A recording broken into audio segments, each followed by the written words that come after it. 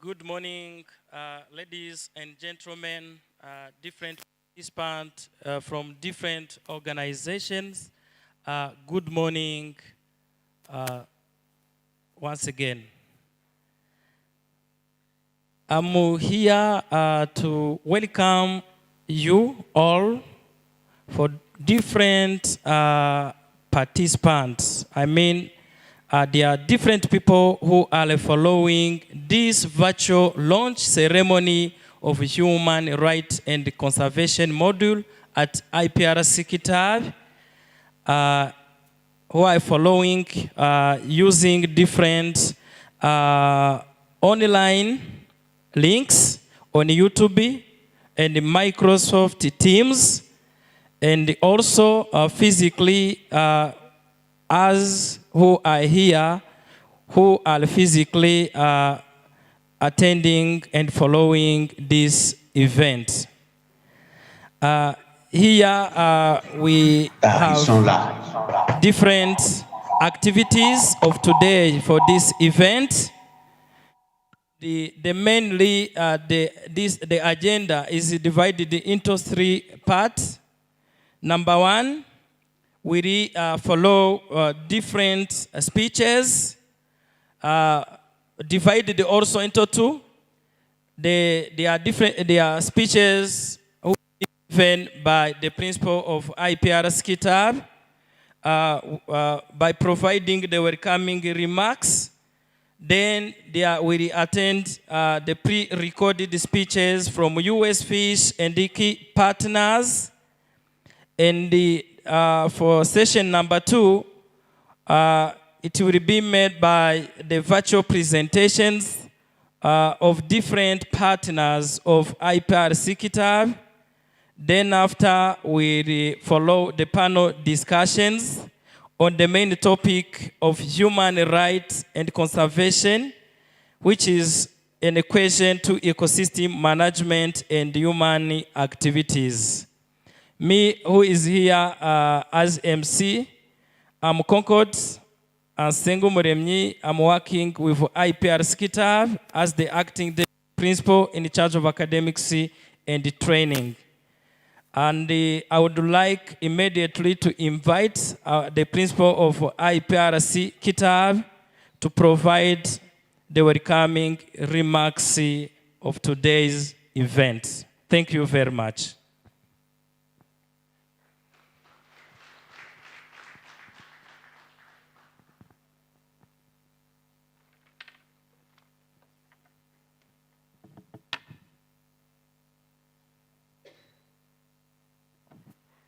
Since I'm alone, I think I should take off my mask for the sake of being audible enough for you to follow me.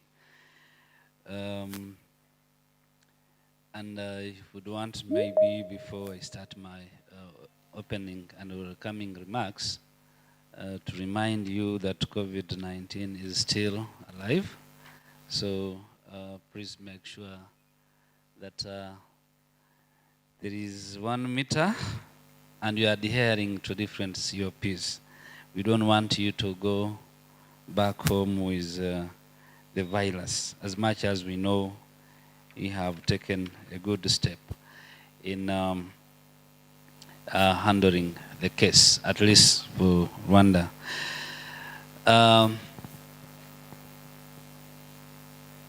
As you know, we are following this seminar on different platforms, social media. We have those that are with us here in this room, and we have those that are following us on different media and IT platforms. And therefore, if I recognize those who are here and not here, know that we have a bigger audience than this you can see. Let me welcome and recognize the U.S. Fish and Wildlife Service, said Anna, the U.S. Forest International, especially Olivier Sen, representatives from USAID, CALP, and RIFIAC, representatives from RDB, Rwanda Development Board, representatives from government and non-governmental international and national organizations, including the Special Guarantee Fund, WCS, ALCOS, ICN, University of Rwanda, Center of Excellence for Biodiversity and Natural Resource Management. All our viewers, where you have joined us from, either in Rwanda or outside Rwanda, especially USA, DRC, Cameroon, Gabon, and all our students who are not here with us. I want to welcome you to this seminar of today, the 25th November 2021, which is about human rights and conservation. It is my pleasure to welcome you to this ceremony when we launch a human rights and conservation module as one among so many other modules that will be delivered at IPRC KITABI in our advanced diploma in wildlife and conservation technology.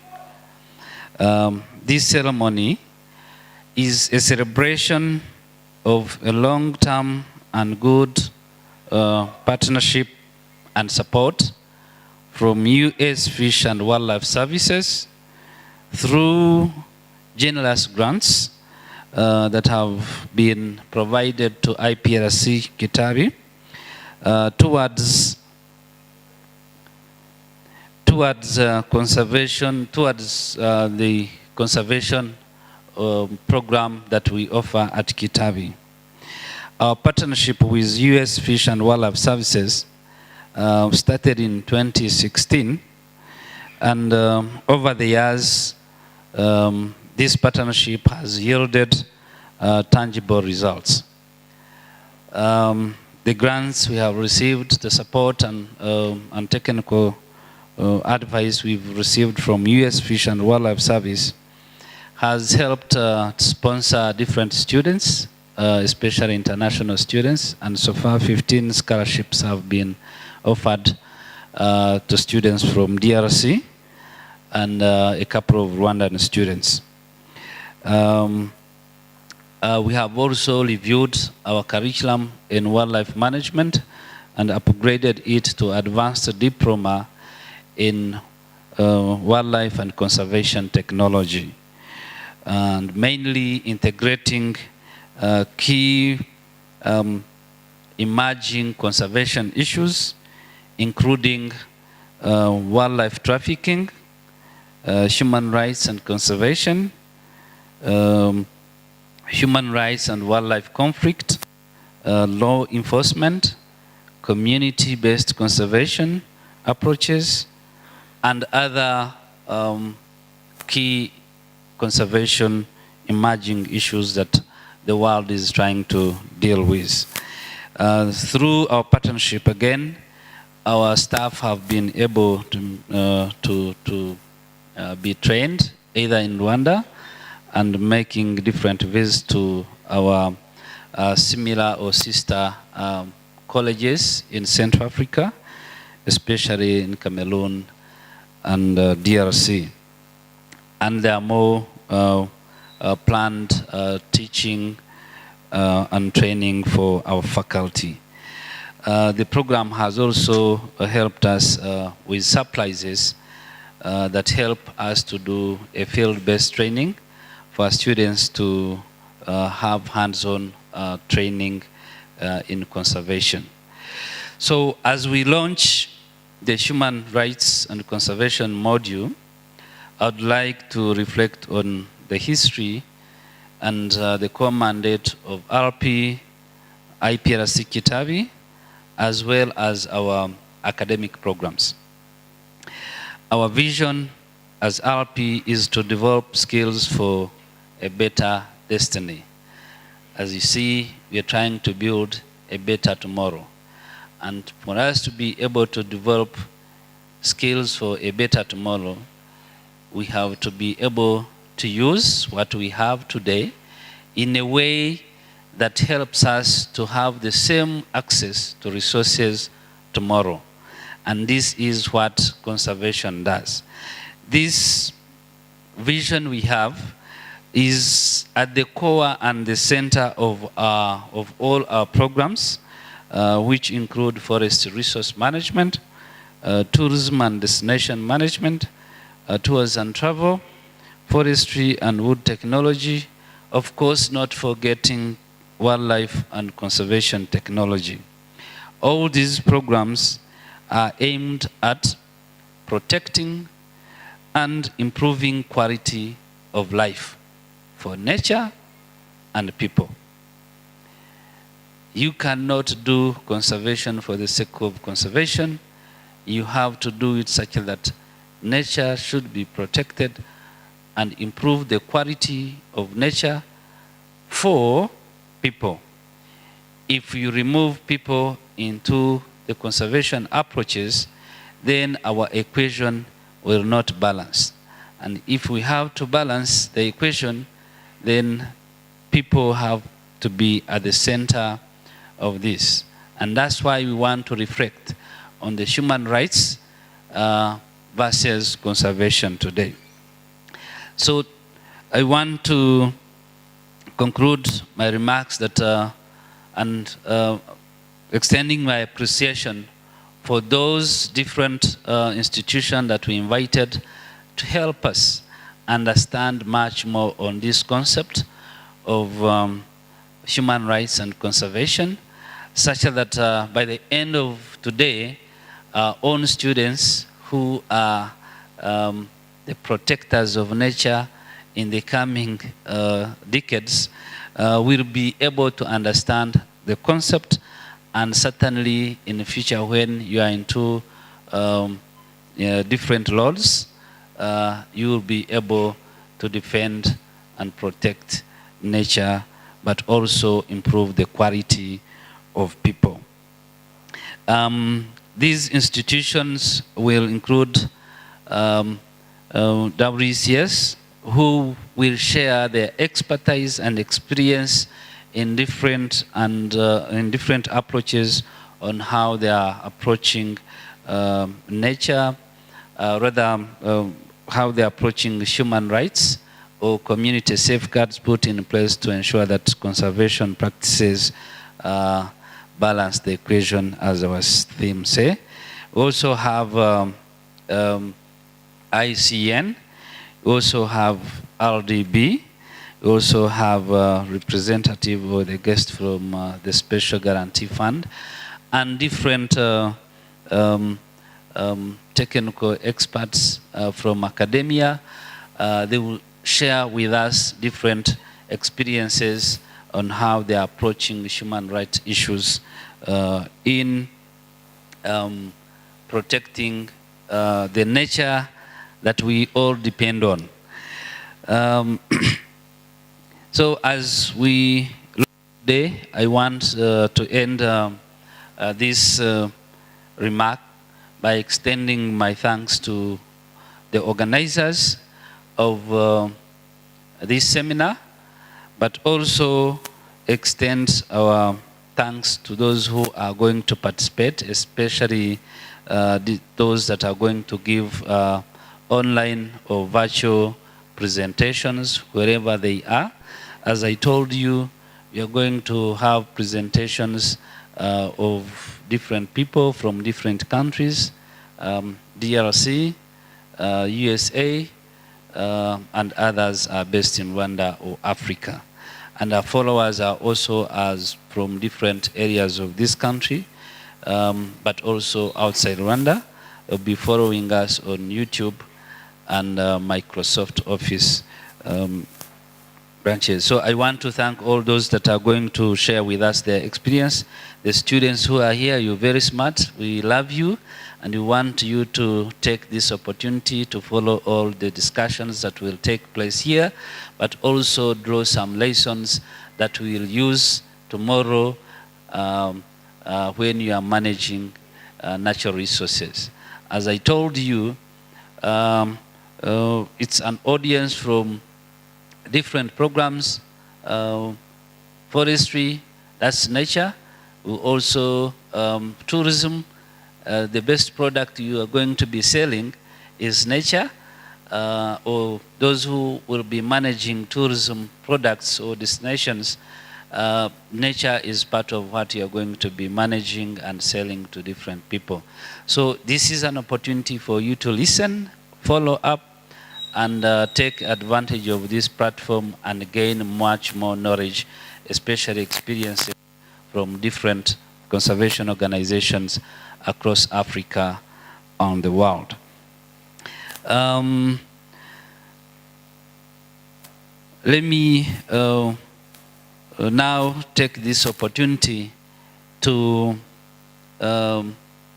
welcome a statement from the Assistant Director of U.S. Fish and Wildlife, who are our great partners in this seminar, but also in our conservation efforts at IPRC KITABI. And since she's not here with us physically, but she was able to record a statement for us, and I will request everyone to follow it up. And I know where she is in the US, together with other colleagues, especially Nancy, they will be following all that we are going to be sharing here. And in future, when COVID has lowered, they will come and visit, especially you students, and share much more. So without taking a lot of time, let me ask our colleagues to play the statement from the Assistant Director, U.S. Fish and Wildlife Service. Thank you very much.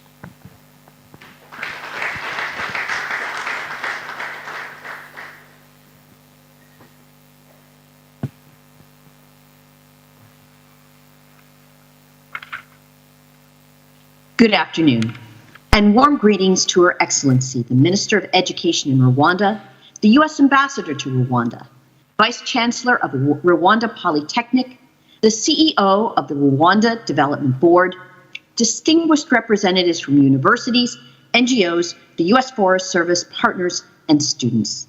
My name is Anna Seidman, and I'm Assistant Director of International Affairs for the U.S. Fish and Wildlife Service. It's my great pleasure to speak to you today on behalf of the U.S. Fish and Wildlife Service and to congratulate Rwanda Polytechnic IPRC KITABI on the launch of the new Human Rights and Conservation module. Thank you for joining with us in this valuable effort that reflects the U.S. Fish and Wildlife Service's commitment to partnering with regional institutions to build capacity for wildlife conservation, which includes addressing the needs, rights, and well-being of indigenous and local communities. IPRC KITABI is one of the few colleges devoted to training protected area staff in the Central Africa region. The U.S. Fish and Wildlife Service's International Affairs Program has a long-term partnership with IPRC KITABI to support scholarships for students from the region and the development of conservation-based curricula. With this program, launched in 2 phases, including an initial 3-year cooperative agreement in 2016, followed by a new 5-year cooperative agreement in 2019, the U.S. Fish and Wildlife Service's International Affairs Program provides scholarships to key protected area staff in Eastern Democratic Republic of Congo and Rwanda to earn diplomas in wildlife management and return to work in their country's national parks. The partnership also supports faculty development, in particular, to incorporate into the college's curriculum new teaching materials on emerging threats to wildlife and transboundary park management.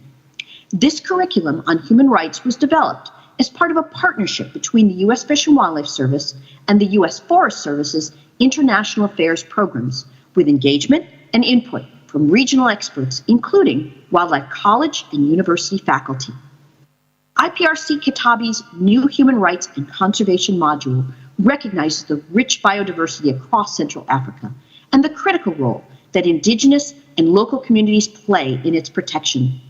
This module demonstrates a commitment to ensuring that Indigenous and local rights and values are incorporated into all levels of training for conservationists.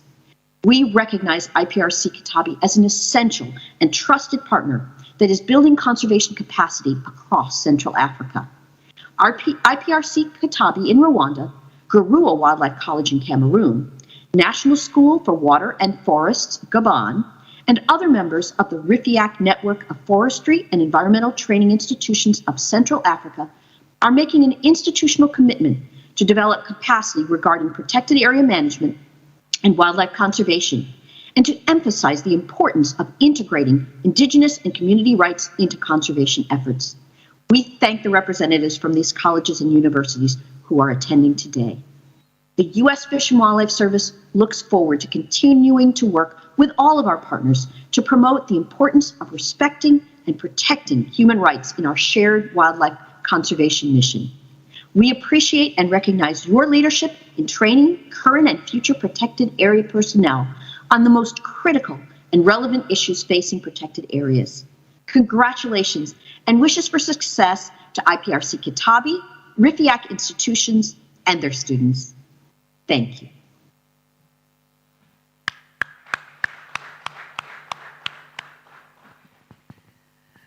That's the beauty of technology.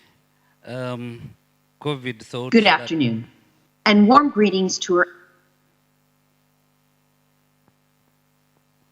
Thank you very much. I was saying that that's the beauty of technology. She was not able to make it to Rwanda, but she promised, and the entire U.S. Fish and Wildlife Service team, as well as the U.S. Embassy at one point to visit us at IPRC KITABI as we continue to partner on how to best deliver conservation education in Rwanda. As we're going to enter into the second session of our seminar, which is mainly composed of different presentation, virtual presentation from different organizations, I want to say that we are going to unlock the concept of human rights and how it relates to conservation. I know most of you are familiar with the word conservation or nature conservation. Cyangwa se kubungabunga ibidukikije. But how is it connected to human rights? Human rights, or basic human rights that we know, include the right to life, the right to food, the right to shelter, security, and so on. And what we'll be actually reviewing or trying to discuss with you is how all those conservation approaches that we have had over the years respond to the rights of people, to the right of life, to the right of having enough food, security, and shelter. Are those conservation approaches pro or against those human rights? We have had reports of where there have been conflicts, there have been deprivation, people being deprived of their rights to have access to nature because of a different conservation approach.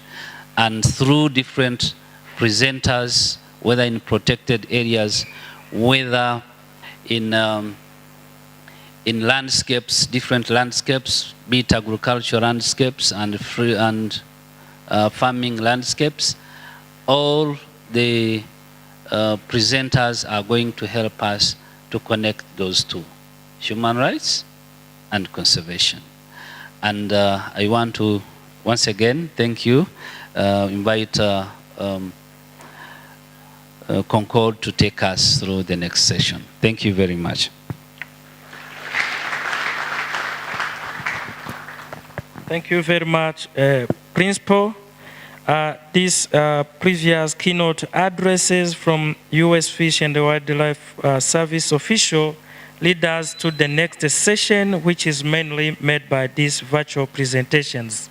And we will start with the human rights in protected areas as the role of teaching institutions in Central Africa by Professor Theodore Trefon from the Royal Museum for Central Africa.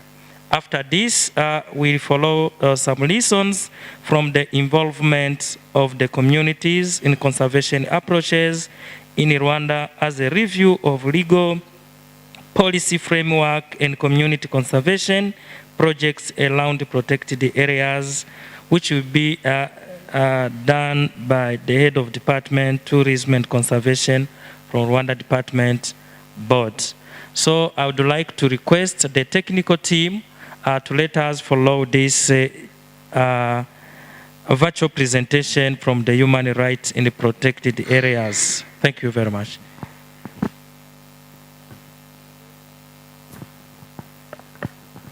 Hello, hello. Can you hear me? Yes, we do. We do. Okay, good. Good morning, everyone. My first comment is a reflection on what you said about the beauty of technology. And there I take a little bit issue of that because I can see that you're all together and there's a human contact there, and here we are in front of our computer screens. So the beauty of technology has its limits as well. I would have very much enjoyed being with you there. So I'm going to introduce myself. My name's Theodore Trefon. I'm a social scientist, and I have a long commitment to the very Democratic Republic of the Congo. I've been here numerous times, covered a lot of territory, protected areas, dealing with social science issues. And my anchor institution is in Belgium. It's the Royal Museum for Central Africa, where I've been able to have a lot of freedom in my research agenda. And what's probably most important for this module on human rights in protected areas is my experience in one of your sister institutions, which is called IPRC. So it's an institution of higher learning in Kinshasa, and it's very much an interdisciplinary petri dish where students from usually around 10 different countries per year, about 40 students, all discuss the best ways to deal with conservation, forest management, environmental governance, all of these important things, wildlife management, GIS. So I guess that why I want to emphasize my role at IPRC is linked to the fact that maybe I was one of the appropriate persons to design this module. I'm certainly not going to present the module itself because I know that you'll be teaching it and it's available to all. But what I would like is just to take a couple of minutes to explain to you how this thing came to life. So the making of, in other words, the process of going from an idea launched by the U.S. Forest Service, the international programs, to what I think we can consider is a pretty substantial piece of teaching material. And this teaching material focuses on very complex issues about conservation practices and considers the context in which conservation practitioners work. So, your students and your staff are dealing with really important international priorities that are highlighted constantly, and I think that probably one of the most important examples of that is the results of the Glasgow meeting last week, COP26, where it was agreed to pledge about $100 billion for countries in the Congo Basin. So, you know, that means that these pledges are very, very significant, but being the capacity absorption is something else. So that's why your work is so important, because you're actually training people that will be able to absorb some of these huge amounts of funds that are going into the Congo Basin countries for conservation. And obviously, as the other presenters that have preceded me have emphasized, the very direct links between conservation and the needs, expectations, rights, desires of ordinary people living and depending on these forest resources. Another thing that probably helped my understanding of these issues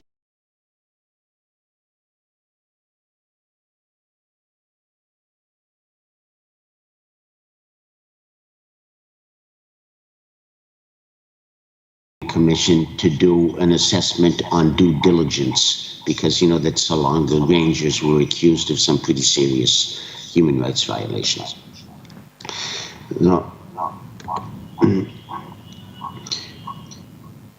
with respect to the making of this module, first of all, I have to emphasize that it was a great team effort by a team of Central African and international interdisciplinary experts and on-the-ground practitioners. I'm not going to cite the names of every person who was involved and to whom we are indebted, but I do have to say that one name does stand out and deserves to be broadcast. Thank you, Nancy Gelman, for your amazing marshalling talents, faith in the process, political sensitivity, and capacity to connect the dots between concepts and practicalities. So here, a hand of applause for Nancy Gelman. Thank you very much, Nancy. Thank you very much, too. The module went through multiple iterations, having been reviewed by a wide range of experts at different phases of completion. Now, not every comment or suggestion was integrated, but they were all thought through. You know, it was very, very difficult to have something that satisfied over 25 reviewers that all made comments. You know, just one example is the whole sequencing thing in the module, because some people suggested, well, even before you start with the concept, we have to do the anthropology module first. And then others were saying, no, it's all about political economy, so we have to start with the political economy analysis section. So there was no real consensus about which module needs to go first in the sequencing, but I'm going to come to that in a minute about how it needs to be dynamic. So the result is a compromise. The result of, you know, what you see, what the trainers have in front of them in this module is a compromise that needs to be considered as a dynamic set of classes to be adapted by each instructor in each teaching institution according to their levels of competence, their needs, the expectations of their students, and the capacities to teach with a combination of theoretical dimensions and in the field. So in other words, it will be up to the institutions and the instructors to decide how they want to use and customize the material. Whatever the choice, learning needs to be problem-based. And so I know that you people are very, very pragmatic, and so you want to solve problems, and so try to work through how the suggestions in this module can help solve your specific problems with respect to conservation, the degree of understanding of your students and rangers about, what exactly does human rights mean? Who is it for? How can we improve? How can we be better actors in this field? I want to emphasize that my personal hope for this module is that it remain a dynamic work in progress. It's not something that is a done deal. It's something that you people have to consider as it's in the public space now, and how can you improve it? How can you improve it? How can you move ahead with it? How it can be adapted, and how it can follow up on what was a fairly long process. It took about a year and a half, but that long period of a year and a half enabled all of us, all of the people involved, to acquire the necessary maturity to tie all of these issues together. Now, why do we consider that this module is a big deal? And here I want to emphasize that it is a big deal because you have a lot of responsibilities on your shoulders. It's a big deal because it will help instructors teach human rights in protected areas in a holistic way. Holistic way, that's the key business here. How can we tie together a lot of different approaches and a lot of different concepts? We have to draw on different disciplines, different experiences. Holistic is often used synonymously with an integrated approach. So in other words, we can't just have someone looking at, well, the law says this, but the question of what do people believe is legitimate, is that in contradiction or does that support the law? That's a very, very big thing. So this module will help rangers understand the need to balance legitimacy and legality in their daily tasks as protected area managers. And of course, by doing so, they're going to reinforce their awareness about what human rights actually mean. Another argument that can contribute to why this module is a big deal is because it creates situational awareness and acceptance to foster viable relationships between communities and rangers. It's all about establishing good relations between park managers and rangers. And I very much like the motto of Search for Common Ground that repeatedly hammers on the nail that never underestimate the value of a relationship. And this is something that rangers really need to improve their relations with communities, and communities need to improve their relations with rangers. So this is really a module that helps foster better relationships. Another argument, of course, is the way that this module will improve ranger effectiveness in combating wildlife crime and resolving conflicts over natural resources. And the conflicts over natural resources are not going to go away. There's increasing conflict over natural resources, whether it be in protected areas. You have a lot of illegal activities, whether it be gold or diamond mining in protected areas, whether it be extraction of timber or production of charcoal in protected areas. So there are multiple conflicts, not to minimize the problems of human-wildlife conflicts as well, which is a major challenge, and sometimes, as we've noticed in the north of the Republic of Congo, that sometimes conservation works so well. There's increased elephant populations, but what happens then is that people stop farming because elephants eat their crops, and so this has a food security issue. So The module gives a lot of attention to how to manage conflicts and tensions, because if you want to prepare for peace and security, you have to know how to deal with conflict. And this is something that is one of the transversal themes in the module. And another issue related with the question of conflict and tensions is that the module should help contribute to creating and strengthening public trust in rangers, because this, again, is one of your big responsibilities. How can rangers be considered as friends for conservation and friends for protected areas and conservation, and not only be handicap or obstacles for people's livelihoods, their well-being, and to move ahead with the really big challenges of how to balance the needs of populations with conservation. So I'm going to stop here. I'm available for more questions about the making of the module, and I thank you very much, and I congratulate you for this important launch of this module. I wish I could be there. Hopefully next year I'll be able to launch it with you during the next promotion.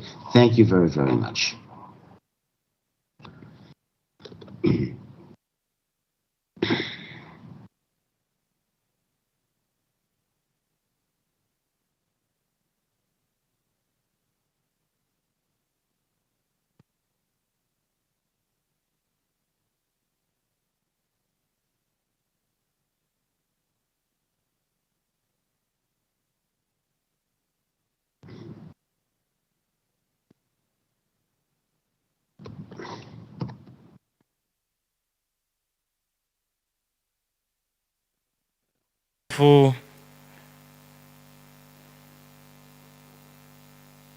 Yes, thank you very much.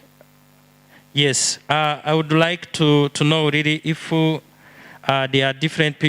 are some people who may have some questions to be addressed to Professor Theodore, but I still have one question from the principal of IPRC KITABI, and I can give him the microphone. Is Theodore still online? Theodore, can you hear us?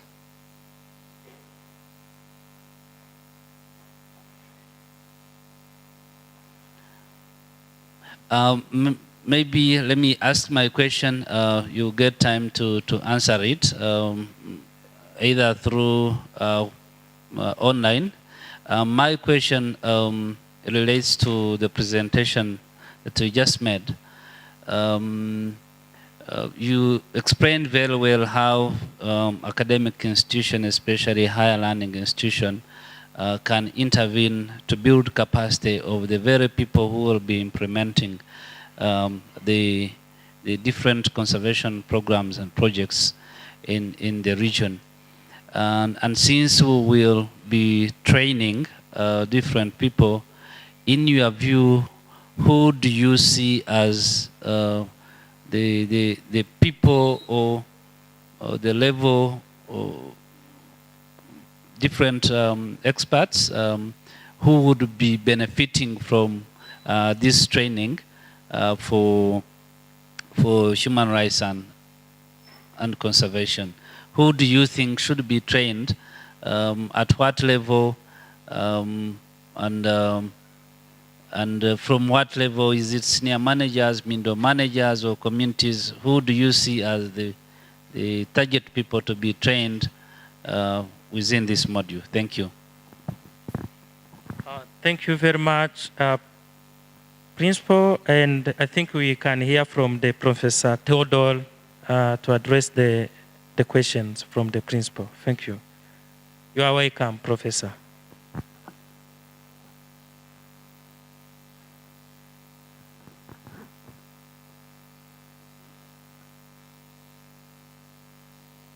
Probably he's muted. Yes, Professor, we are not hearing from you. Are you muted? We are not hearing from you. We are not. We do not hear. Respect the rights of all of the different people involved in conservation and living in the area, whether it be indigenous peoples, whether it be, ordinary people. It's everyone's responsibility. Now, obviously, the academic training is destined for rangers and for staff in the wildlife colleges.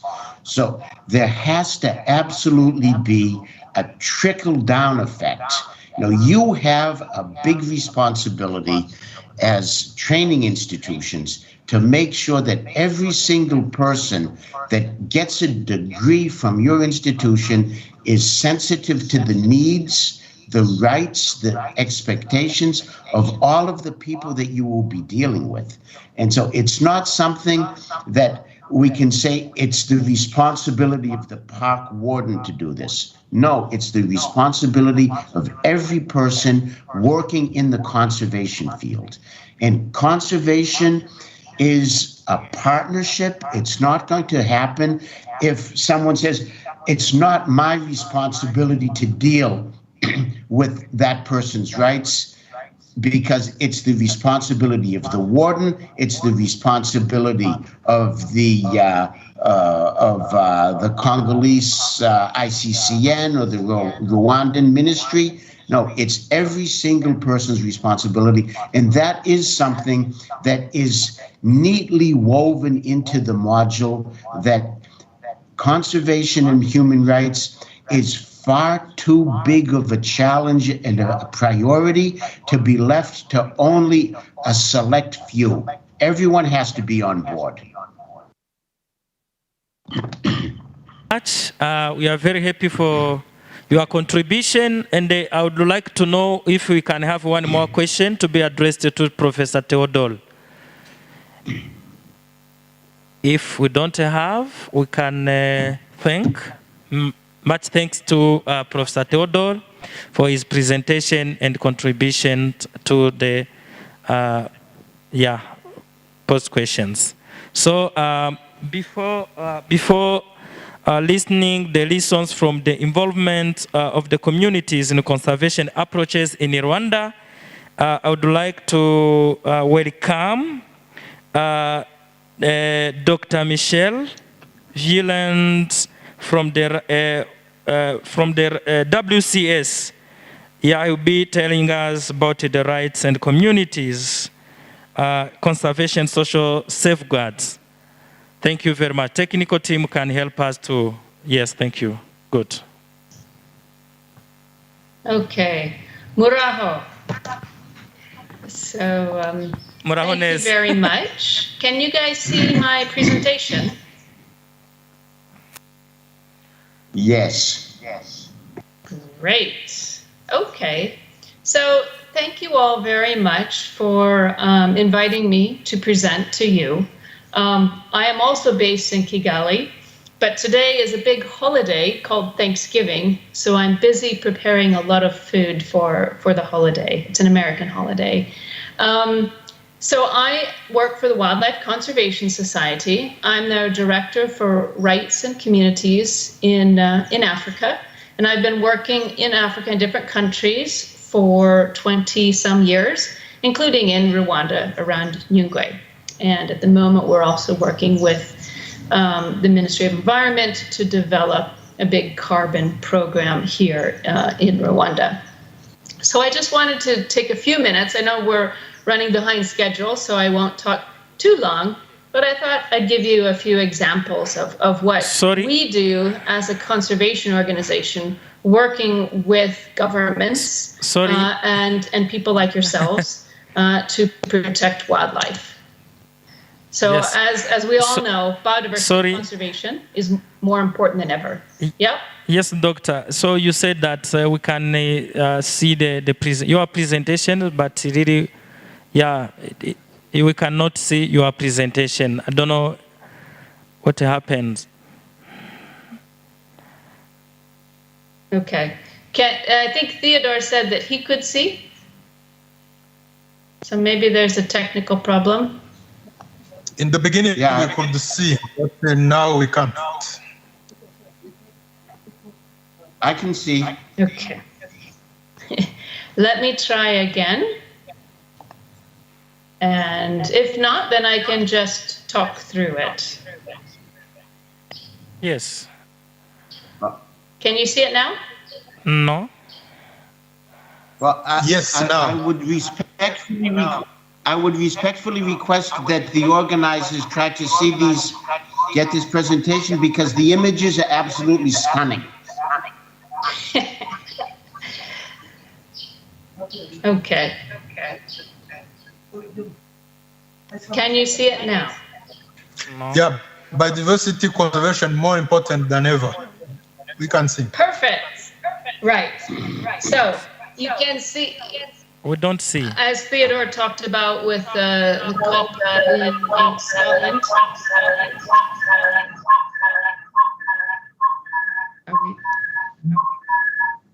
Maybe everybody else needs to mute, because I'm getting a lot of feedback. Okay, so we've got biodiversity conservation is more important than ever, right? We are all in conservation because it's super important, right? We need forests, we need savannas and watersheds in order to mitigate climate change that is coming, but also for all of the life of the whole planet, right? And this is particularly important in Rwanda as well as the Congo Basin. And so the trees are not enough, right? We all need wildlife. We need, you know, the small plants that live in the forest, because it's a whole system. So if we don't have the wildlife, we don't have healthy forests. And so, you know, we need people like yourselves to be on the front lines to protect this great biodiversity that your country and other countries have. And part of that work is addressing illegal wildlife traffickers who are, sorry, I've got a crazy dog here, who are trafficking birds, pangolins, bushmeat, ivory, etc., right? And so part of your work, much of your work, is dealing with these criminal elements who are threatening your forests. But a big part of it, like Theodore said, is also working with the communities that live in those forests and savannas or around them, right? And so all of our work, whether it's working against criminals or it's working with communities, you know, is very important, and we can't do it without them. So safeguards need to be integral to our work, right? And this includes, as Theodore said, you know, improving our relationships with community partners, and social safeguards and the programs that you guys are going to be learning in this course will help you improve those relationships, will help protect the reputation of yourselves, your colleagues, and the protected areas. And it helps comply with different regulations that are being are put upon us all by international standards, as well as those people who financially support our efforts. And so today, conservation social safeguards are pretty much standard procedures, right? So some of you may ask, what is safeguards, right? And we like to think of it at WCS in a very simple way.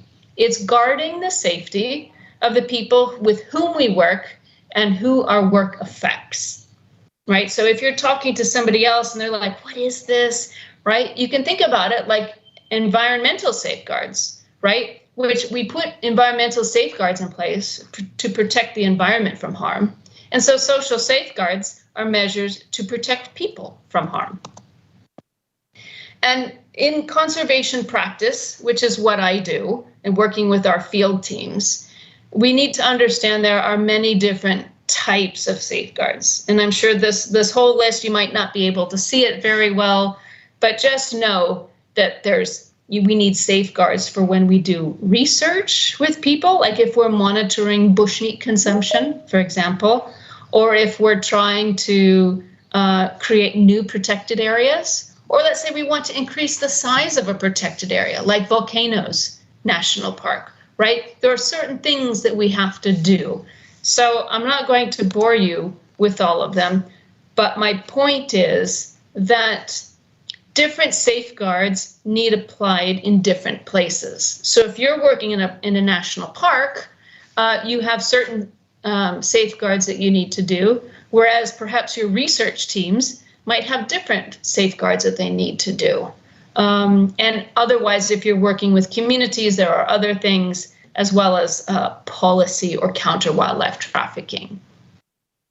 So at WCS, we take safeguards very seriously. We work in 60 different countries, but we also have a zoo. So we have a world famous zoo called the Bronx Zoo, where we have 4 million visitors a year, right? So protecting their safety and ensuring that our staff, whether they're a ranger in Okapi Wildlife Reserve or they're a zookeeper at the zoo, we all need to make sure that we're doing, that we're protecting our visitors, that we're protecting our community members and different stakeholders. So at WCS, we have codes of conduct. We have policies on displacement, conservation, and human rights. We have research procedures, etc. So I don't want to go into all the details, but note that I'm sure that your institutions also do.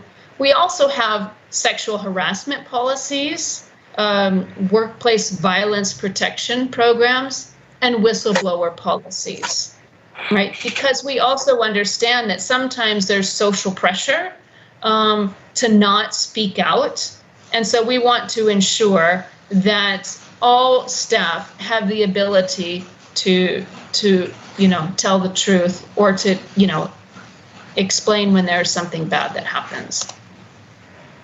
So our work, taking all of those policies, like how do we make them happen, right? So we have what's called the community rights-based approach, which is really about ensuring that the communities have a voice and that they can participate in creating programming in the field, whether that's around Okapi or in Ndoki National Park. And I'm sure, IGCP and, the Rwanda Development Board also needs to do that around volcanoes, around Nyungwe, and around Gishwati. So one of the things that is most important is what's called FPIC, right? Free, prior, informed consent. And so that's a policy that ensures that, when we're going to do something that's going to impact a community's ability to access their resources, like let's say expanding Volcanoes National Park, or let's say in DRC, having hunting zones inside the reserve to allow communities to hunt, right? We need to work with them and give the communities the information that they need to make decisions to work with us. We've also got videos to help communities understand what FPIC, which is free, prior, informed consent, what it is. Now, I'm not sure that this video is going to work. Can you hear it? So, can you hear that video? I'm not sure you can.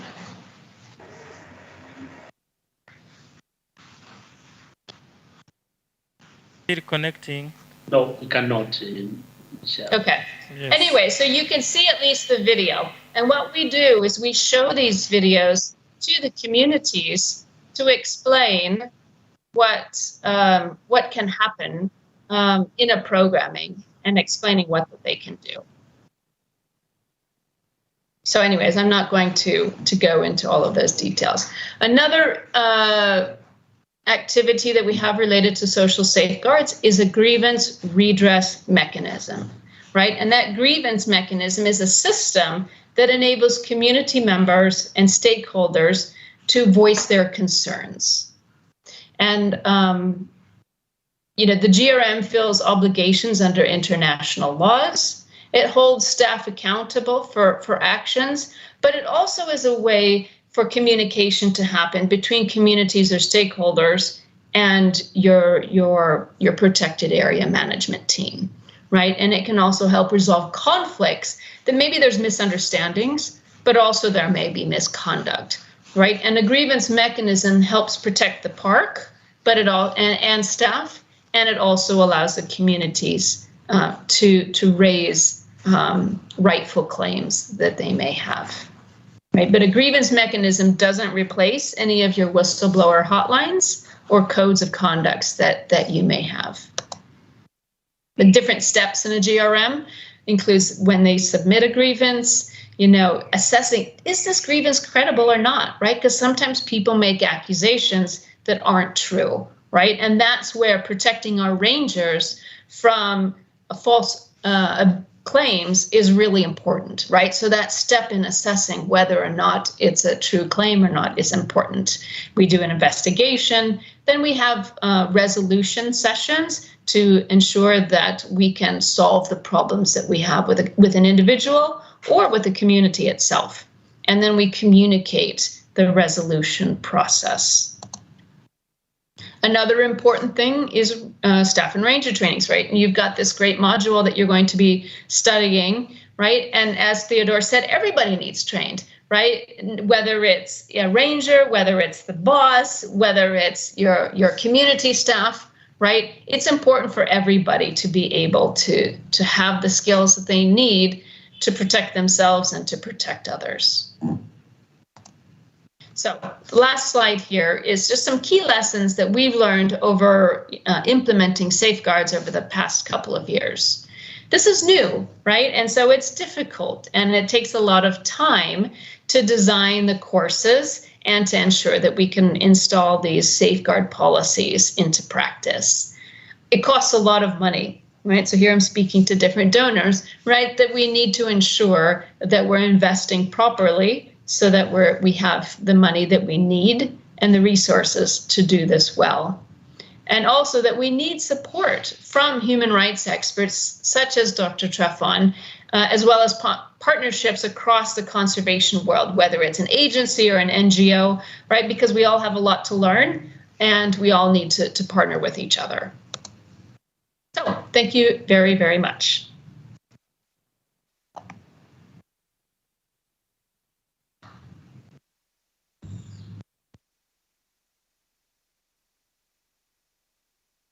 Oh, and I can't hear anybody. I don't know. I would like to request even the participant to clap their hand for your good presentation.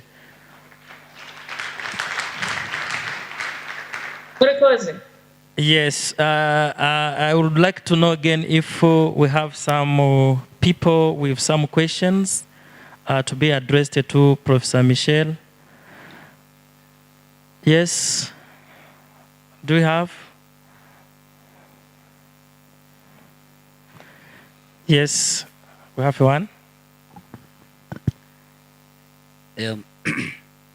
Thank you, Michelle, for sacrificing your time to join us and give us a presentation.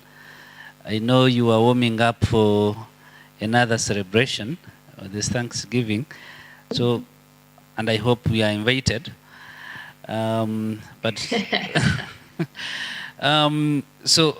My question is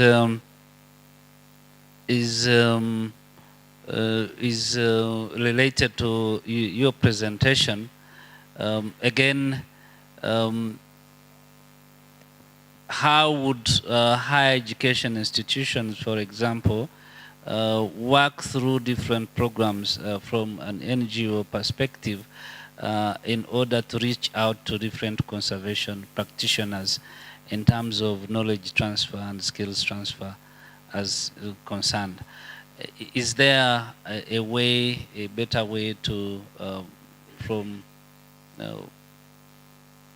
a conservation, from an organizational perspective, how academic or higher education institution can work together to deliver such kind of skill sets that are required?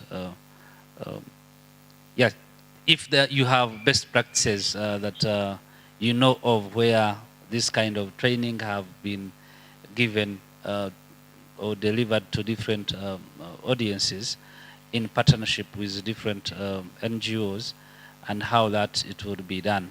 Because it is a learning process, and I would want to imagine that if a combination of higher education institution worked with NGO, they would be able to deliver much more knowledge, because there is a lot of experience to share, which academic institutions or higher education institution might not necessarily have. So is there a best way or a model that we can have and use to transfer the knowledge? Thank you. Let's work together. Right? It's so new, and even our staff, like we're needing to do all sorts of trainings for our staff. So for example, right now, we need to train about 200 rangers in Tanzania. So we had a meeting with the director of wildlife in Tanzania 2 days ago to talk about this and how we can partner with Pasiansi and Weka to make this happen. Right? So I think what you guys can do is to reach out to the international NGOs that work in your country, and let's see how we can work together. And I think, I really want to say thank you to Fish and Wildlife and to Nancy, because this is so important. And it's great that, Dr. Trefon, has been working with Garawa and setting up new modules. I think that practical experiences in the field would also be of use, right? And to come to one of the national parks that has safeguard systems in place and to look at how, what lessons have we learned and what do we still have to learn, right? So I think we can also be learning from you as well. So. Okay. Thank you very much. And I would like to ask the second question. And as you have a very good experience in the rights and the communities across the countries of the Africa, different countries may have different community challenge vis-a-vis to their rights,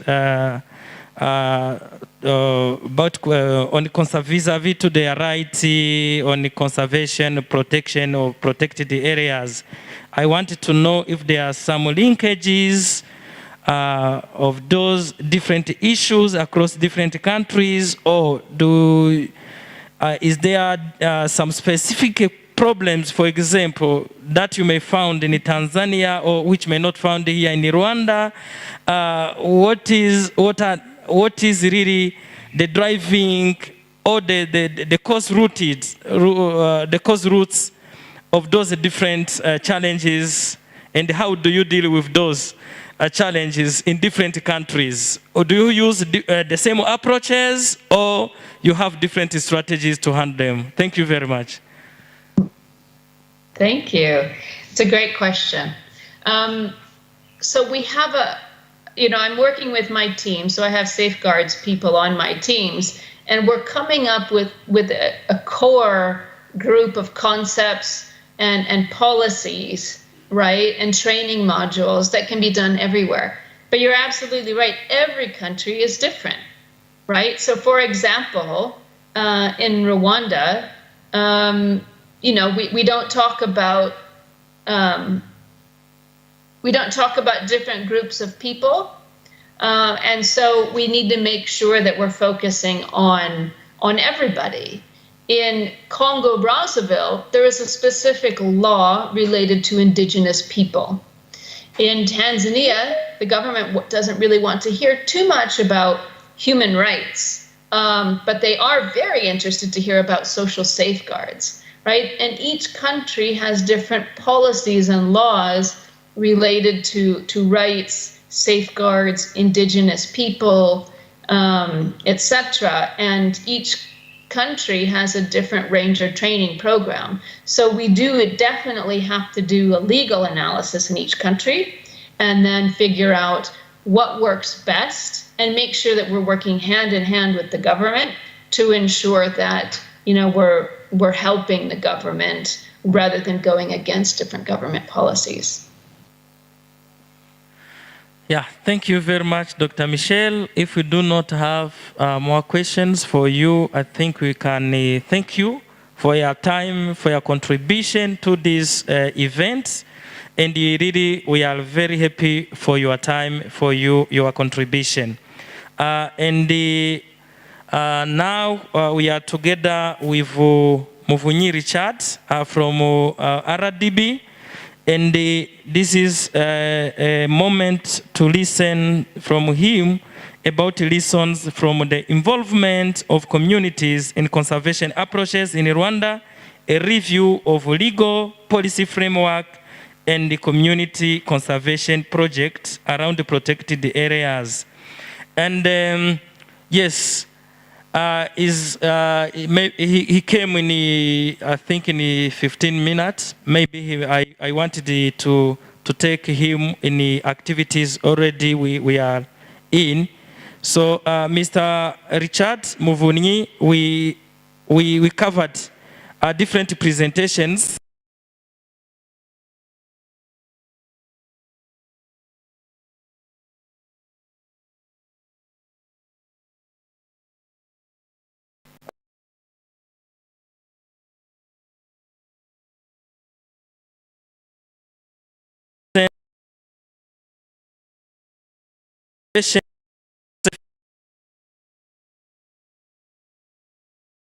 You physically, and you are the first presenter who is going to tell us face to face about how different lessons from the involvement of communities in conservation approaches in Rwanda.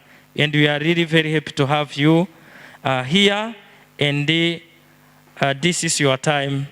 Thank you very much.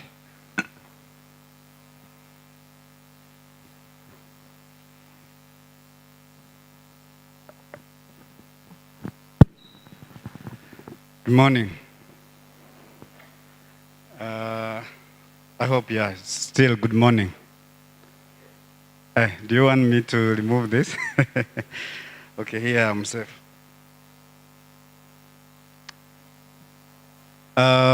Pleasure to be here this morning and pleasure to talk to you.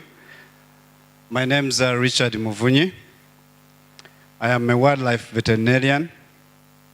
I work under Rwanda Development Board in Conservation Department.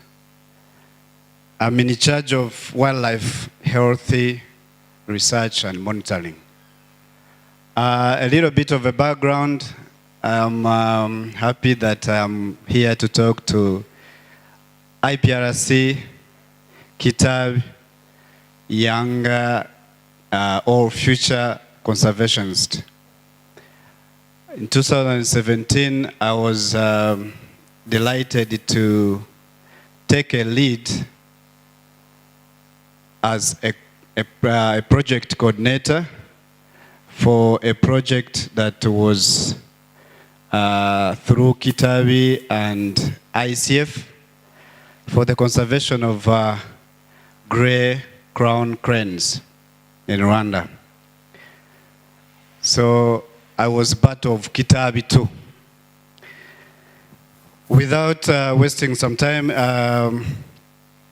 I just also want to share with you the overview of conservation and human rights in Rwanda.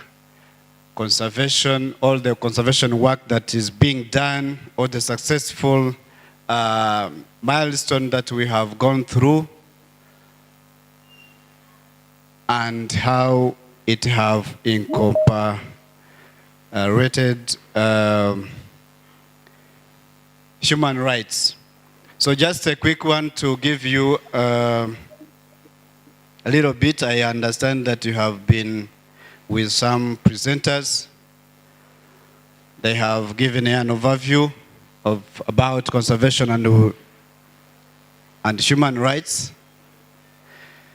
Just a quick throwing back that some actions that we are doing to conserve the nature and natural resources, they are all closely related to humans or to rights of the people, either to secure their livelihoods, their healthy, and also productive environment in their life. So, for the good conservation activities that are aimed to ensure or to achieve conservation goals, they all contribute positively to our fundamental human rights. You may ask, which are those? I believe that I'm talking to the audience who is familiar to this.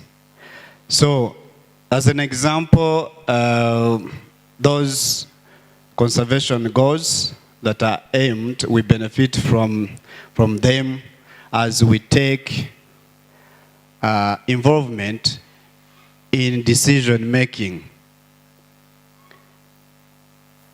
As a community, as we believe that conservation is for the people.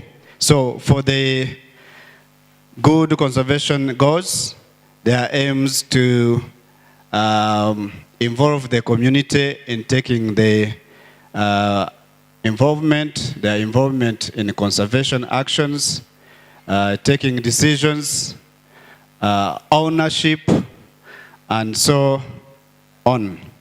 But also, conservation negative activities also undermines all those good,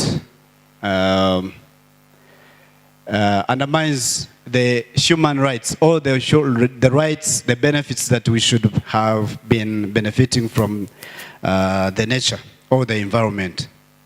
In the context of Rwanda, we want to just give you an overview that conservation in Rwanda is eagered with a mission to conserve the rich biodiversity of Rwanda for the sustainable development. You may ask why, or what are those sustainable development? We shall go through all those and you will see.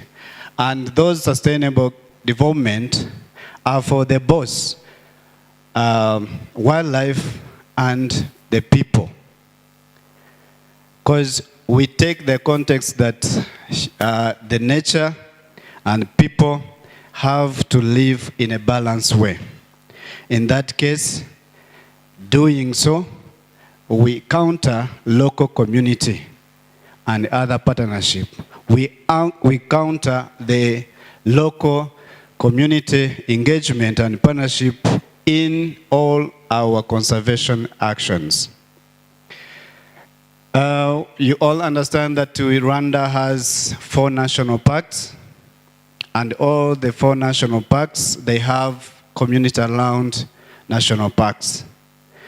And our conservation is all streamed in those areas and also other areas beyond national parks.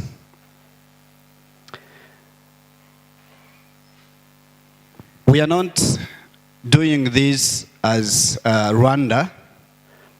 It's not only Rwanda's context, but also we have multiple bilateral agreements that Rwanda have been signed, either treaties or other conservation or convention agreements that also gives a bigger policy lines that we also adopt and implement. Talk about conservation or biological diversity. Taking an example of the Convention of the Biological Diversity, that Rwanda have been a party ratified years back. We have been implementing CBD in Rwanda for many years. Just to borrow some key elements in there. Within the CBD, we have lines that protect, engage, and encourage customary use of biological resource in accordance with traditional culture practices that are compatible with conservation and sustainable requirements. You understand that even in the CBD, that gives the bigger lines, there is a duty to protect and encourage customary the use of biological resources. Also, within the CBD, it encourages how these use of biological resources are being equitably shared and communities benefits from all those utilization, either knowledge or other innovative and practices that are being done within conservation of biological diversity. In its element 2 of the CBD, on the protected area, there is a focus of a specific governance, participation, equity, and benefit sharing of protected area establishment and management. Recently, we have gazetted the Gishwati National Park, Gishwati Mukula National Park, as a national park. And in that context, through the management policy, the management plans, we are involving Gishwati Mukula and the communities around to be involved, to be part. We have been implementing different policies, including revenue sharing with the community.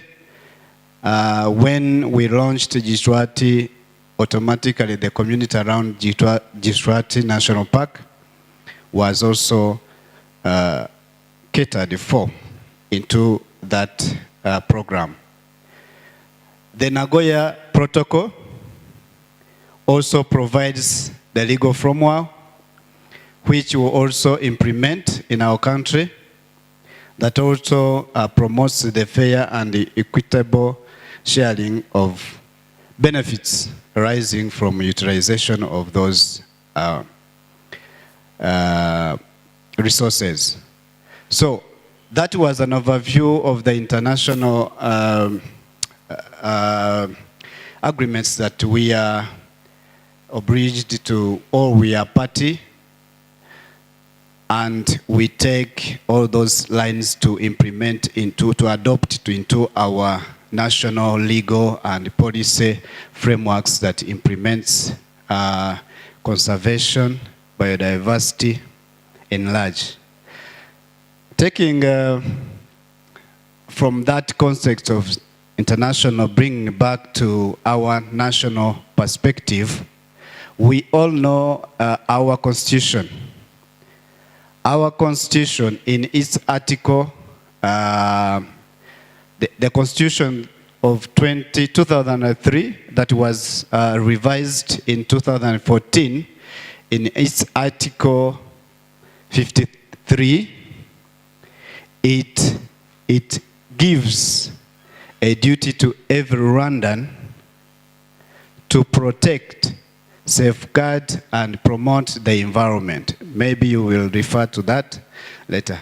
In that context, our laws that have been developed, our policies that have been developed, have been taking into consideration of the involvement of the community and even sharing, benefit sharing in a fair and equitable way to the community. I will not go into different legal apparatus that we have, I know that we have environmental law, we have the penal code, we have the laws that are establishing national parks, we have agreements that are cross-border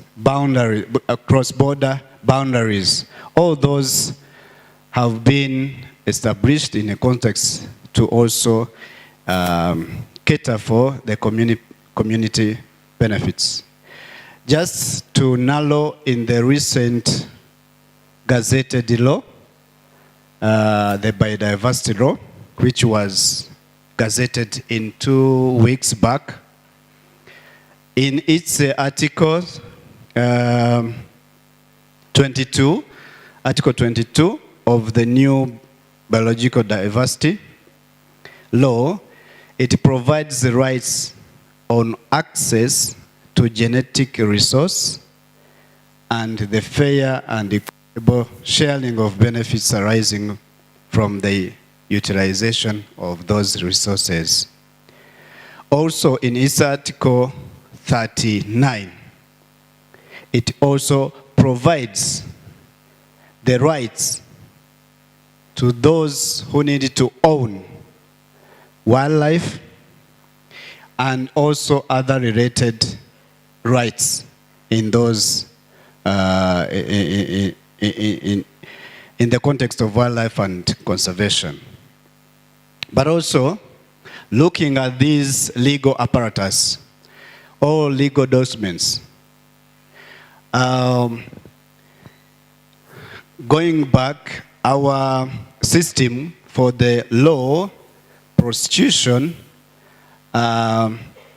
we have been implementing a fair and equitable penalties, whereby in the recent law, the highest penalty for someone committing a crime against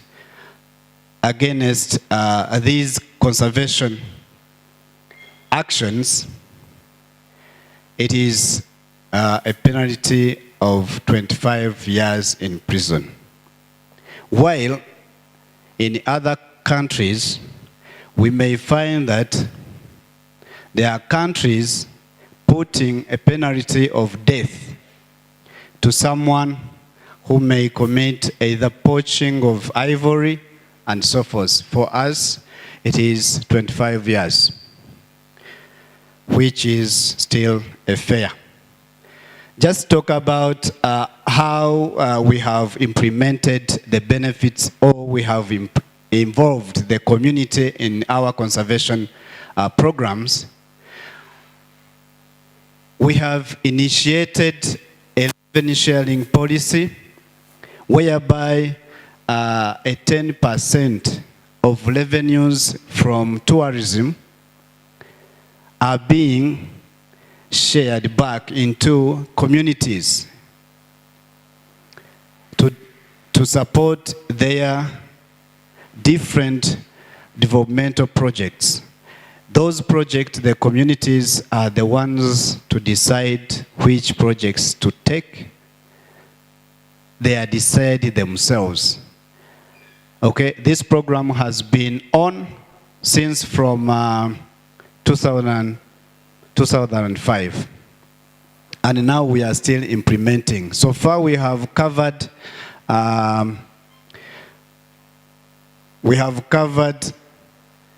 46 sectors around 14 districts with 728 projects that have been funded worth 5.8 million USD that have gone into revenue sharing programs to support the community projects. Again, we have in conservation, we understand that communities need to understand their benefits. So we have a program where we raise awareness through the community around all national parks and also other protected areas around the country. With that also, we have a compensation policy and a compensation law, which my friend, my colleague will talk about later, whereby 5% of revenues from the tourism are also shared back to the compensation, which we call special guarantee fund, to support damages that may be caused by wildlife. Talking about those, I want to share just an example that we are implementing. Probably you have heard about the expansion of Volcano National Park. You may be asking yourself, why do we want to expand the park? So Rwanda supports globally significant wildlife, including the one of only 2 remaining population of the endangered mountain gorilla. The expansion is aimed to ensure that conservation and communities are sustainable in the long term. And this is the government's plan. Community and conservation sustainable in a long term.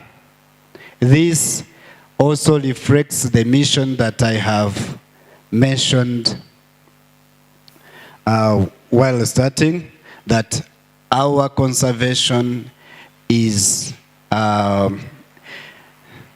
founded on a fundamental mission of sustainable development, conservation for sustainable development. And why?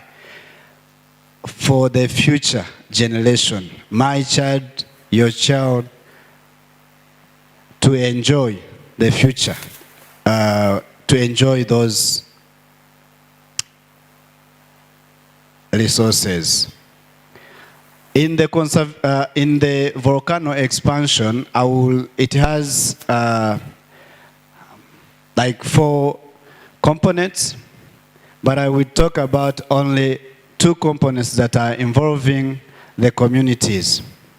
Recently, in this year, we have launched an IDP model village in Kinigi that accommodates 144 families.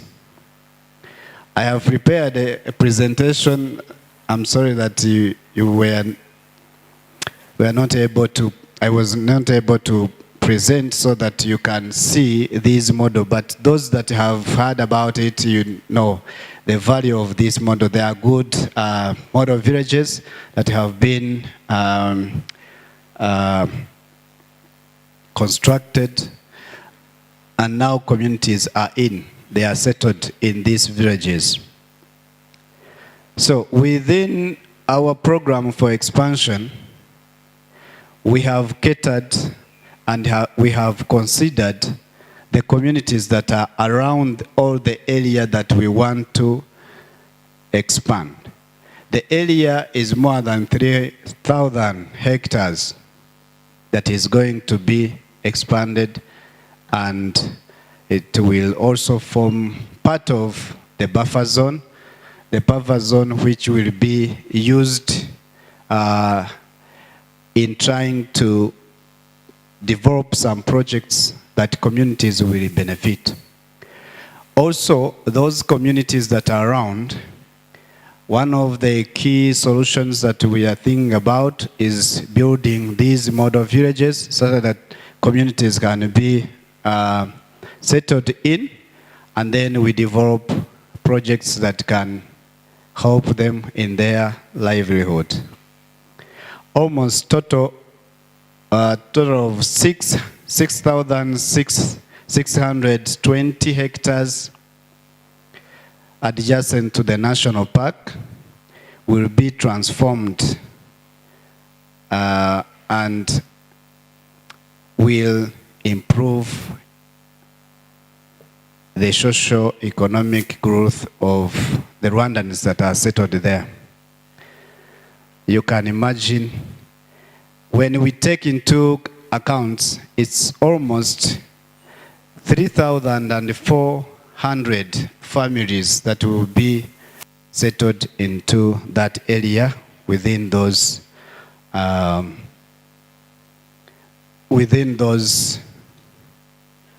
areas. So, in a nutshell, concluding with my presentation, I am happy to share with you that Rwanda recognizes that human rights are the center of achieving effective, equal, and long-lasting conservation and developmental outcomes.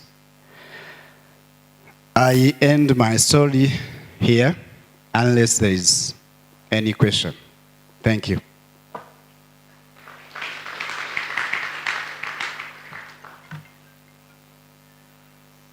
Thank you very much for your good presentation.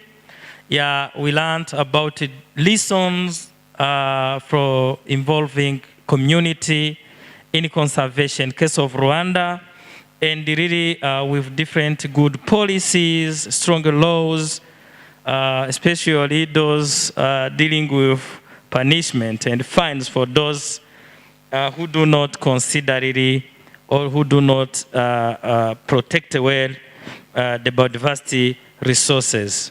I would like to start, yes, with my questions. Yes, it's very good, really. You learned about community involvement in conservation, in protected area management, which is good.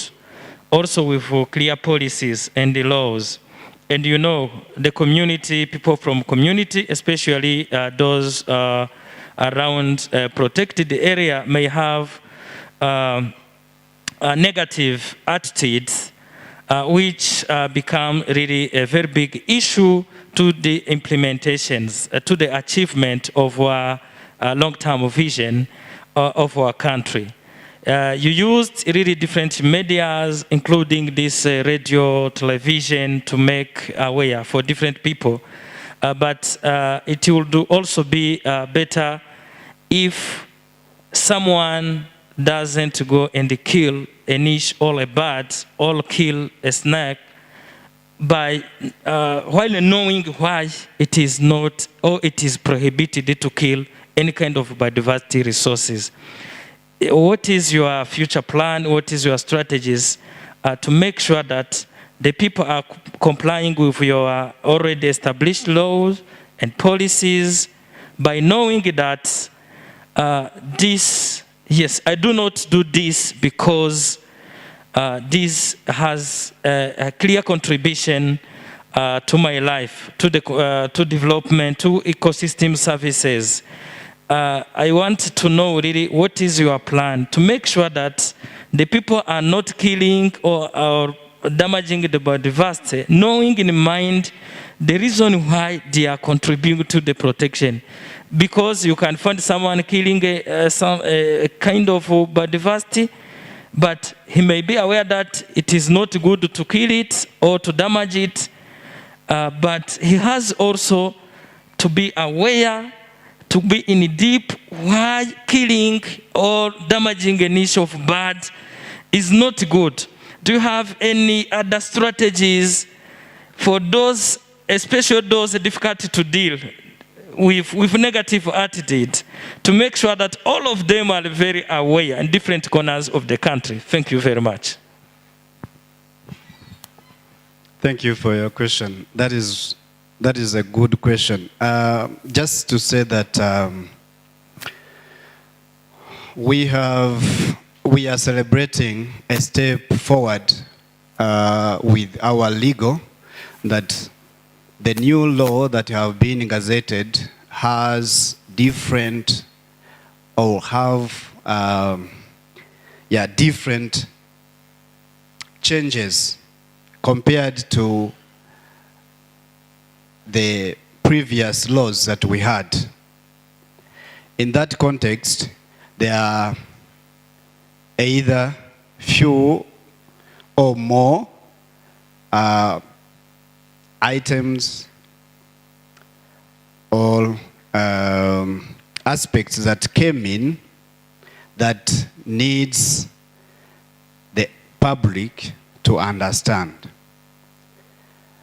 One, that was a first step to see that we are at least trying to have a law that encompasses all the aspects in conservation. That was one. Two, through our awareness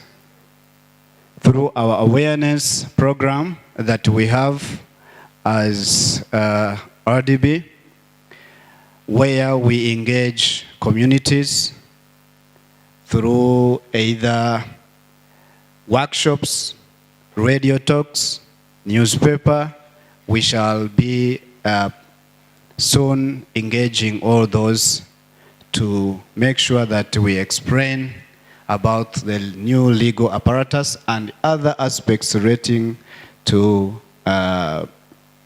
conservation. In addition, it's not only trying to explain what we have in Rwanda, but also giving the context of regional and international aspects. Because if you understand, conservation is not for me, it's not for Rwanda, it's not only for East Africa, but it's for the universe. It's for us all. Second step, we shall be engaging different institutions, education institutions, NGOs, to help us. We know that we have partners that are working together with the community so that they can help us to plan in their plans, to engage community, to make this legal apparatus to be known to the public. So we are in the process of that. Thank you. Yeah, thank you, Dr. Richard, for the presentation. Maybe mine is not a question. It's rather a clarification on a range of different issues that your presentation focused on. And for the sake of our students, I want to touch and give vivid examples on different aspects. He was addressing an issue on whether, as an agency from Rwanda Development Board, which is in charge of conservation, especially of protected areas, whether there are legal frameworks or policy or projects that really communicate or are linked to respecting human rights, or definitely how people or communities around all conservation areas participate in conservation, but conservation or benefit from the use of resources. And indeed, he did touch at different issues. Kakuya tugie on international legal framework and conventions and treaties that the government of Rwanda has committed to make sure that communities, wherever they are, especially near protected areas, benefit and participate in conservation. Their rights should not be denied in the name of conservation. And he talked of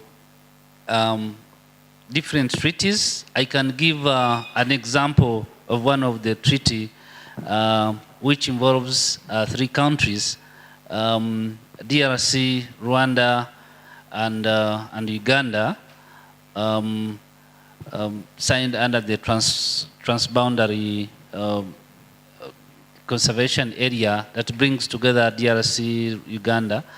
And I know one of the aspects, when gorillas shift and go to maybe DRC, there is some part of revenue that goes to that country where the gorillas has shifted, such that the communities can equally benefit from the benefits of tourism or conserving gorillas. That is number one. You also touched about the legal instruments we have in the country.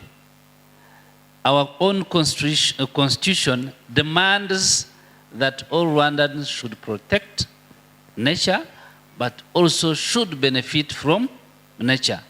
If our legal framework, including the constitution, clearly states so, therefore we have a basis to defend the rights of every Rwandan for any conservation practice. He touched on different policies, biodiversity law and wildlife law, which also clearly engages or shows the role of communities and what they should benefit from conservation practices. He touched on a compensation policy. We know that that conservation, of course, where the resources are scarce, people will tend to compete on the use of resources. And in the middle, there could be some conflicts or some losses. The government has taken a step to create a fund that if at the end of the day, some human rights or the human rights have been violated, then there is compensation for that. If, for example,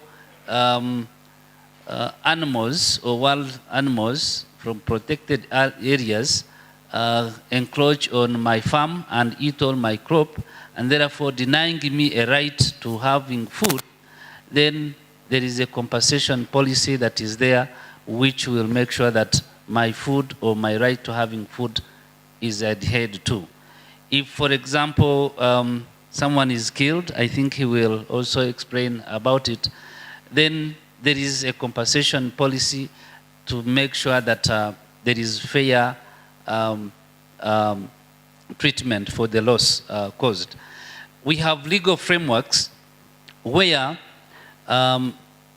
those we think are encroaching or are breaking the law, conservation law, there is a process under which they are given justice. Those who are found guilty, there is a legal framework under which someone is put before courts of law and punished for breaking the law. And this is not compared to where people have been simply killed because they have encroached maybe on a park or something. So the infringement on their rights is protected by different legal and policy frameworks in Rwanda.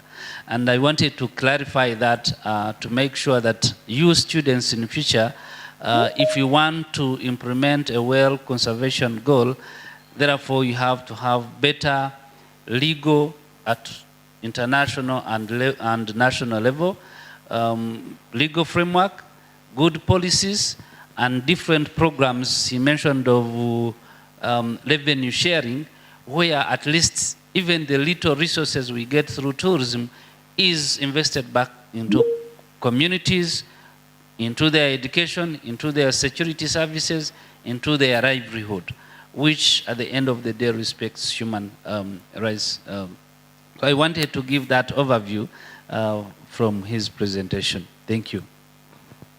Thank you so much. Yeah. Thank you very much for your contribution, Principal. And thank you very much, Dr. Richard Muvunyi, for your presentation, for your contribution. We are very happy. Think we can, yeah, much thanks to you, of course. Then we can go to the next presentation.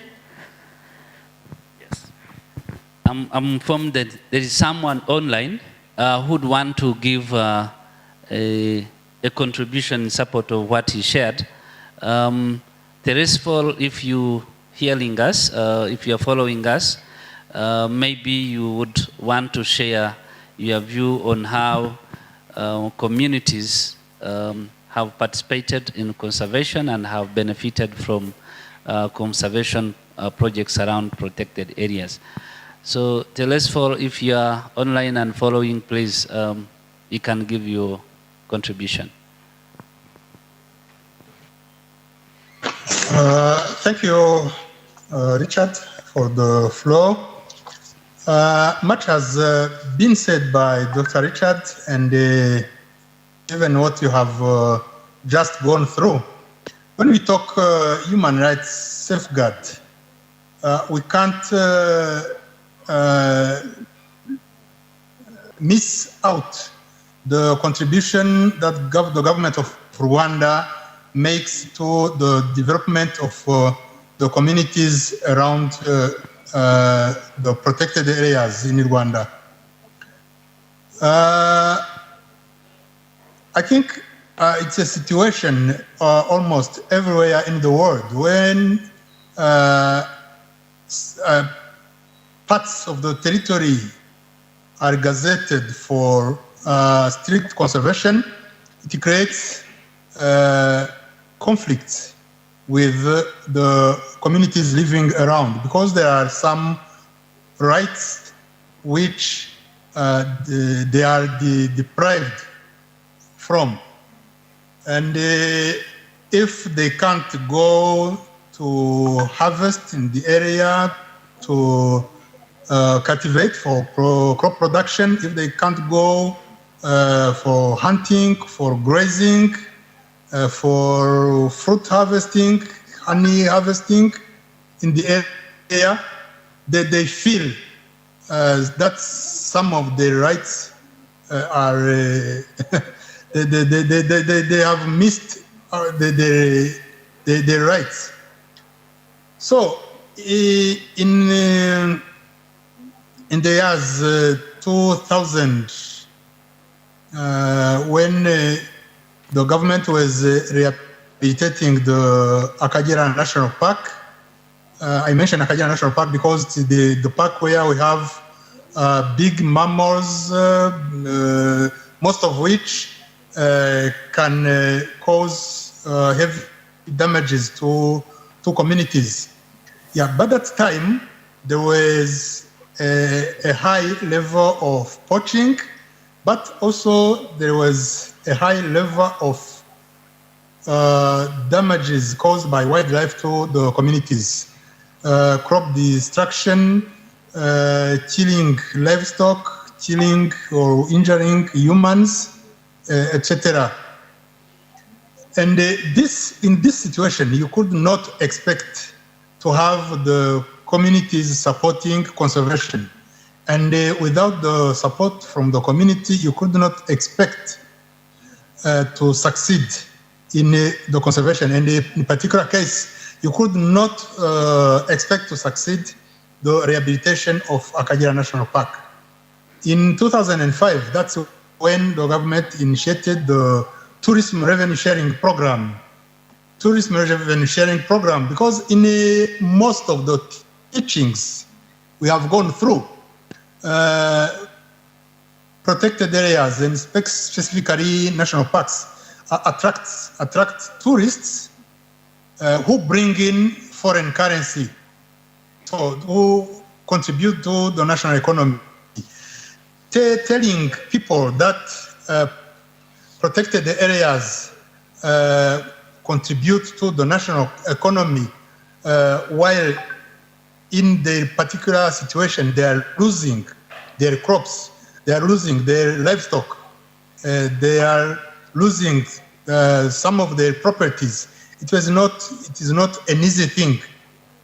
When the program, the tourism revenue sharing program was started, it was to show the local communities that the revenues, the earnings, the government earnings from the protected areas don't just go to the central government for use, but they also go to the communities to support their development.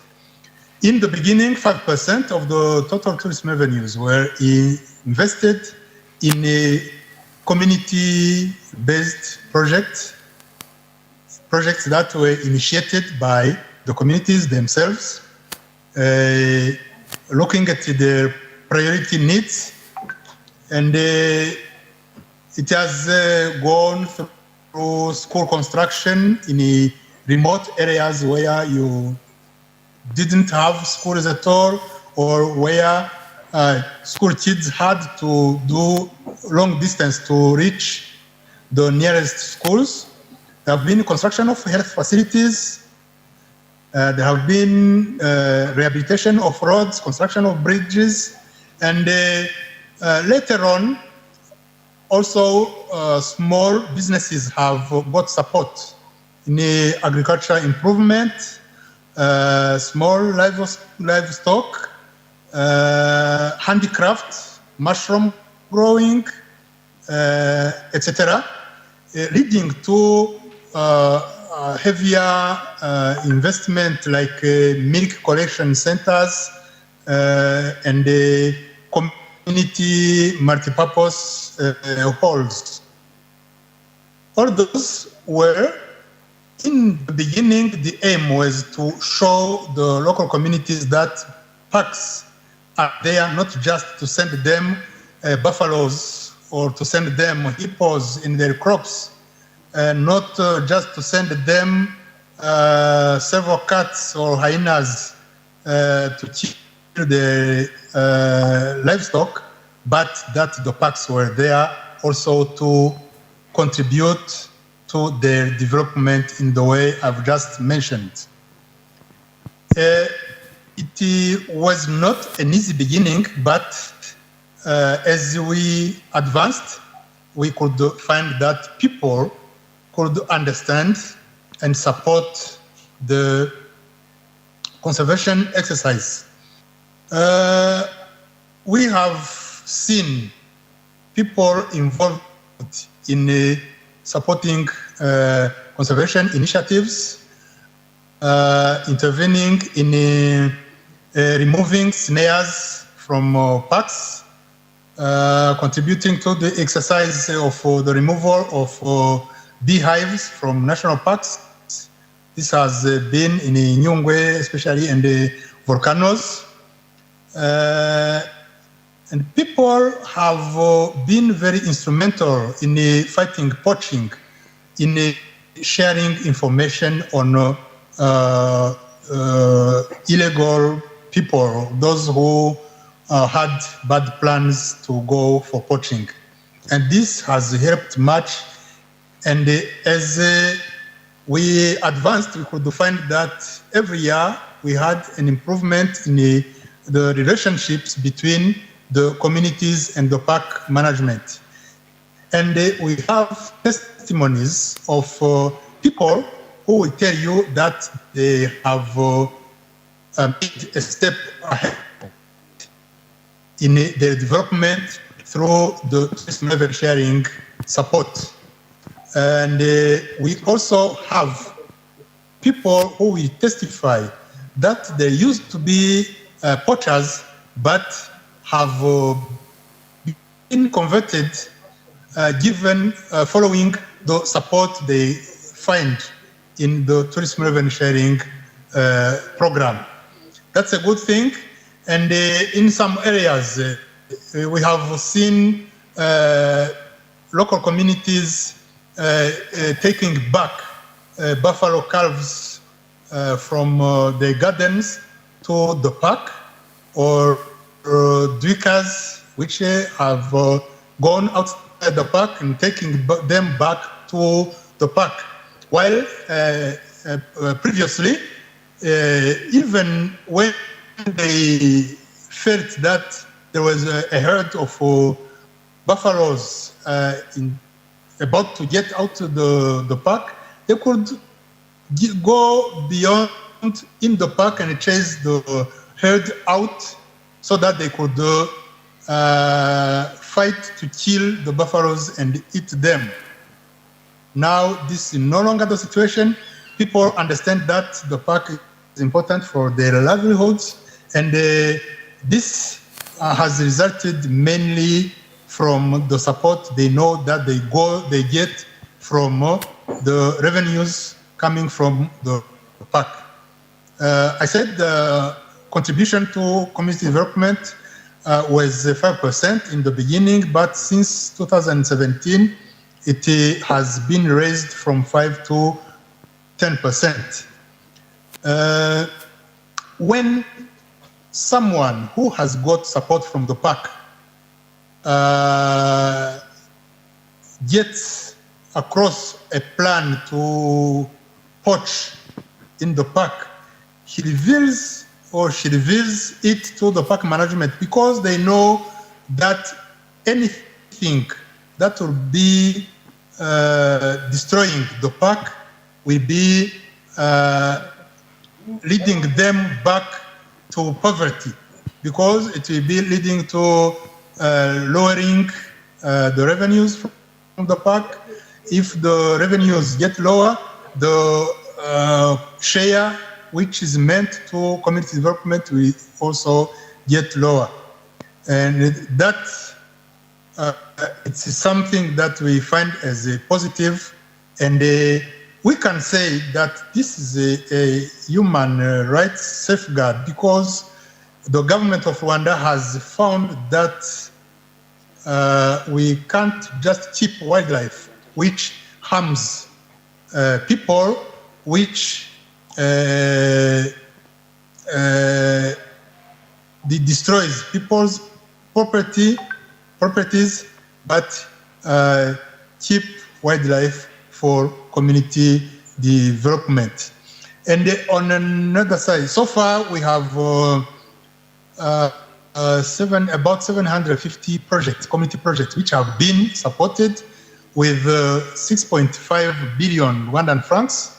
It's about 6.5 million US dollars, which have gone to local communities, protected areas, the 4 national parks. It means in 14 districts which have the 4 national parks. Besides that, it also has been mentioned, even those who have not yet benefited from the tourism revenue sharing contribution, they at least are compensated when their properties are damaged by wildlife. There is a compensation policy in action since 2013, and you find that this also enhances collaboration between the local communities and the park management, because they know that the human rights, their rights are safeguarded, and they also feel that contributing to protecting wildlife is an obligation from them. It's a way to acknowledge the contribution of the wildlife to their sustainable livelihoods. Thank you. Thank you very much for your very good contribution related to the involvement of the people in the conservation of protected area and the natural resources, with clear, good examples and the successful stories in Rwanda. So we thank you, and we would like to call Mr. Shari Karangwa to tell us about the human rights in forest landscape restoration. He's from IUCN. The floor is yours, Mr. Shari Karangwa. Thank you very much.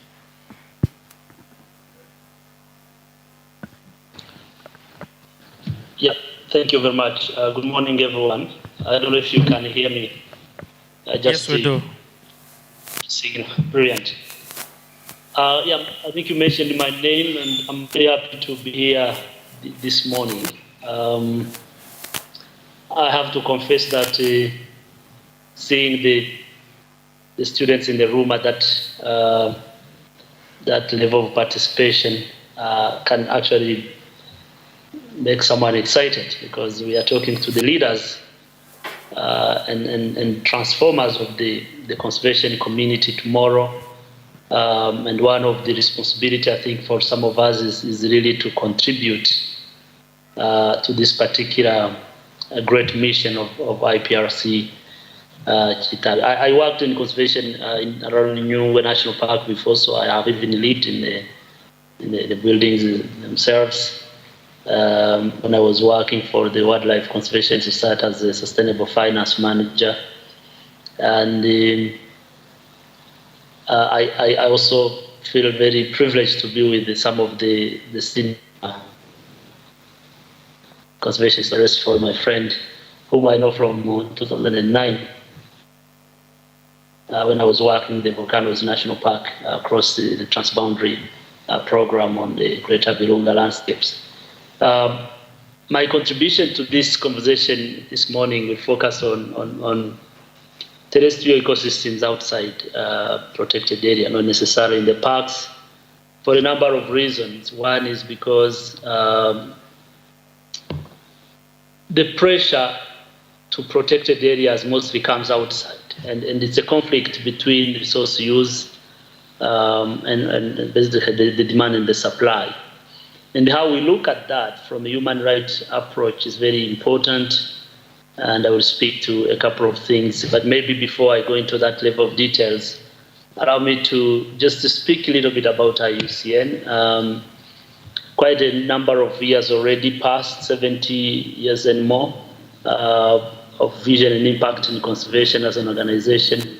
I think actually I was told that IUCN is one of the oldest conservation organizations, which was founded after the Second World War in 1948, as a result of trying to bring together development and nature. And we just celebrated 70 years in 2018, so which really makes this organization quite an important, with quite a lot of contribution throughout. From 1964, IUCN launched the first IUCN Red List of threatened species. I'm sure this is something that will come in some of the courses you will go through, and it has been already mentioned. And congratulations to RDB, because gorillas in the mountain gorilla in the Rwanda side actually have been removed on the red list, so it's now on the green list because of the efforts that the government of Rwanda is putting in conservation. Apart from that, of course, there's quite a lot of other knowledge products that have been developed. The most recently, two growing ones. One is nature-based solutions. Another one is forest landscape restoration, and I will be talking about that. So, as I said, IUCN is quite an interesting organization. It's a union, as it is, with nearly 1,300 members, including our friends, the Wildlife Conservation Society, which I'm very proud to be an alumni. But also the government of Rwanda, so because we have NGOs and state members of the government of Rwanda is a member of IUCN, as well as the other countries in the Central Africa region, from Cameroon to DRC to Central African Republic, to Burundi. They are all members of IUCN. But also we have other member states. I mean, big countries like the US and Germany and the UK. So it's an organization with that mixture of membership. But also we have private sector now. The World Business Council is a member. So just to say, it's quite an interesting network of environmental leaders. And recently, actually a couple of months ago, in Marseille, during the World Conservation Congress, which happens every 4 years, we have approved, or the members have approved at least another category of subnational governments to become members. For example, the city of Kigali in Rwanda, or a province in Congo, or a county in Kenya can become a member. So that's the kind of organization. And of course, we also have experts in 6 Commission, which probably for you students could be interesting to explore. Where do you want to grow your knowledge and network and contribution globally? Because that's where you meet senior very highly respected scientists and leaders in the science of conservation, and from social to education to communication to law to ecosystem, you have all these commissions that provide an opportunity for you to contribute. I work for the Secretariat, so sometimes it's very unique kind of value because my role is to deliver and implement the program voted or developed by the members. Let me go into the topic. I was asked to speak about the human rights and landscape restoration, and I want to probably reverse this order and say actually delivering human rights through forest landscape restoration, and it has been already discussed. But I want to mention a couple of things here.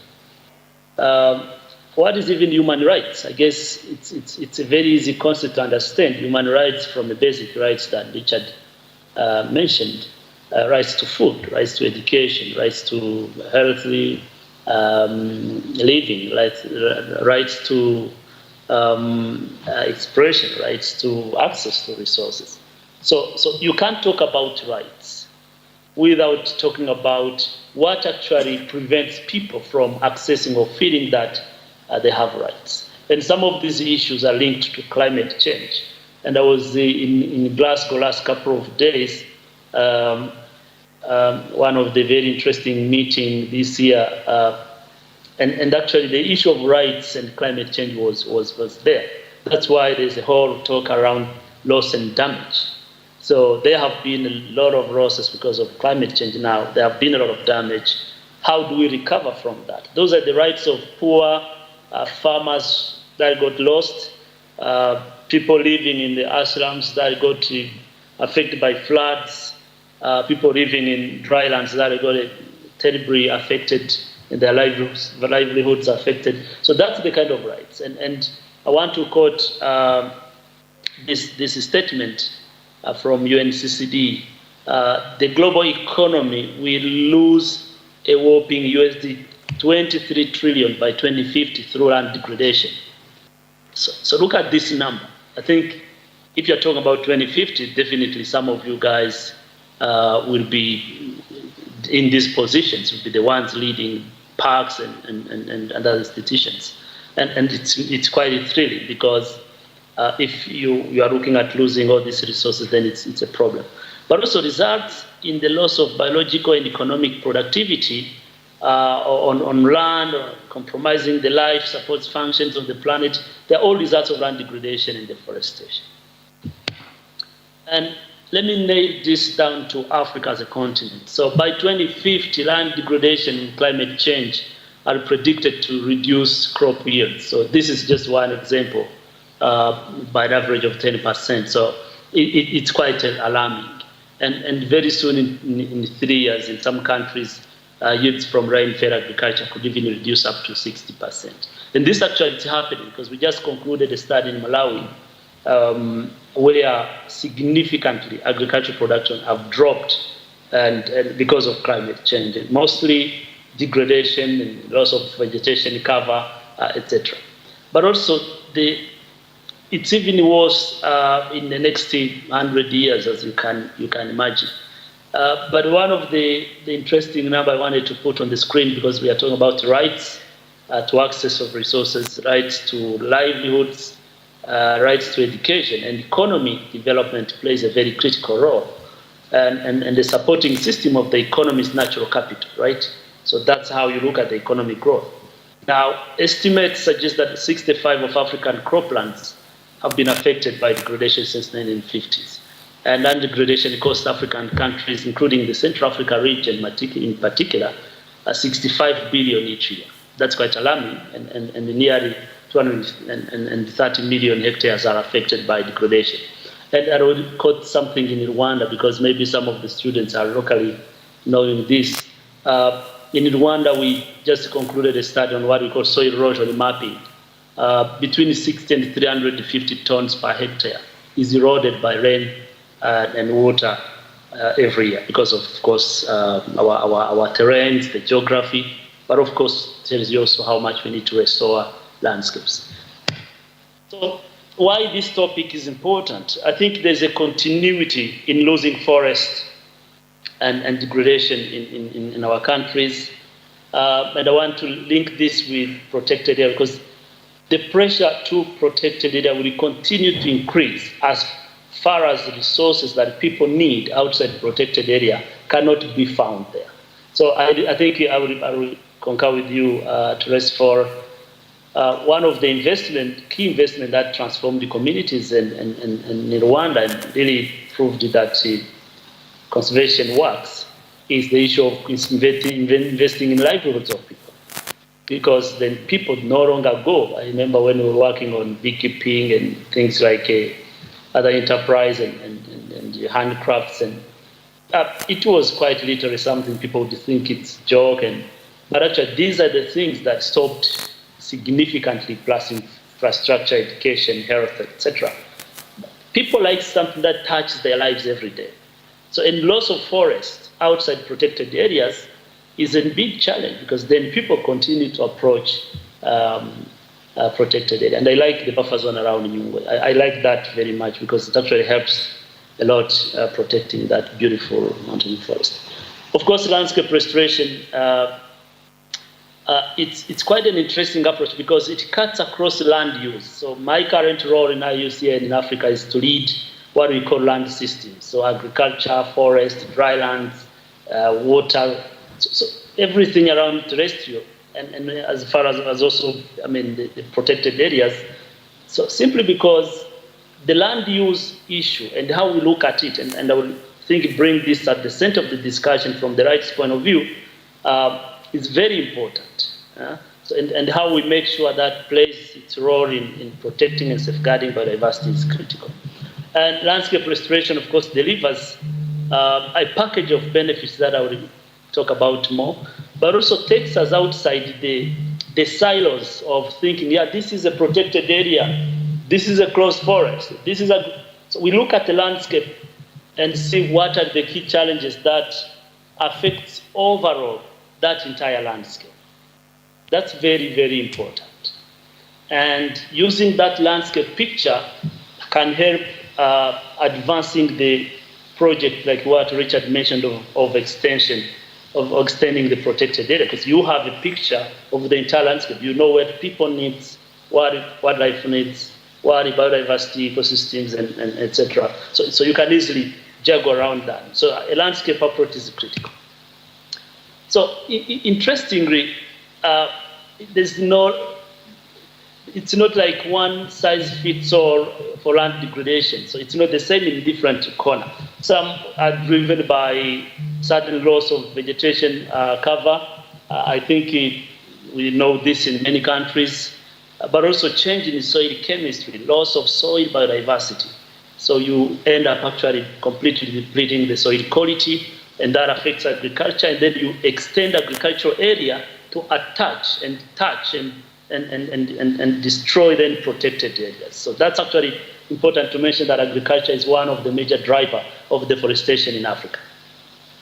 So gradual transformation of vegetation cover, so that's what I mentioned. And then finally, what we see in Rwanda, erosions of soil structure, and look at our water systems as well. So that's important. I like the water in Nyungwe. It's colorless. You can easily drink it from the source, because that forest plays a critical role in providing and protecting that ecosystem service. Yeah, but of course there's more than that. Forest landscape restoration unlocks multiple benefits to multiple challenges. So you are talking about climate change, food security, water security, and all these are parts of rights, right? Rights to food, and I will link this to sustainable development goals that also my friend Richard mentioned.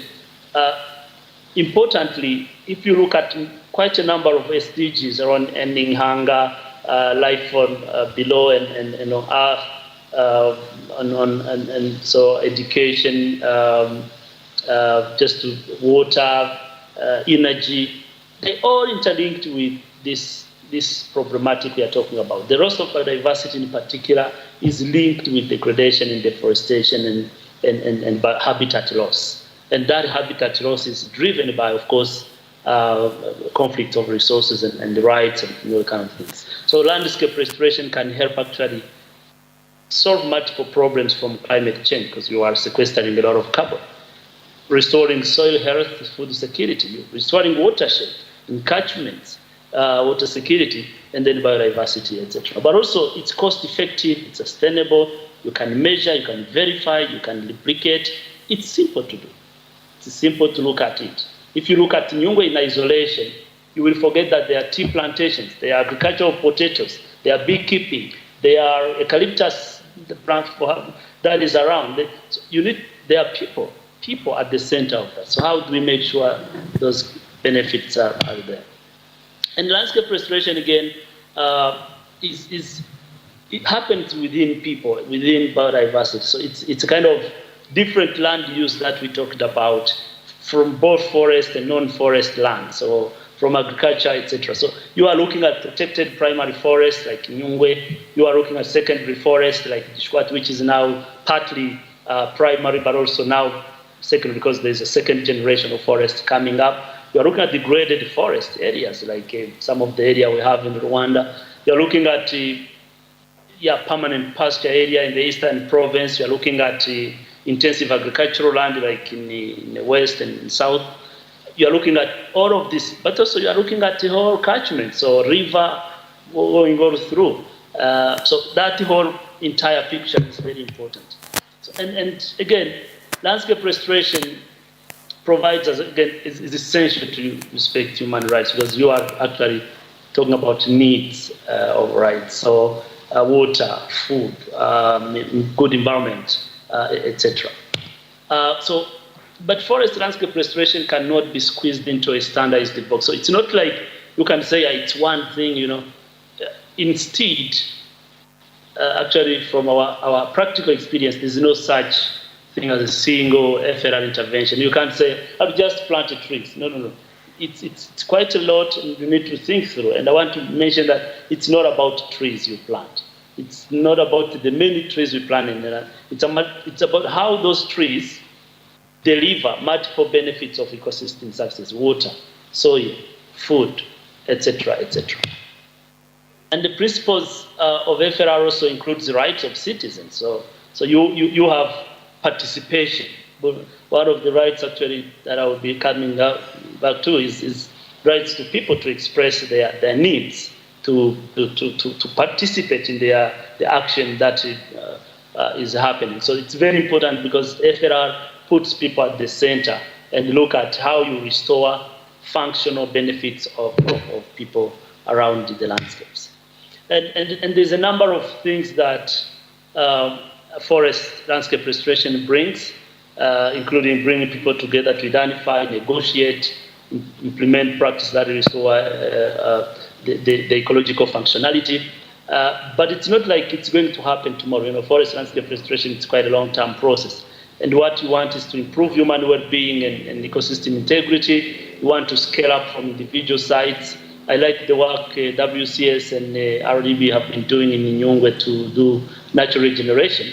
That thing have worked very successfully. I've visited recently, and it's amazing to see how much that whole burnt area have completely been restored by just natural regeneration. So those things work, and still it's part of how you restore biodiversity, but also how you restore ecosystem service that benefits people.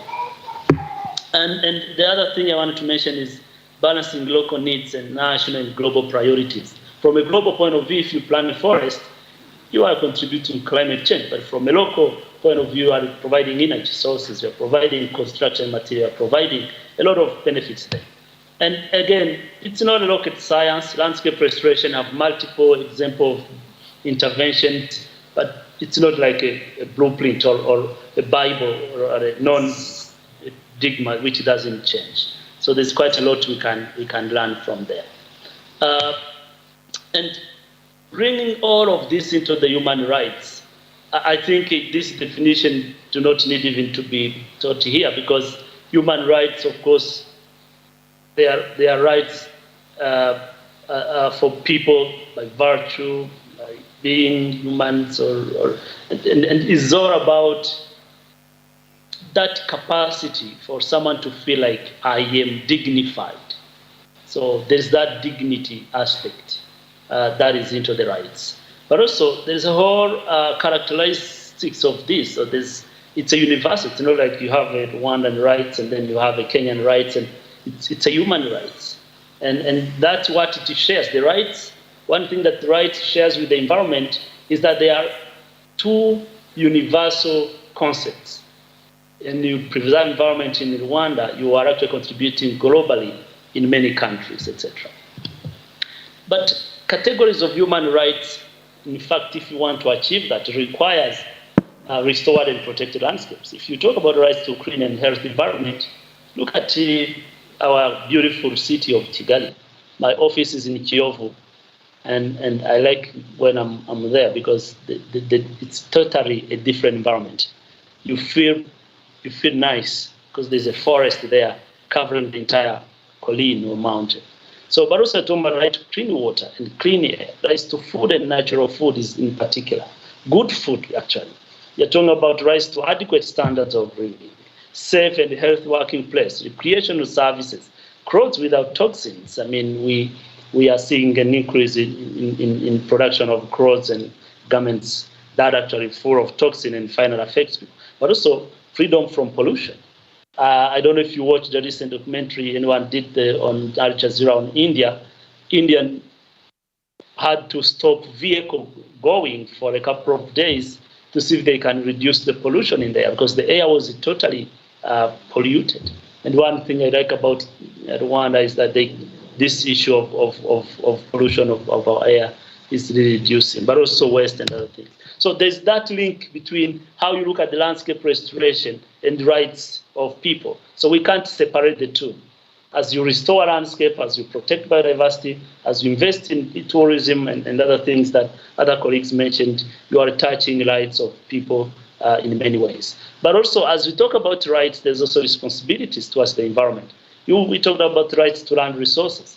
But also remember, if you have land resources, you have also responsibility to protect it, that same land for future generation, because it's not only me, there's also my children and children of their children, and that land will always remain a family inheritance. So rights to renewable resources in forest, water, energy, so that right still calls for responsibility to sustainably manage these resources. So as we talk about empowering these leaders to be forward-looking, I think it's important to take you guys outside just the parks and the closets of close the forest. And that's one of the things I like about my job. It always makes me think a landscape approach, though there might be, of course, benefits and disadvantages, but I like it that way. So we look at that entire thing of how things are working outside. And I want to bring these slides here because we have an opportunity to increasingly take action as we secure rights, as we cut deforestation and degradation. This is where Africa is. Africa have made an interesting commitment to restore more than 100 million hectares. As of last couple of months, we have now achieved 128 million hectares. That countries made a commitment to restore. And many countries that are represented in IPRC in this school are also there. So Rwanda have already made that commitment, Burundi, Cameroon, DRC, you can see on the map. So these are huge commitments, but leaders like you guys, we are the ones to take action on the ground to make these things happen, to achieve these commitments in practical. And in Rwanda in particular, when you look at the geography, this is a map of degradation in Rwanda. You can see where we need to put a lot of efforts. So regardless of having 30% of forest cover, we still see soil erosion in our rivers. We still see our agricultural productivity depleting because of losing the topsoil's quality. We still see deforestation because of use of different other or limited alternatives to energy, etc. We need to invest a lot in restoration if you want to secure also that economic, human rights, livelihood to rights, etc. So those things need to be looked at in together. And you can see in the Eastern Province part, in Kayonza and Kirehe, some of the red, Bugesera, and in Kigali, somewhere around those lines. So there's quite a number of work that needs to be done to bring this country into more greener. As you can see where Musanze is on the park, you can see where Nyungwe is. the edge of Rusizi, Nyamagabe, Nyaruguru there. So quite a lot of interesting work being done. But also, I'm talking about soil erosion, and agriculture is very important. So how do we look at promoting regenerative agriculture around protected areas, but also entire landscapes? That helps. I know some would talk about agroforestry, so I don't want to go into that level of details, but I wanted to put that into the perspective to say it's not just about biodiversity and intact forests, it's also about people outside protected areas. And talking about rights, I just put some of these examples here. This is an example of projects we are working on with the government of Rwanda, where we created 11,000 more actually by now. This is quite a lot of figure. Jobs, green jobs in the Sebea area, more than 2,900 hectares under restoration through terracing, bank rehabilitation, afforestation, etc. But also access to water, etc. So these are the kind of, what else are we talking about if it's not a farmer to have rights to his livelihoods, his children access education, access health, buy medical insurance, etc. So those are the kind of basic rights that we still look at, but also health environment, no landsliding, no flooding. That's the kind of rights, right? So landscape restoration can help bring those rights into play, indeed. So I will stop from this last slide with key research questions for FLR Forward as you think of embarking into this particular course. And we are very happy that the entire landscape approach is coming into this course, because I think we are training leaders, and this training brings transformation, brings action on the landscape for people and for biodiversity. And the people lives outside protected area. In addition to revenue sharing from tourism, but also how to invest in protecting the entire landscape to reduce landslides, to reduce flooding, soil erosion, all this that affects people and affects the economic streams, and then end up going into protected area to destroy what we have hugely invested to protect. I will thank you from there, and looking forward to a continued engagement. Thank you.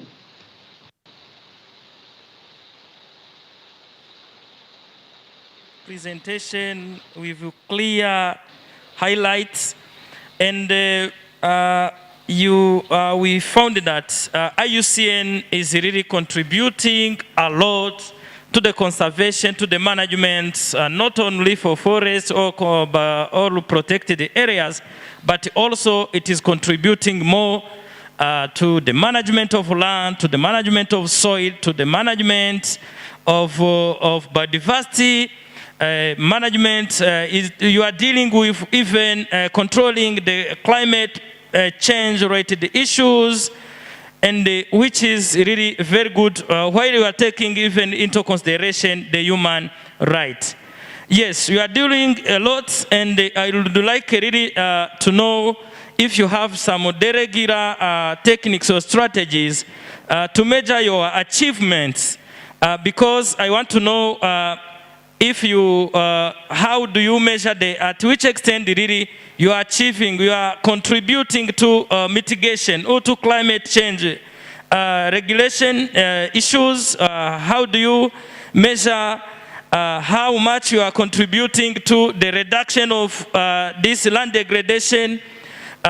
If you have those regular approaches, really, we really need to know this. And after this, someone maybe will have a concern and we will let you know. Thank you very much. Thank you. I can quickly respond to that question if you allow. Yes. And then I can pick another one. Okay, fine. The second one. Yes. Thank you. Do I have? Yes, yes.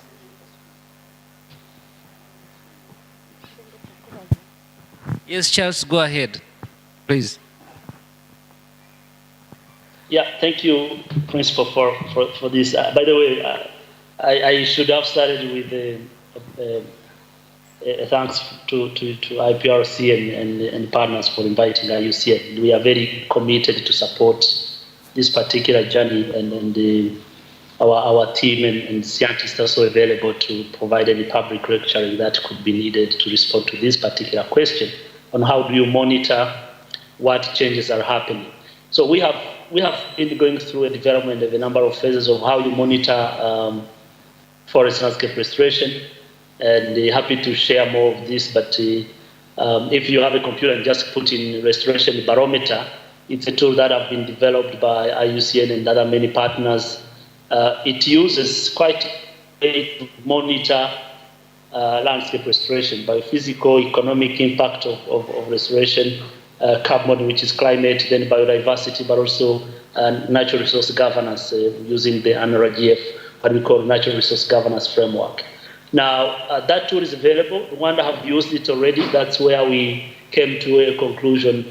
We supported it through that process as a part of the other team member or other organization to the government of Rwanda that have achieved 30.4% of their forest cover by end of 2020. So that tool was used, but also we managed to understand how much Rwanda have invested in their restoration from 2011 when they made a commitment of 2 million hectares. Beyond that, there is quite a number of other tools that are being developed. There's a tool called Collect Earth, which is being developed, be used. It's an open source. So when you want to monitor changes, we use that quite a lot. But also we use other tools like what we call Invest Model or Root, which is restoration output optimization tools to understand the changes in ecosystem services then. Because forest landscape restoration would never be useful or beneficial if it cannot deliver multiple benefits to people and in nature.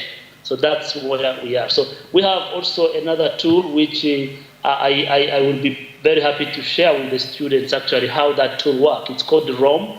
ROM is Restoration Opportunities Assessment Methodology. You can just write ROM in the Google search. You'll find that book there. So what it does, it helps. If you say Rwanda as a country is going to restore 2 million hectares, where is that land? What kind of restoration option? What benefits?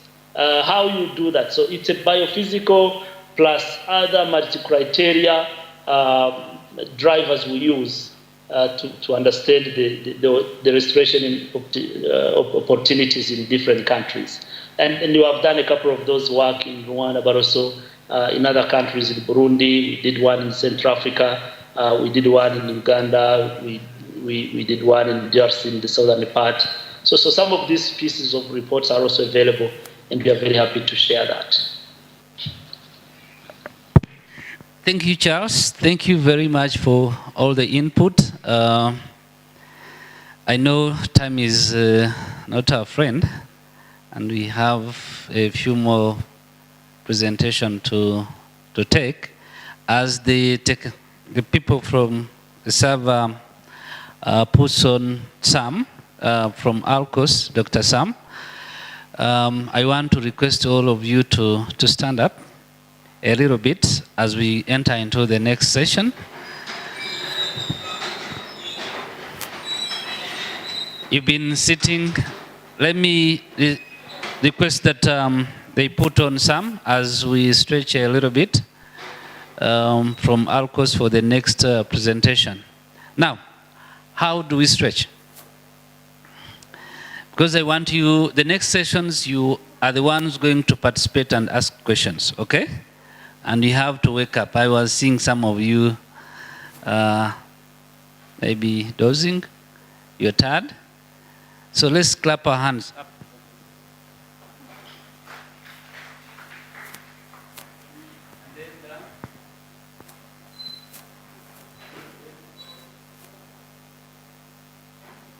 Who can put his cheek somewhere here? Until it is here. There we go. And then this side. Then up. Down.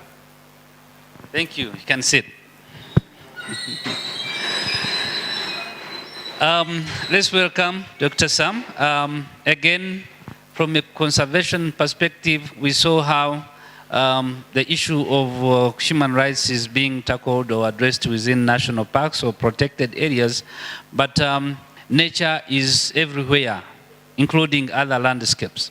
And from Charles, we learned that if you basically protect the landscapes from erosion, from fertility, from all degradation, you creating opportunity for people to have their rights respected. They will have rights to good land that is fertile, and they will have good landscape which will increase their food, which again touches on the right to food and other things.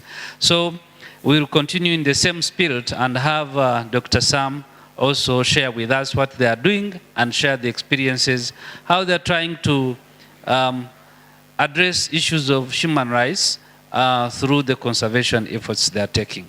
So I want you to listen attentively, and please, I'll accept 2 questions from you after his presentation. Thank you. Over to you, Sam.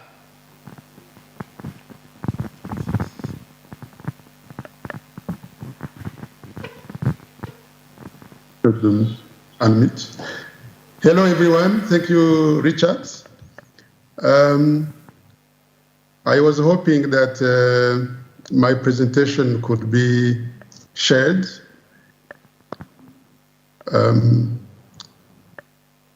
Is it possible?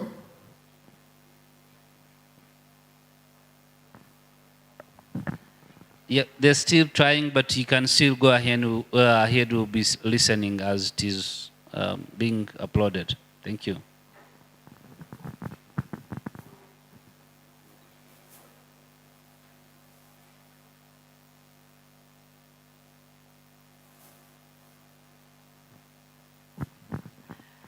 Dr. Sam, you can still go ahead as they're projecting the presentation.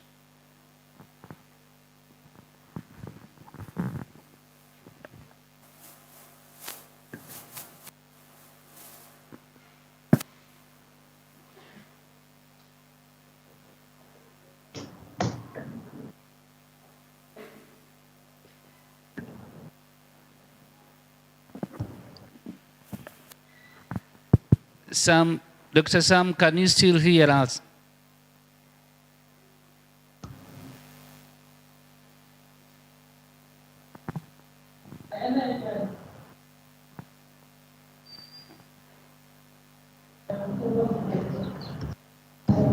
Do you want me to share from this end? Yes, you can go ahead and share as the technical team is working on your presentation. So you can go ahead and share. Hello? Hello, you can go ahead and share from your side as Hello? that.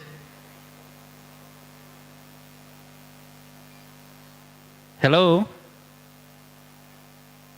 So I'm not sure they are still online. Sam, I think it. Hi, Chad.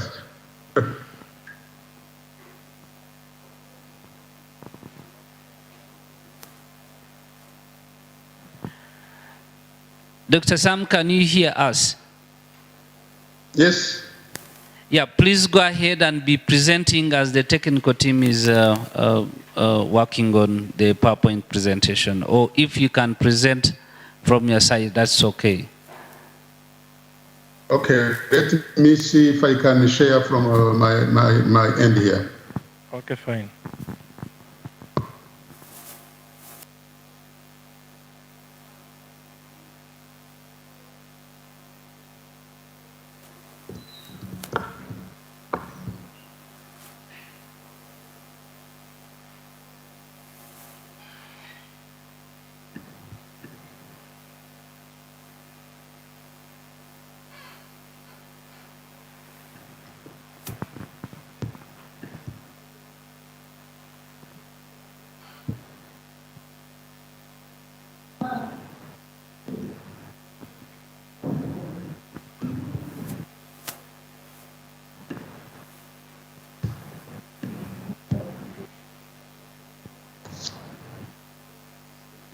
A bit is because it is a big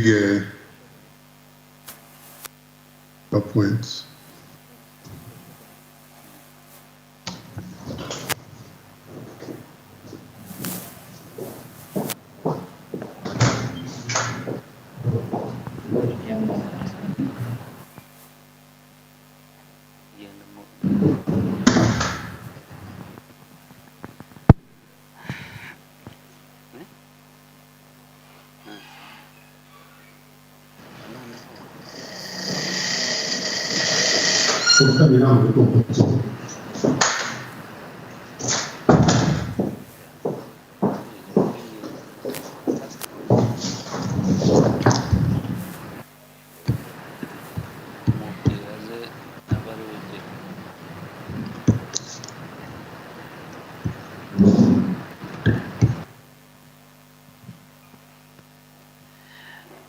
Dr. Sam, hello? Hello? Maybe as the technical team is helping us, I can maybe invite Pascal from the Special Guarantee Fund to share with us the experiences on how the Special Guarantee Fund helps. Richard. Yes, please. Richard. Yes. Richard. We lost you. It will be difficult for me. We lost you. No, I'm there. Okay. No. I'm there. Yeah, please go ahead. Please go ahead. Try to. Maybe I just talk as the technical team upload the presentation. Yes, that's what we said. You go ahead and make. I'm worried that I'm afraid I have another meeting actually starting in 2 minutes, 12:30. The other option was maybe to speak after another one, but I have to join another meeting. I'm sorry. But I'm so delighted to join you for this event, for this cause. I try to follow, from time to time, the speakers, very, very inspiring talks, very good also questions which were asked by the students. So nice to see the students with very uniform. Here at Orcos, we are very proud of our partnership with IPRC KITABI, and we hosted the students as interns. And recently, we just had a couple of students who were with us. Very, very good. You can see good future leaders. So proud to be working with the IPRC. Now, today, I was asked to talk about one of our projects, Agroforestry for Livelihoods, which is one of the big projects we have, which is in the context of carbon finance, which is also very large, involving a large number of communities in the context of human rights.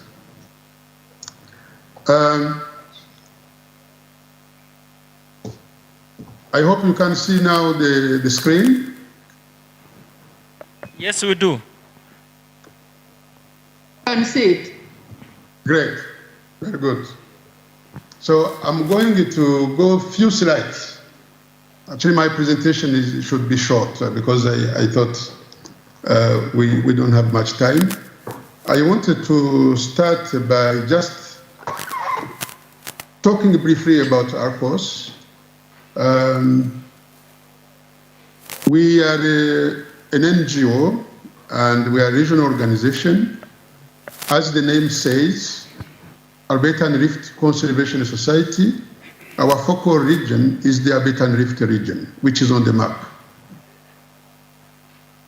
The Alberta and Rift is a global hotspot, is one of the global hotspots that you know very well from this western branch of the Rift Valley. And we operate in 6 countries in this region, but we have some programs beyond the region. Like we have a program on Great Lakes, on fresh water, from Ethiopia down to Mozambique. And we have a program on African mountains, involving different countries, stakeholders interested in mountain issues. One of the key elements in our work is we put accent to collaboration between nature and people, or collaboration for nature and people. This is our motto, as you can see in the center of this slide. And this is very much is linked to the subject we are talking about. And this collaboration or this partnership, this equal journey you engage with the communities, this harmony between nature and people is very, very important to understand, because once you buy in this value, then the human rights will be valued. So you work with the people as partners in conservation. Our strategic plan, which was recently finalized, has 6 strategic areas. Another strategic area related to this is also schools, education for sustainable development. So conservation and humans, it's very, very difficult to separate, even when you talk about biodiversity, climate change, agriculture, or development agenda in general. It is always about people. And in all different activities and different programs. That is how we perceive the involvement of people and the communities in particular. ARUCOS has the way we see conservation is like a tool, or conservation and human rights is an element which should lead to a win-win outcome. Because if you don't do, you can't say you're going to have a win in conservation when you separate with people. And this is again based on our motto of collaborative conservation action for nature and people. If you have a bias towards one, like conservation, or more on human rights, then it risks to affect the other side. Because conservation alone, without considering the needs or the rights of people, in the end, this will lead to conflicts, to clash with humans. Vice versa, if the human aspect is only, just focusing on human, the needs, the right to do everything without considering, of course, the aspect of conservation, how the sustainability has to be considered, then the risk is also to affect conservation objectives. Finally, conservation and human rights is about also looking far, looking in the future.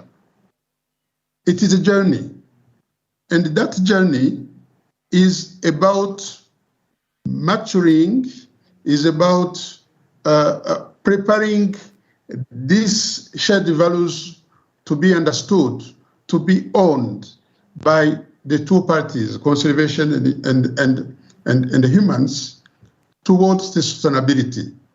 So there is an element of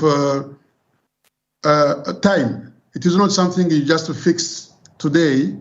You have to have that aspect of sustainability in the future, so you don't rush, but also you don't affect future generations.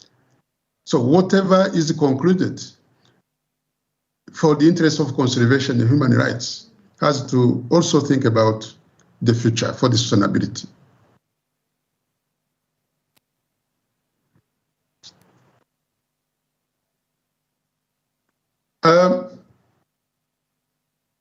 I'm going to touch a little bit specifically on our community work. ARICOS has now, one of our strong programs is community development. And we have an approach that we call in short, BEST approach, with the 4 letters, where we can say it is very much put the center, the human rights. It is a right-based approach. This approach starts with the letter B, is a building institutions, community institutions on the ground as champions of change. And the building is about building the trust, is about a partnership with the communities, basically to develop a shared vision, to have systems which are going to help in the management of the groups, as a group, a community group, as identifying what are the priorities to act on, to have a plan. And all this has to be done putting always the aspect of sustainability, which is looking at the ecological, social, and economic dimensions at the center of planning and vision. The second pillar of this approach is on the letter E, ecological, enhancing environmental resilience. You know, communities, they depend on the environment, on natural resources to make their living, income generation. It is very important to understand that this is an asset for them. Then we have to take care of this asset.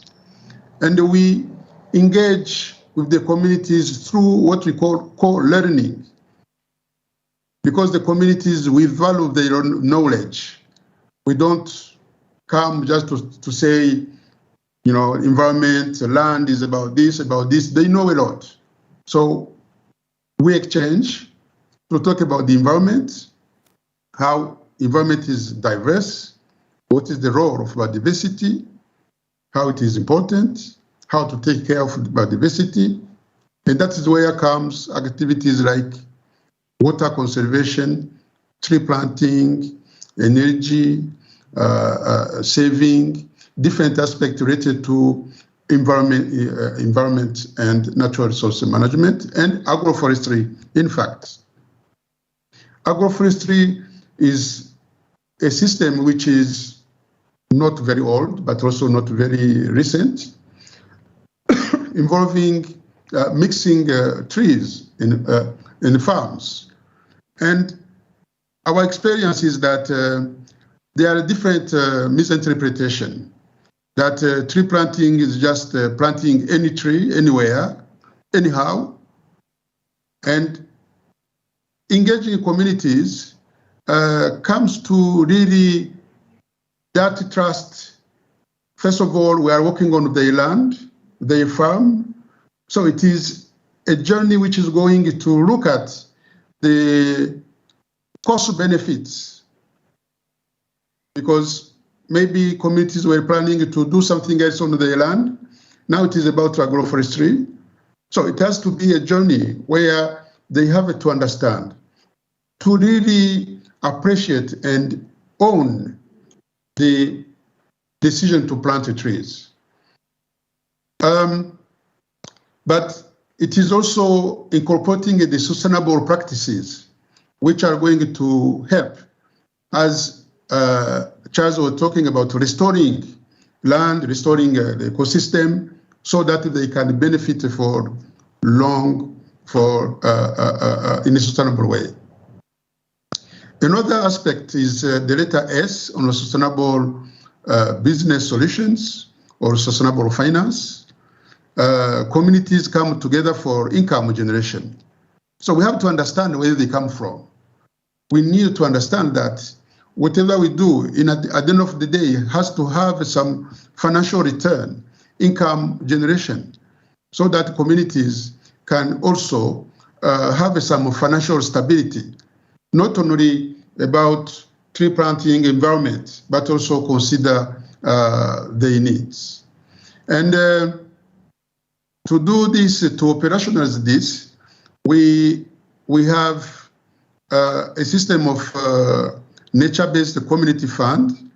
This is a revolving fund where we establish to be managed by communities, and they can access to a loan, which is going to help them for income, making some income generating activities, but also one of the conditions being good environmental sustainable practices on their land.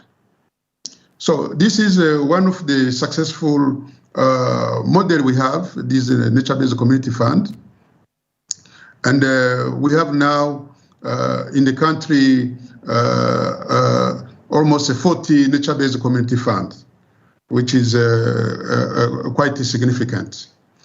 The last letter is the letter T, transformation inspiring others.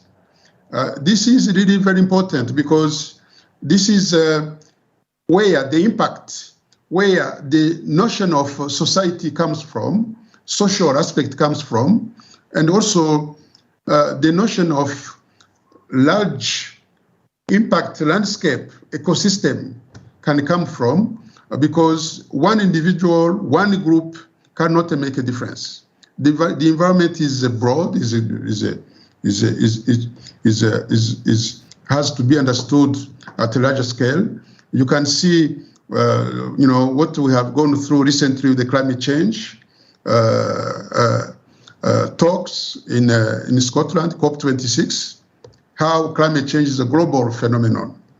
So the notion of doing your little bit, but in broader context, to see how you can share the information you have, inspire others, so that you can have a better impact, is very, very important. We are all connected. Finally, all this is based on an agreement. So it is not something which is imposed to communities. It is their right. We have an agreement, a sustainability agreement. We agree with the communities, which is in general a long-term agreement, 10, 20 years or more, for partnership. So we sign agreement with the clear roles, terms, responsibilities for each party. And this agreement involves not only communities and ARCOS, but also the local authorities.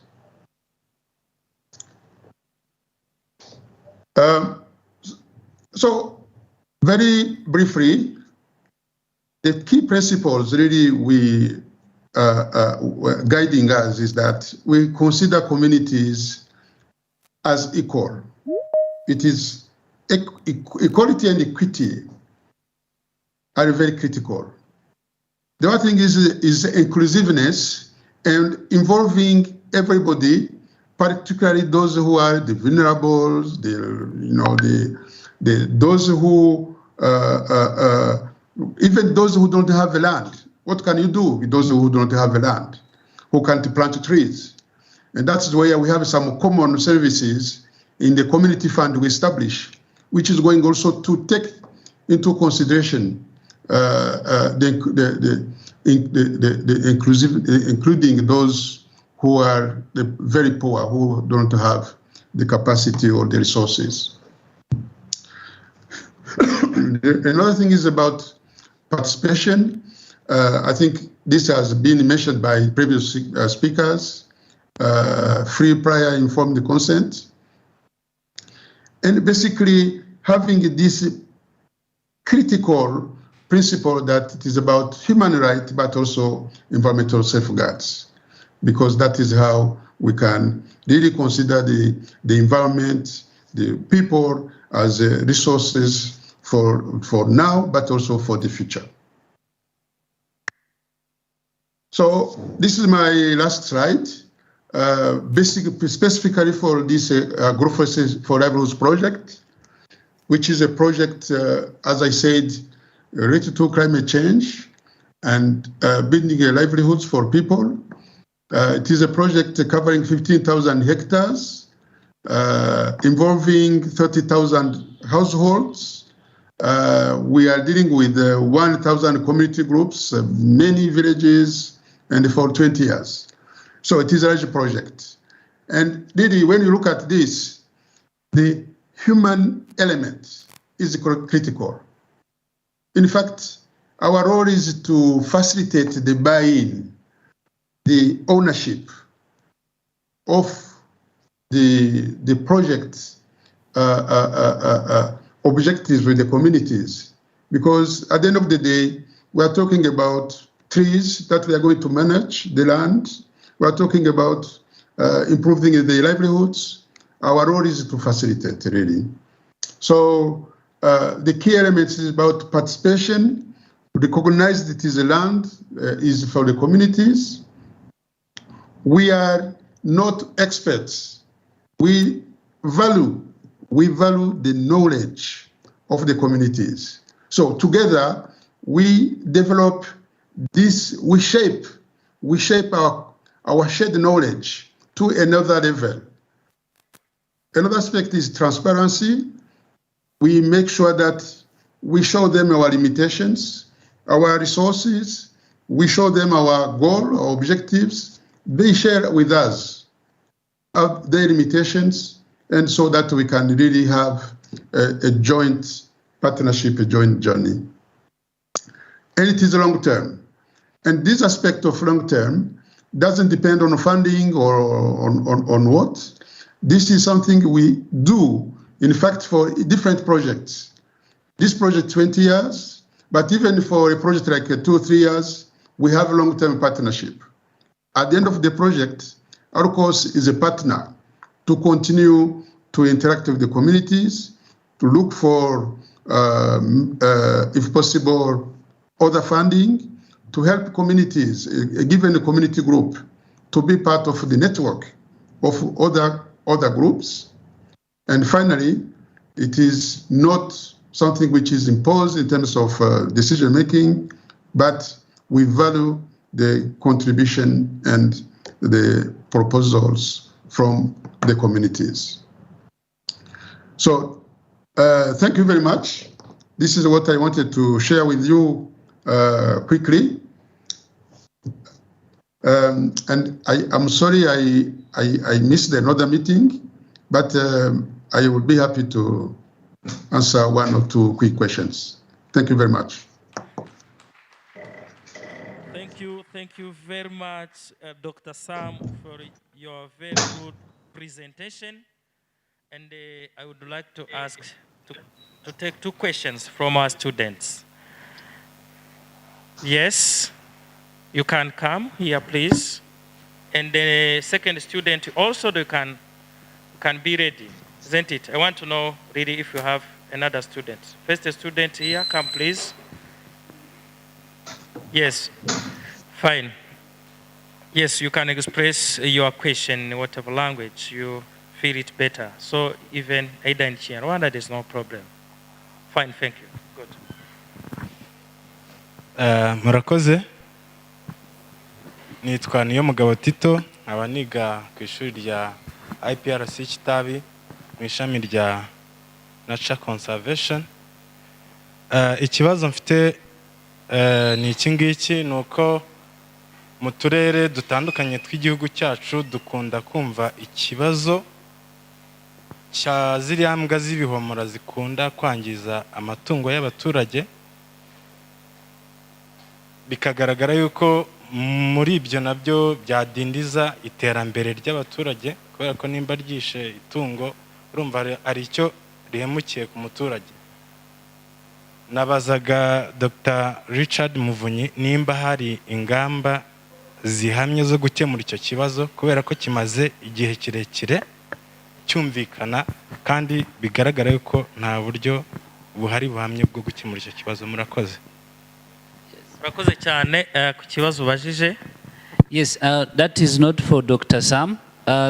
Katwakira ibibazo bya Dr. Sam hanyuma ibijyanye n'abandi ba presentinze nyuma ubwo turaza kureba ko bisubizwa, ariko ufite ikibazo kuri Dr. Sam. Yes, Dr. Sam yababwiye byinshi ku bijyanye na uburyo human rights ziba applied muri agroforestry interventions bafokasingaho muri contribution yabo hano mu Rwanda. So nabazaga rero niba hari umunyeshuri ufite ikibazo kiri related na presentation ya Dr. Sam, human right in agroforestry. Yeah, okay. Fine. Yes, come here, please.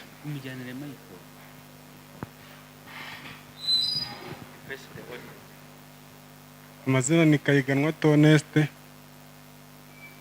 Kibazo nari mfite. Microphone.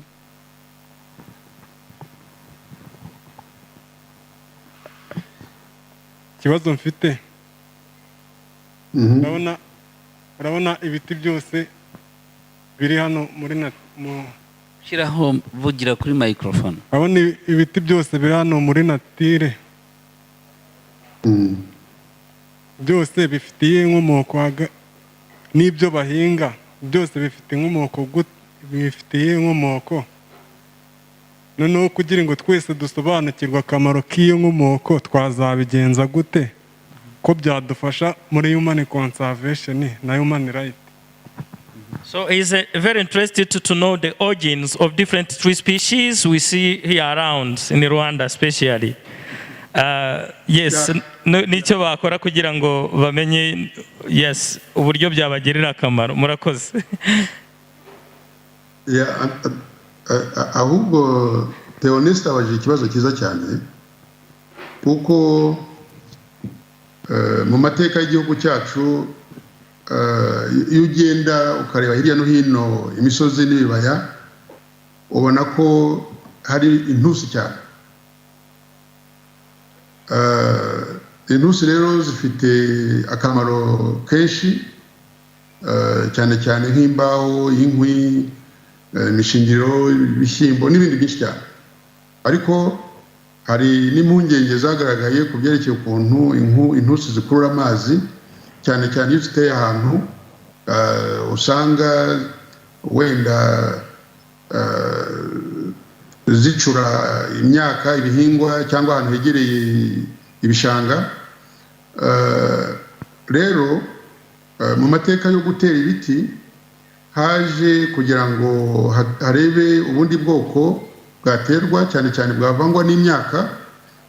Iyo urebye none rero ubu ngubu hirya no hino usanga nk'igiti cyitwa gerevilleya aricyo gikunze kugaragara. Igiti rero cya gerevilleya cyaturutse hanze, ikimwe n'intusi nayo yavuye hanze. Hari n'ibindi biti nanone biterwa byavuye hanze bya cederera, bya arinus. Uzajya ubivuga wumve ni amazina yo hanze, ntabwo ari ikinyarwanda. Ariko hari n'ibiti byacu bya gakondo bishobora kuvangwa n'imyaka, ndetse byinshi bishobora kuvangwa n'imyaka. Urabona nk'imisave, imivumu, imiko, hari ibiti byinshi abakurambere bacu bateraga bakavanga n'imyaka bagatera hafi y'ingo. Ubu rero mu by'ukuri mu Rwanda niyo na politike y'igihugu ni ukugira ngo turebe ukuntu twatera ibiti ariko kandi dushyiremo n'ibiti bya gakondo. hari ikibazo rero ni uko urebye n'ubumenyi dufite cyane usanga bugana kuri ibi biti byavuye hanze kuko nibyo ubushakashatsi bwakozeho cyane ku buryo ubu ngubu dushaka kugira ngo turebe ukuntu ibiti bya gakondo nabyo ubumenyi bwasa nk'ubujya mbere ikigo cy'igihugu cy'amashyamba ndetse n'ibindi bigo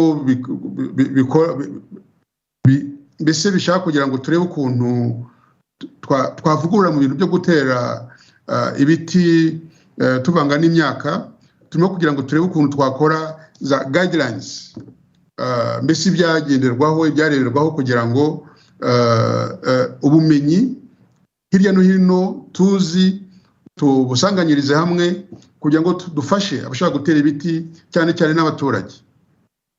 Rero ikibazo bajije ni cyiza kuko dutera ibiti ariko turebye nabi wasanga nanone dutera ibiti kugira ngo duhindure igihugu cyacu. Ni ikintu gikomeye kugira ngo turebe ukuntu twashyiramo imbaraga mu gutera ibiti bya gakondo. Murakoze. Yes, murakoze cyane kuri intervention mukoze ku kibazo cyari kibajijwe. Ntekereza ko twabashimira cyane ko mwanatubwiye yuko mwari mufite indi nama twababohora, tubashimiye mu by'ukuri. Yes, ubwitange, your time, your contribution, mu by'ukuri muri partner beza. Murakoze cyane, mugira akazi keza. Yes, murakoze cyane mwese, mukomeze inama nziza, byari bishimishije. Okay, murakoze.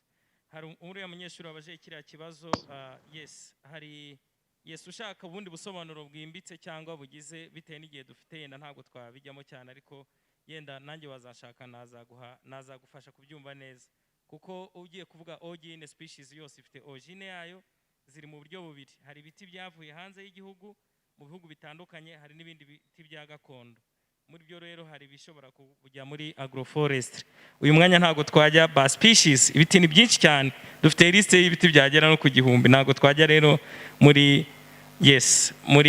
specific origin part 3 species by now. It may not be possible. Urakoze cyane kubw'ikibazo cyiza rero wari wabajije. By now the presentation and contribution of Dr. Sam lead us to the last presentation on the role of Special Guarantee Fund in conservation by Pascal Muhizi from Special Guarantee Fund. The floor is yours. Thank you very much.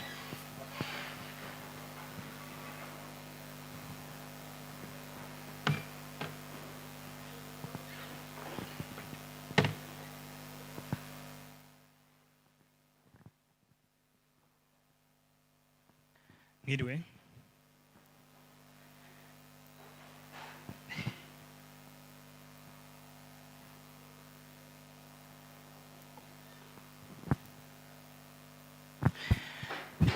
Thank you very much for your kind attention. I am called Muhizi Pascal. I work under SGF, Special Guarantee Fund, in the Department of Compensation. SGF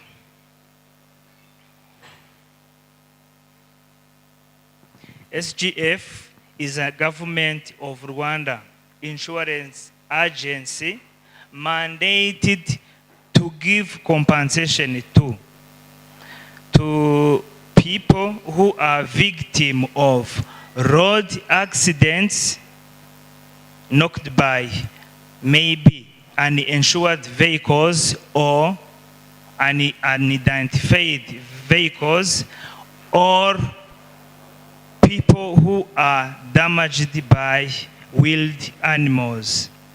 Here you will allow me and be specific to or we talk to the damages caused by wild animals.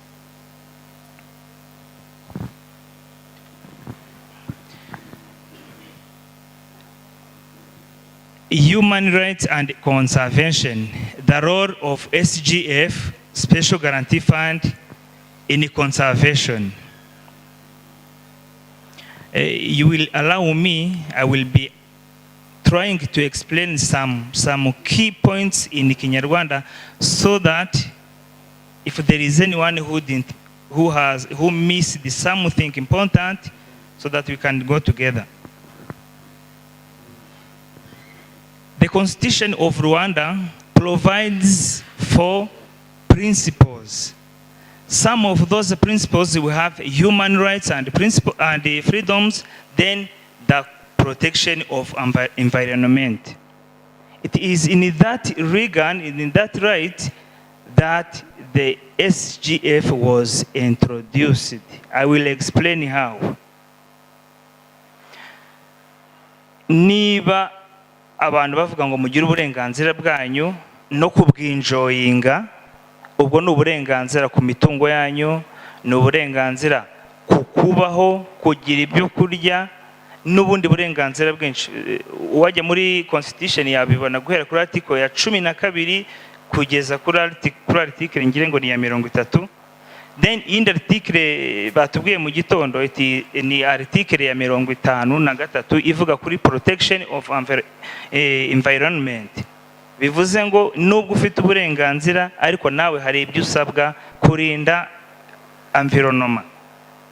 Mu kurinda environment hari ibyo uzigomwa, kubera ko hari ibintu byinshi usabwa, nawe hari ibyo uzigomwa.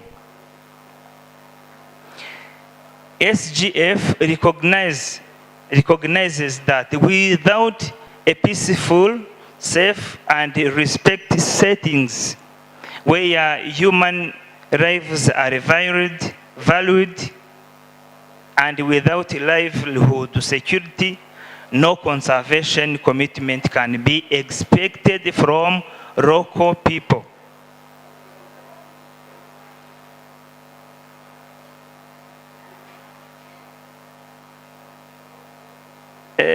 SGF bayishyiraho rwari mu rwego rwo kuvuga ngo bahe umutekano abantu baturiye ibi byanya bikomye. Niba baho umutekano bumve ko their mind are at rest, nta kibazo bafite, bivuze ngo nibangirizwa bazishyurwe, nibagira ibyabo aho babuza gukorera nabwo bazatekerezweho. Mu byanya bikomye dufite parike, dufite swamps, dufite ibiyaga. Muri ibyo biyaga hose, muri ibyo parike harimo dangerous animals, harimo wild animals that are not yet friendly to human beings. Zitari ingagi, zitari chimpanzees, zimwe zisurwa zamenyerejwe kubana n'abantu. Harimo izindi z'inkazi zangiriza abaturage, zangiriza imitungo yabo, zangiriza ubuzima bwabo.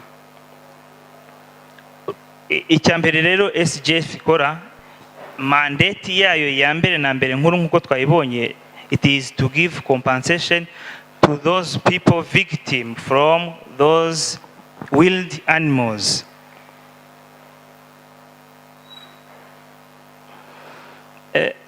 Nkuko twabonye ko ziriya principles zashyizweho mu itegeko nshinga, hariho n'amategeko noneho agomba gushyira izo principles mu bikorwa. Hari itegeko rigenga rishyiraho SGF, hakabaho n'itegeko rigenga uburyo indishyi zigomba kubarwa. Itegeko umuntu uri interested, itegeko rishyiraho SGF, it is the law number 52 of 2021 establishing special guarantee fund for accidents, damages caused by automobile and animal, and this law determines the mission and the organization even functioning. There is also the Prime Minister Order number 26/3 determining the rates used to calculate the compensation.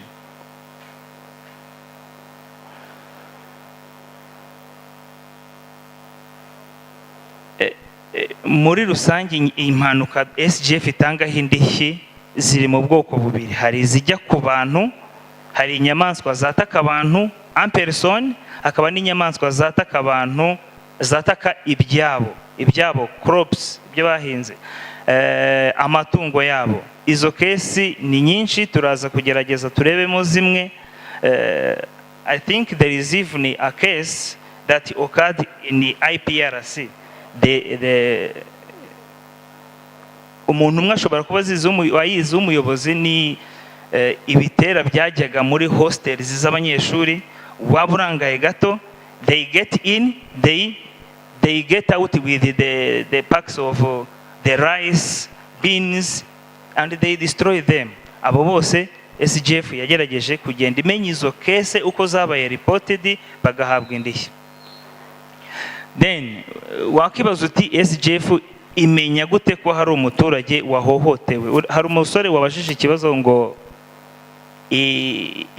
izo mbwa ngo zo ku gasozi zangiza ibintu, abantu ntibariwe. Sinzi ko byaba ari kesi yenda yaza kunyegera akambwira nk'iyo kesi ahiri, kuko SGF ikorana na local communities guhera ku rwego rw'akagari, rw'umudugudu kugeza ku rwego rw'umurenge.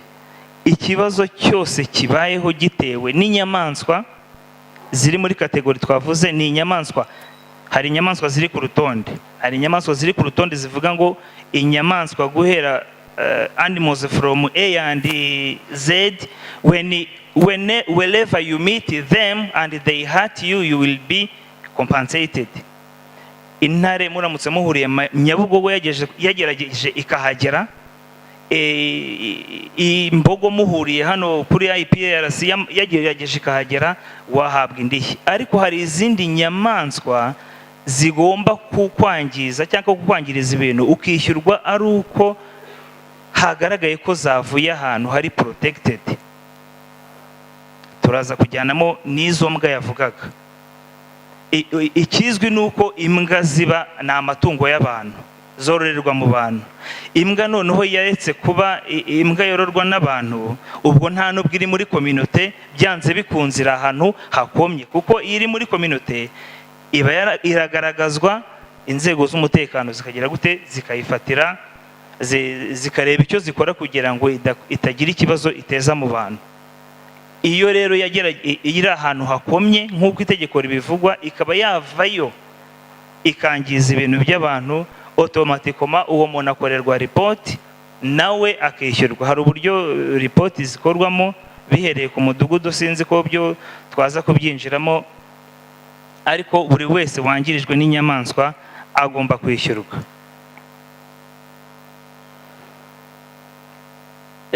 SGF mu rwego rwa conservation kandi bivuze ngo niba umuturage yangirijwe ibye akaba bizi neza ko ataza kwihorera, nicyo kintu cya mbere cyo kwirinda.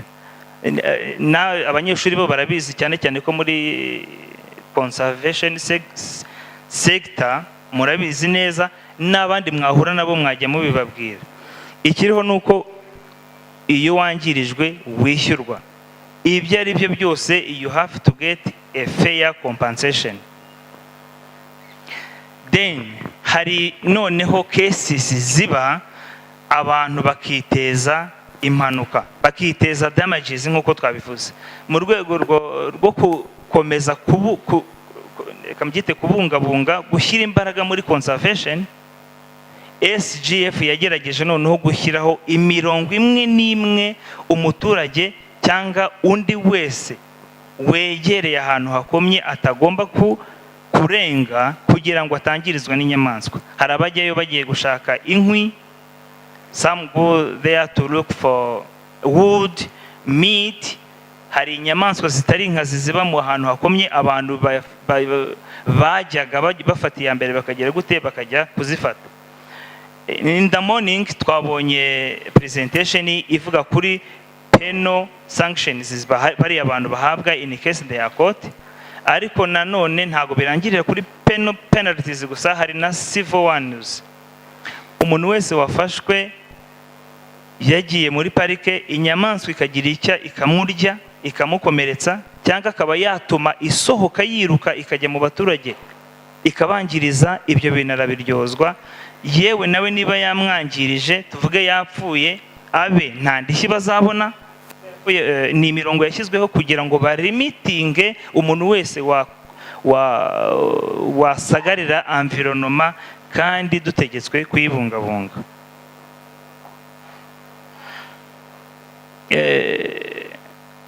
Nshobora gusoma imirongo imwe mu itegeko nk'uko yanditse. Any person who enters the park without authorization, as well as his or her beneficiaries in case of death, they will not get compensation. They are ineligible to compensation. Any person who violates park safety instruction and gets hurt, there are instructions set by the management of park. When you act beyond them and you are hurt by animal, you will not be, you are ineligible to compensation. Any person who is himself or herself the cause of accident or injury inflicted to him or her by an animal because he overstepped the authorized area or provoked the animal. Abazi mu majyaruguru hari fence ya park, then hakaba n'indi parity nakita buffer zone, even if it is small. Hari abantu mubabujijwe gukorera mu ibikorwa. Iyo ugiyemo ukibuka hahinga ibirayi, you are causing the animals to get out because you are closer to them. In that case, any danger that may occur, you yourself, you will be responsible.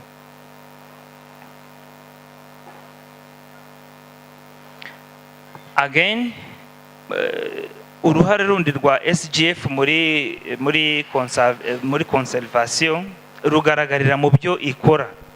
Every year SGF ikora prevention activities. Prevention activities, protected areas zirazwi. Then SGF is engaged in the activities that limit animals from getting from their places to the community. Ingero mu majyaruguru fence ihari buri kubera inyamaswa nazo zisagarira, buri gihe bigomba gusanwa. SGF nk'abakozi tujyayo, SGF itanga funds kugira ngo izo nkuta zikomeze zikomere kugira ngo abaturage nabo ubwabo batabona icyuho bwo kugira gute byo kujya kwangiza ibiri muri environment iri protected. Habaho inama nyinshi zitandukanye zigamije gukangurira abantu kwirinda ikintu icyo ari cyo cyose cyabangamira atari inyamaswa gusa, cyabangamira n'izindi species ziba mu ishyamba, ibiti. Hari n'ibikorwa wakorera mu ishyamba bikangiza n'umwuka waho, nyeka ko nawo buri protected.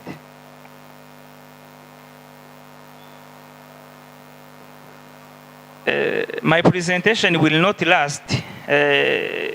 SGF work hand in hand with the RDB because in giving compensation, one among the resources of fund of SGF is from RDB. It is from RDB in which way? Because SGF is given 5% of gross annual income that the organ in charge of tourism gains from tourism activities. That is RDB. Mu yandi magambo, niba twangije environment, tourism activities ntago zizakorwa uko zakabaye zikorwa, bizagira ingaruka ku muturage utuye hantu wategetswe gukora protection, ubwo azaba nawe agiye kwiyima rights. Kuko avec tourism activities we gain money kandi atari makeya. Ngiye gutanga urugero rumwe muri quota ya mbere, the first quota this year, from July up to September, the compensation that were given to local communities surrounding the protected areas. In northern province, SGF work with or compensate people from Musanze district, Burera district, and the Gicumbi district. Even Rubavu, those districts, their boundaries have the limit with the forest of the National Park of Virunga. In the first quarter of this budget year, in 30 millions and 59,000 were given as compensation to miliyoni 30,592,200 bimaze kwishyurwa muri kota ya mbere abantu bo mu ntara y'amajyaruguru mu turere navuze kubera bangirijwe n'inyamaswa. Mu ntara y'amajyepfo mu turere twa Nyamagabe, Nyaruguru, Kamonyi. Nituvuga Kamonyi ntuvuge ngo nta shyamba rihari, hari umugezi wa Nyabarongo ubamo hypopos, habamo imvubu zangiza zikomeretsa abantu, naho hamaze kwishyurwa muri kota ya mbere hamaze kwishyurwa 1,718,000.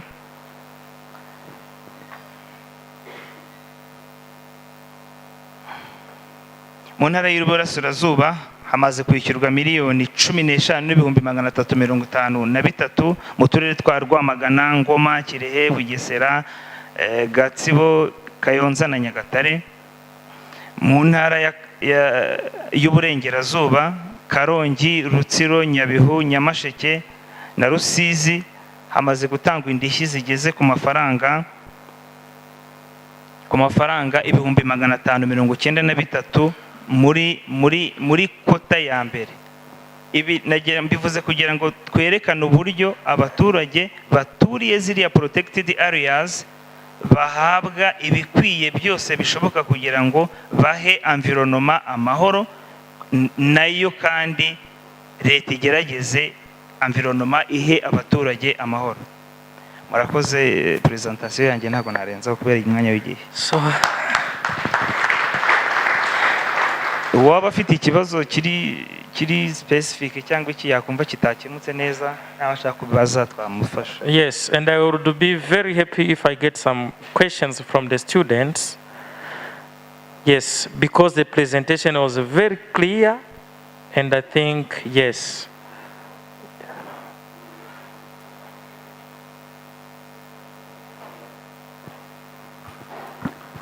Murakoze, nitwa Bernard. Niga muri IPRC KITABI, muri Department ya Nature Conservation.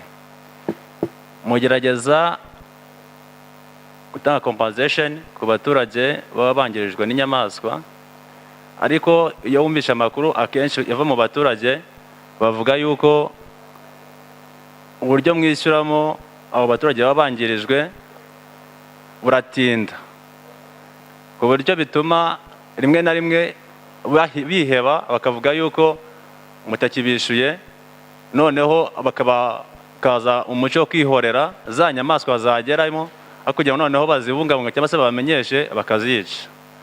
N'ikibazo mfite ni izihe strategy mufite cyangwa se muzabigenza mute kugira ngo nibuze kwishyura abo baturage bikorwe vuba nabo bagira uruhare mu kubungabunga izo nyamaswa. Murakoze. Urakoze cyane. Icyo kibazo navuga ko gisa nk'ikimaze kuba amateka, sinzi niba hari case ufite y'ubu ngubu ya vuba aho umuturage inyamaswa yamwangirizaga cyangwa yamukomeretsa bagenzi be batereka twihorera. Ubu ngubu cano uko imeze, umuturage arangirizwa akamenyesha inzego za leta z'ibanze, we kese ye cyangwa uruhare rwe mu gukurikirana dosiye ruba rurangiye mpaka tuhageze. Umurenge nirwo rwego rwa nyuma ngire ngo rusinya kuri dosiye rufatanyije na RDB, bakitwoherereza message twe duhita tuhagera tukabonana n'umuturage nyiri kwangirizwa imitungo, then tukamwishyurira iwabo nta nubwo ageze i Kigali.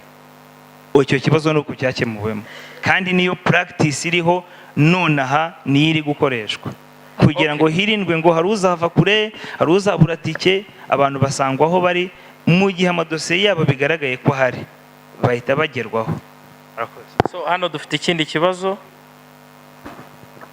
Okay, murakoze. Amazina ni Jean Damascene Ntakirutimana, gusa bakunze kumamagara Kinyoni. Ndashimira cyane ibiganiro ko mwagiye mubitambutsa, bavuze kuri bijyanye na revenue sharing, even n'iki ngicyo ukurikijeho cya compensation. Lili, inshuro nyinshi ngera kuri tele ni kenshi ngenda mpura n'abaturage bagerageza encroaching those natural resources. Iyo ugerageje kubabaza bakubwira ko nta yandi mahitamo bafite yo kugira ngo babone ibibasha kuba byabatunga. Aho ngaho ngiye mpita numva ngiye ngeze mu bintu nakitwa n'urujijo, nkibaza ese iyo uburyo mutangamo iyo revenue sharing nibwo buryo budasobanutse cyangwa se ntago nyirizina buri there is inequality. Ikindi nibaza kubera iki mufokasinga kuri revenue sharing mukajya wenda no kuri iyo compensation, mukajya kuri some punishment to those breaking the laws, ariko twagera ku bijyanye na programs which could really help the community in line with conservation awareness, ugasanga aho ngaho nta mbaraga mwabishyizemo. Mbega kubera iki ibyo bintu bitagenda bihabwa agaciro ngo haboneke programs zibafasha kugira ngo bagire ubwo bumenyi, cyangwa se bahabwe n'ayo masomo agiye atandukanye y'uburyo ki bashobora kubenefitinga? Kuko ntekereza ko sometime kuba niyo revenue sharing bayihabwa ariko ntibabe bahagarara, ari uko wenda uburyo muyitangamo mu buryo buri indirect nta kintu bita bibafasha toward their daily livelihood. Ese n'ubuhe buryo mwakoresha no kugira ngo mubafashe bige cyangwa se bahugurwe babone buryo ki bashobora no kubyaza umusaruro wa mutungo kamere ariko mu buryo buri directement? Noneho murakoze cyane. Urakoze cyane. Reka twumve contribution ya Monsieur Pascal kuri iki kibazo yenda mbere yo kuba twakwakira ikindi niba kiraba gihari. Yes, urakoze Kinyoni. Mbabajwe nuko icyo kibazo utakibajije cyane umuntu wo muri RDB akiri hano, kuko we yari kukubera specific akakubwira n'ibyo bakoze n'ibyo bari guteganya bindi. Ngire ngo naramwe yabivuze. Namakanya namusubiza. Yeah, thank you. You are welcome. Yeah, thank you. Yeah, maybe the question is relevant in a way that it shows that the information has not flowed to everywhere it had to reach. But I would like to inform the person who asked the question and to bring to the attention of the whole audience that in relation to community engagement, we have three main programs. First is awareness. We have at least 2 community conservation wardens at park level, and these work on building awareness, supporting community cooperatives, supporting wildlife clubs where they are, be it in schools or outside schools.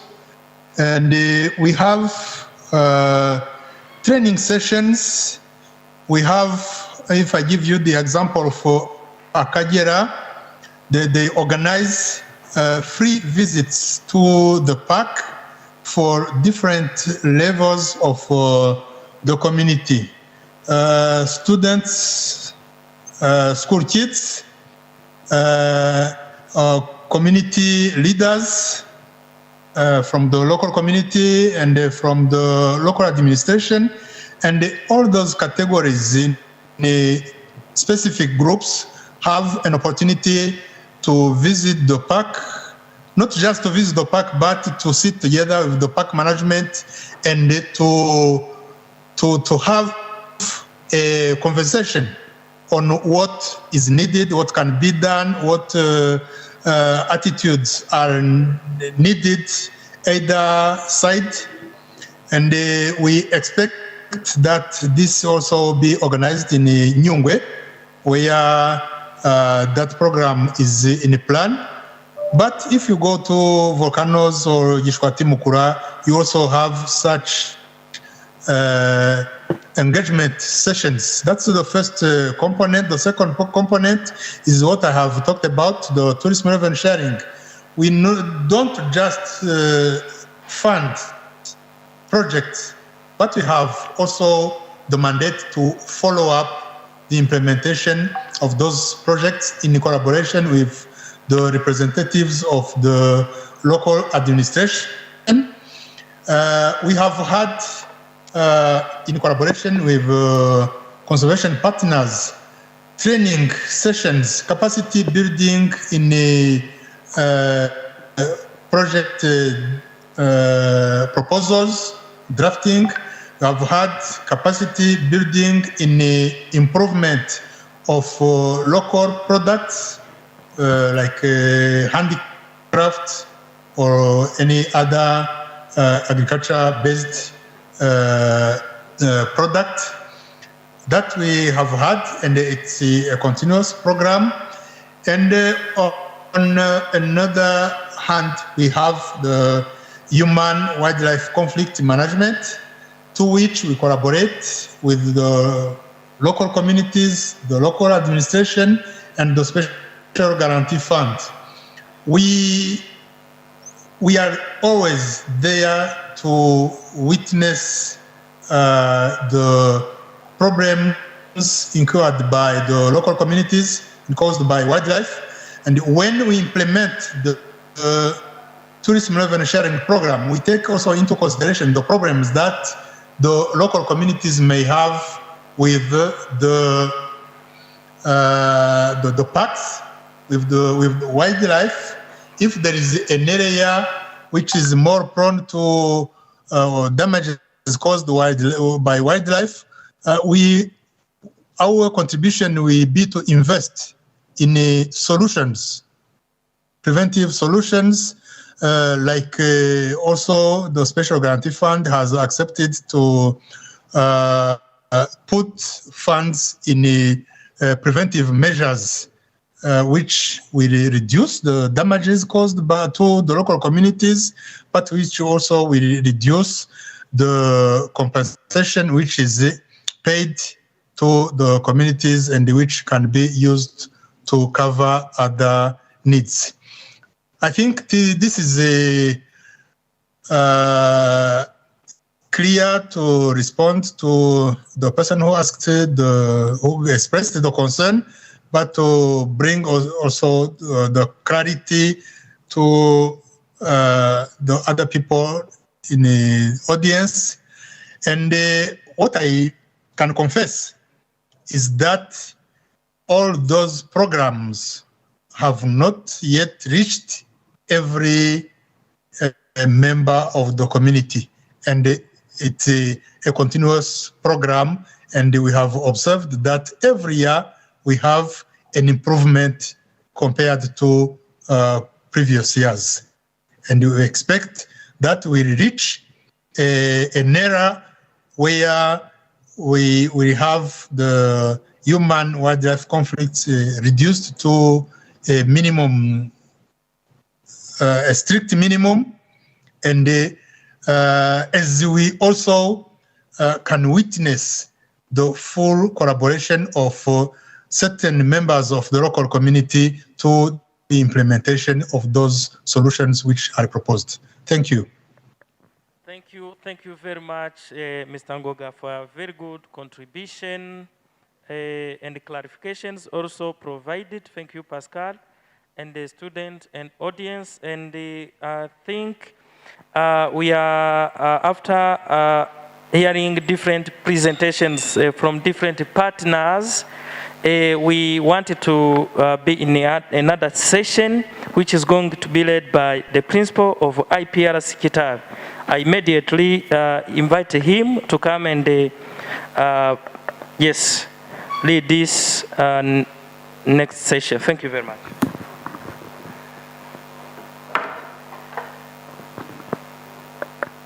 Mwongeye kwirirwa mwarushye mwashonje biragaragara. So for the sake of time, we had our last session, which is a panel discussion, and all the intention was to share much more information on how human rights relates to conservation practice or approaches. So since I'm going to be moderating this session, I'm going to use the least time possible to deliver the message you wanted to deliver, for you at least to get some rest. So nihangane, in a few minutes session to isoze sibyo. And basically I'm going to give you advantage to lead the session and not me. So the way you want to lead it will make us finish earlier, or if you want to stay here, it will also depend on you. So I'm going to ask you, the audience, to ask questions on key issues or anything that you want us or anyone of us to clarify in as far as human rights and conservation is concerned. I know you are from different departments.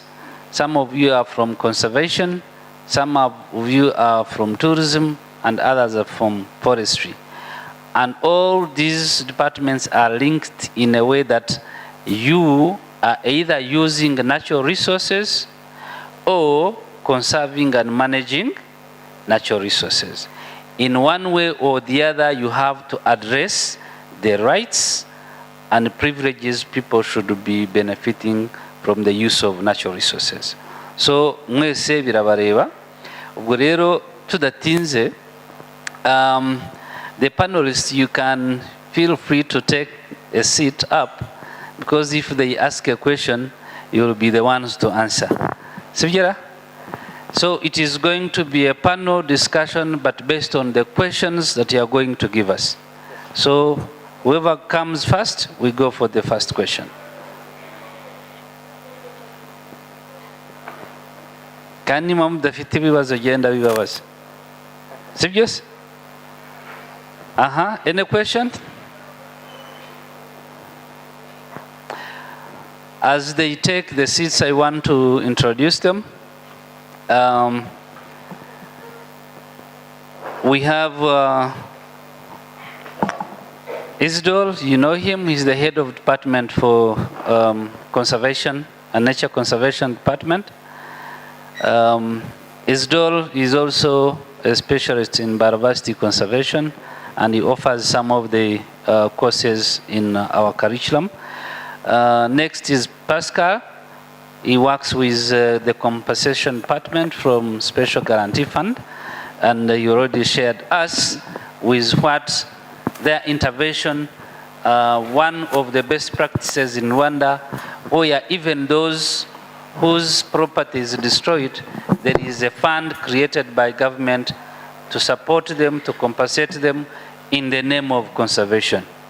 And not only in the name of Jesus Christ, but in the name of conservation. Otherwise, inyamaswa zajya zonera abantu bakavuga bati Imana ibafashemo. Cyangwa se Yesu Yezu Kristo abibafashemo, ariko leta yashyizeho iyo gahunda ikavuga niwonerwa cyangwa se nihabaho ikibazo kikomoka ku nyamaswa, then for the sake of conservation you are compensated.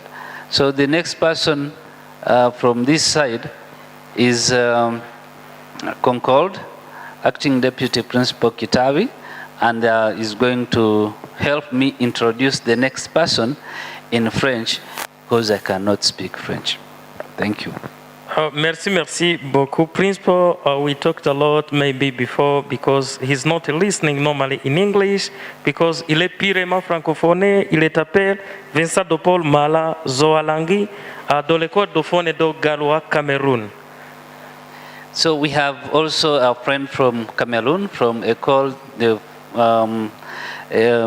Phone de Garoua, which is a wildlife college in Cameroon. He is a lecturer there. He joined us to participate in this conference. So he will also be sharing us his perspective and how human rights and conservation are dealt with. So I need questions from you guys.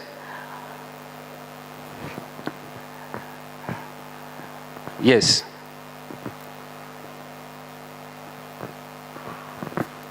Thanks, Mr. Principal. My name is Cedric Tuisenje, and I'm a trainer at IPRC KITABI. So my question, I want to address it to Oscar from Special Grant Fund. I would like to know, why do we have 20 compensation? Why can't we invest that money that we are compensating in a project that can prohibit the animals from destroying the community's crops, especially at these non-protected areas like volcanoes? Maybe I'm sorry to ask this question because it's where I'm coming from. Good. Why not invest instead of compensating abahohotewe? Ahubwo amafaranga akaba yashyirwa ahantu hamwe mu gikorwa kimwe abandi bakisura. Nicyo kibazo mubajije. Another question? Yes, please.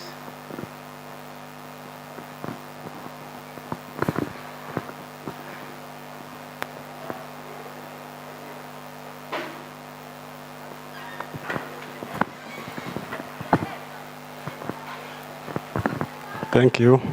My name is Eric Nsengman. I study in the Nature Conservation Department. My question is for Pascal from SGAF, Special Grant Fund. I would like to know if in their organization are there an experts who are therefore making the proper cost of in case wild animal escaping from their protected areas and going in the community and start damage their crops or their animals.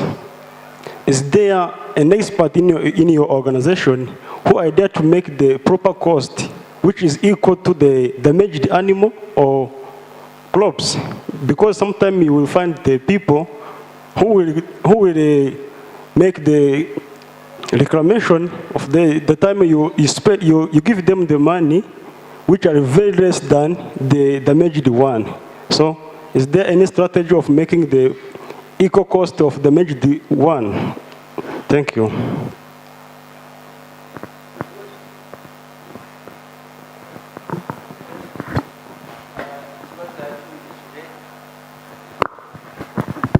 Mufite umuntu ubarura neza cyangwa murira abantu mu mibare? Bigera sinyisemuye neza umu expert ushobora kubarura neza cyangwa se na uhari? The last question, and this time from a lady, huh? I think. Ninde, I want a question from a lady at least. 2 or 3 questions from ladies. I'm going to, should I put you on pressure? Numutabaza ndababaza. Do we have one? Female. One female. Just one. Hajiru bagoboka. Tujye, aha. Good. Mumukomere mu mashyi kwanza.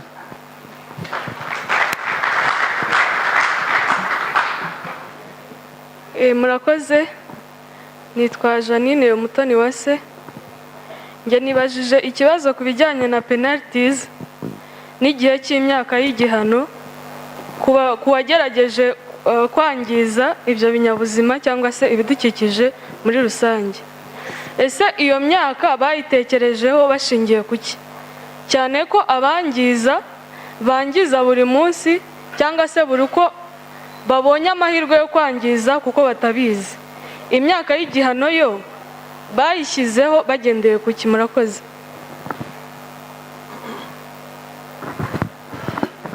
Arakoze. Ngoga and the team from RDB, if you are hearing, adufasha gusubiza icyo kibazo kijyanye na penalties ziteganywa n'itegeko, ariko even the panelists, those who can respond will respond. So with those questions, let's take the answers, and then we will have another final round of conclusion. Please go ahead. Thank you very much. I am Muhizi once again. I can even start to give some comment on the third question.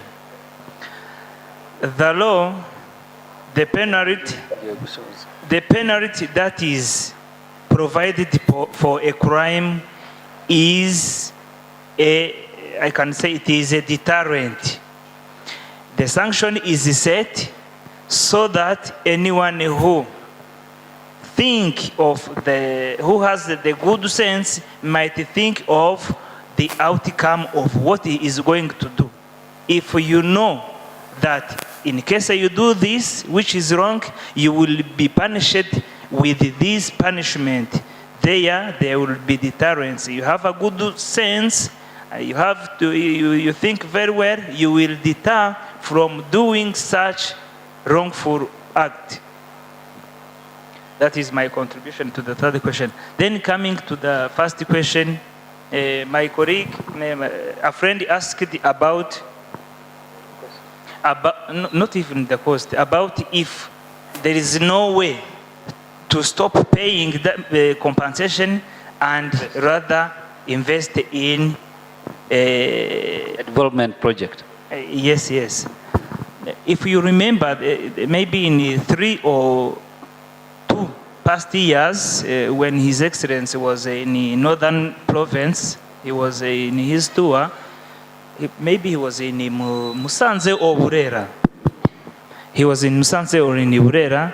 He proposed one of the citizens from that area asked about the same question. He asked why they are paid.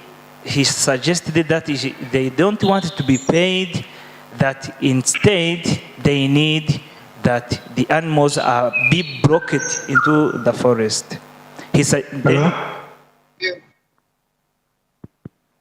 yes, hasabwe yuko nubundi byabroko.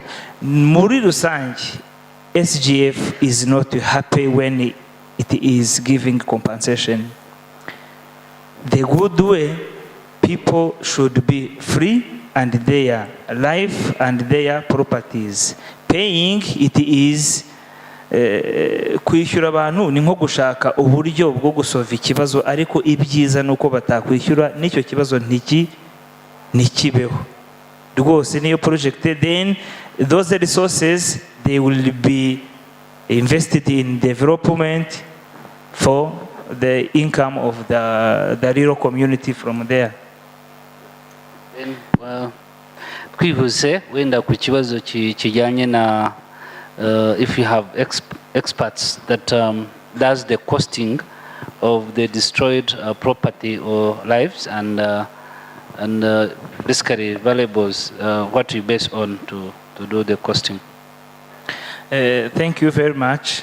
As I said before, SGF works with the sector organ especially, and at the sector organ we have agronomy, then veterinary. In case there are crops that are damaged, the agronome makes a report. The agronome is an expert in agriculture. Yes? Veterinary is an expert in animal and related issues. They are the ones that produces those reports that we base on, that SGF base on. I think you are clear. Yeah, ikindi wenda nakongeraho nuko nuwonewe cyangwa se wa property yangirijwe nawe aba yagaragaje agaciro k'ibyangijwe. Noneho bari aba experts agiye avuga n'inzego zitandukanye nazo zikagira iryo suzuma ry'igenagaciro y'ibintu byangijwe. So quickly, because we don't seem to be having a lot of time, I want to find out from my colleague in Cameroon how conservation and communities have been able to work together for the benefit of communities, but also for the benefit of conservation. Please feel free to respond in French. Oh. Okay, fine. Okay, thank you. I'm Vincent Zolan of Gawa Wallaf School. I am the head of Schooling and Internship Office. Let me continue in French. Ok. Donc, je crois que je vais d'abord répondre au problème de compensation tout à l'heure, de toute façon, tel qu'il expliquait. Parce qu'il faut dire qu'au niveau international, il n'y a pas un texte qui régit en la matière du terme de compensation, surtout en rapport avec les aires protégées. Mais c'est que quand même, finalement, au niveau des États d'Afrique, et surtout au niveau de la COMIFAC, on a essayé de traiter de la question de compensation. Surtout, il faut bien la cerner lorsqu'il y a des dégâts qui sont causés et qui ne sont pas forcément des dégâts humains. Bon, je comprends exactement ce qu'il était en train de dire tout à l'heure, c'est qu'ici au Rwanda, il y a certainement l'ONG qui s'occupe de pouvoir quitter les problèmes de compensation.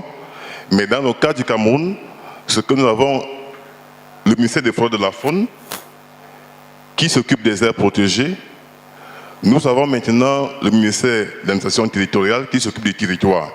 Un peu comme il disait tout à l'heure, lorsqu'il y a un dommage causé par la faune, il faut déjà identifier. Si c'est un dommage qui est causé sur un humain, il y a ce qu'on appelle, on veut comprendre s'il y a eu ce qu'on appelle le cas de légitime défense. C'est-à-dire quoi? C'est-à-dire que finalement, vous pouvez être compensé si on s'assure que vous n'avez pas enfreint la loi. Parce qu'il y a un périmètre qui est interdit à toute personne sans autorisation. Ça signifie que si on se retrouve dans les aires protégées sans avoir eu une autorisation et qu'il y a un dégât causé par la faune sauvage, vous ne pouvez pas être dédommagé. Maintenant, il y a des dégâts qui sont souvent à l'extérieur des aires protégées. Par exemple, il peut y avoir une incursion des animaux dans une plantation quelconque. Maintenant, il faut maintenant qu'une commission puisse siéger. Cette commission-là, c'est plutôt le ministère de l'Agriculture pour venir évaluer les dégâts. Et maintenant, un rapport est dressé pour pouvoir déposer au ministère des Forêts de la Faune qui le transmet à l'administration territoriale pour pouvoir traiter de la question de compensation. Donc, ce que je voulais dire en rapport avec le problème de compensation. So, murakoze cyane yenda nabafasha gucamo muri make systeme hose zirahari z'uburyo za compensation. Abangirijwe imyaka muri Kameruni yaba ari inyamaswa yangije umuntu yaba yangije properties ziwe nabo bafite systeme yo gukora compensation nkuko no mu Rwanda twabibonye naho hari iby'amategeko ateganya. Ese uyu muntu mbere yuko avuga ngo inyamaswa yamwoneye cyangwa se yamwangije ubwe ku giti cye, ese nta tegeko yari yishe? Iyo bakoze evaluation bagasanga nta tegeko yari yishe, bareba ibyangijwe uko bingana bakabiha agaciro bagakora compensation. Ariko iyo basanze wa muntu ari we wari wishe itegeko, urumva ko nkuko niwacu bimeze niwe ubufite abagomba gutekinga yes responsibility y'ibyo n'ubundi yagize gute y'ibyangijwe kubera ko ari we wabigizemo uruhare. Iyo ni inshamake. Muri Cameroon bafite institution Code de Fond de Garoua nayo iri en charge yo kureba protected areas n'urusobe rw'ibinyabuzima rubikomokamo. Ndetse niyo habaye ngombwa yuko inyamaswa zabaye zageze hanze zikajya kure cyane reserve protégée, hari les institutions cyangwa se les agents en charge yo kumenya yuko bagakora evaluation y'ibyangijwe bikaba compensated ariko in line with the established laws and the regulations. Thank you very much. Good. Thank you, Concord. And I have one good question for Isidore. You have the future leaders of conservation in all different fields, and the issue of human rights is a key component that they have to go with. What are the 2 or 3, 4 key messages that you would want our students to go with in terms of conservation and human rights? Thank you. Thank you so much for the question.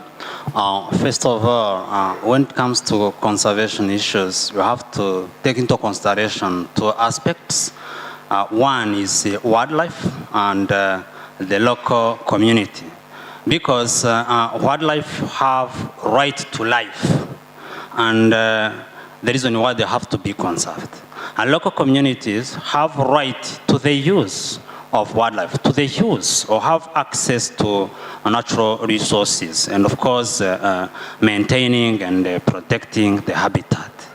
Now, my key message to the students is to make sure that conservation is successful when there is the involvement of local communities' commitment toward the conservation, and being able to transfer the knowledge to the kids, as all of us have been sent to school for just getting knowledge, and maintaining ecosystems and maintaining, taking into consideration local communities' right to having access to natural resources, to have access to land, to have access to water, has to be considered such that we get a sustainable life of our local communities and sustainable health of the ecosystem. Thank you so much.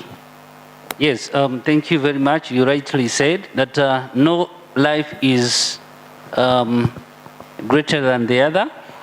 Human beings need life.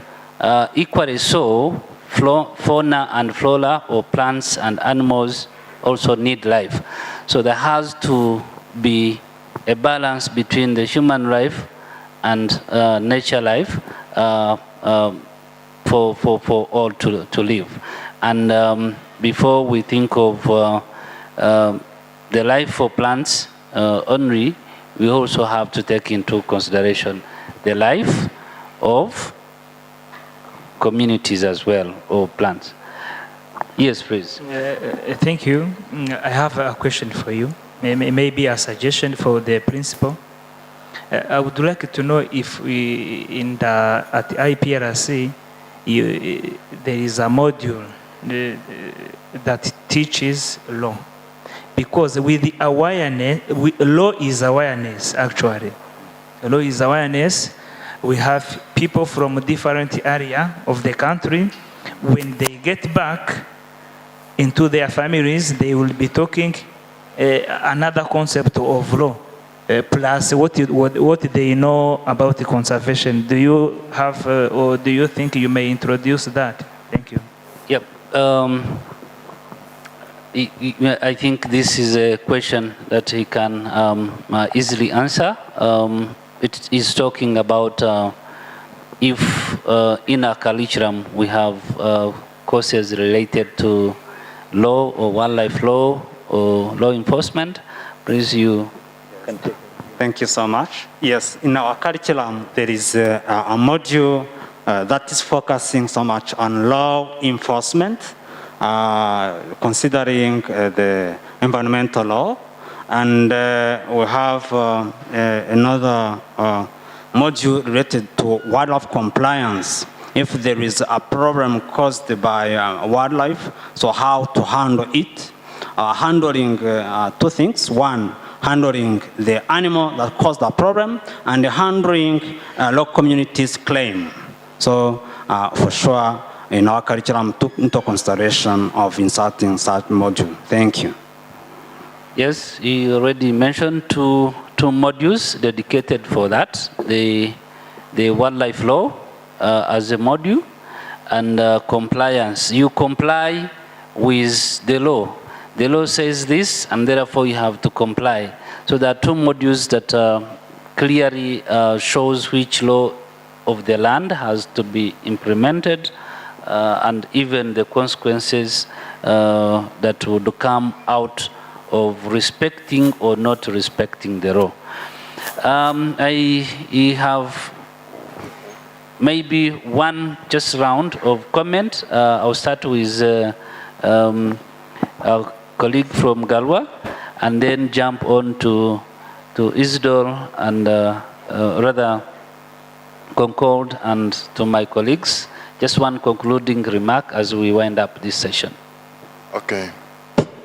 Peut-être que pour revenir sur la question générale de comment est-ce que nous gérons au Cameroun la conservation et les communautés locales, je veux dire que c'est même cette question-là qui a poussé à penser au module de formation qu'on est en train de lancer ce matin à Kitabi, parce que c'est l'école de faune et IPRC KITABI qui ont été en avant-garde grâce à USFISH pour pouvoir lancer ce module-là. Bon, j'ai eu la chance déjà que par le passé, j'ai travaillé dans le cadre des procédures judiciaires, parce qu'on ne peut pas détacher la question des droits humains avec les législations nationales. C'est un peu comme ça. Voilà pourquoi même dans le cadre de ce module que nous avons fait, il est question pour chaque pays de pouvoir l'adapter en fonction des lois nationales. Parce que le module a déjà été dispensé à Garawa, aux étudiants de l'école de faune de Garawa, avec la chance que nous avons au niveau international quand même des aires protégées qui ont un certain statut de biosphère, donc qui intègrent déjà l'implication des populations dans la conservation. Donc c'est une question pour nous de pouvoir évaluer ce qui se fait en rapport avec les contraintes internationales. Donc ça se fait déjà comme ça là. Donc au niveau de ce module, nous avons monté de toute façon. Nous pensons, parce que la question, le matin, le principal pour la question en rapport avec les différentes cibles, c'est que le module, tel que nous l'avons conçu, va intégrer plusieurs cibles. Mais à chaque cible, il faudrait pouvoir le réadapter.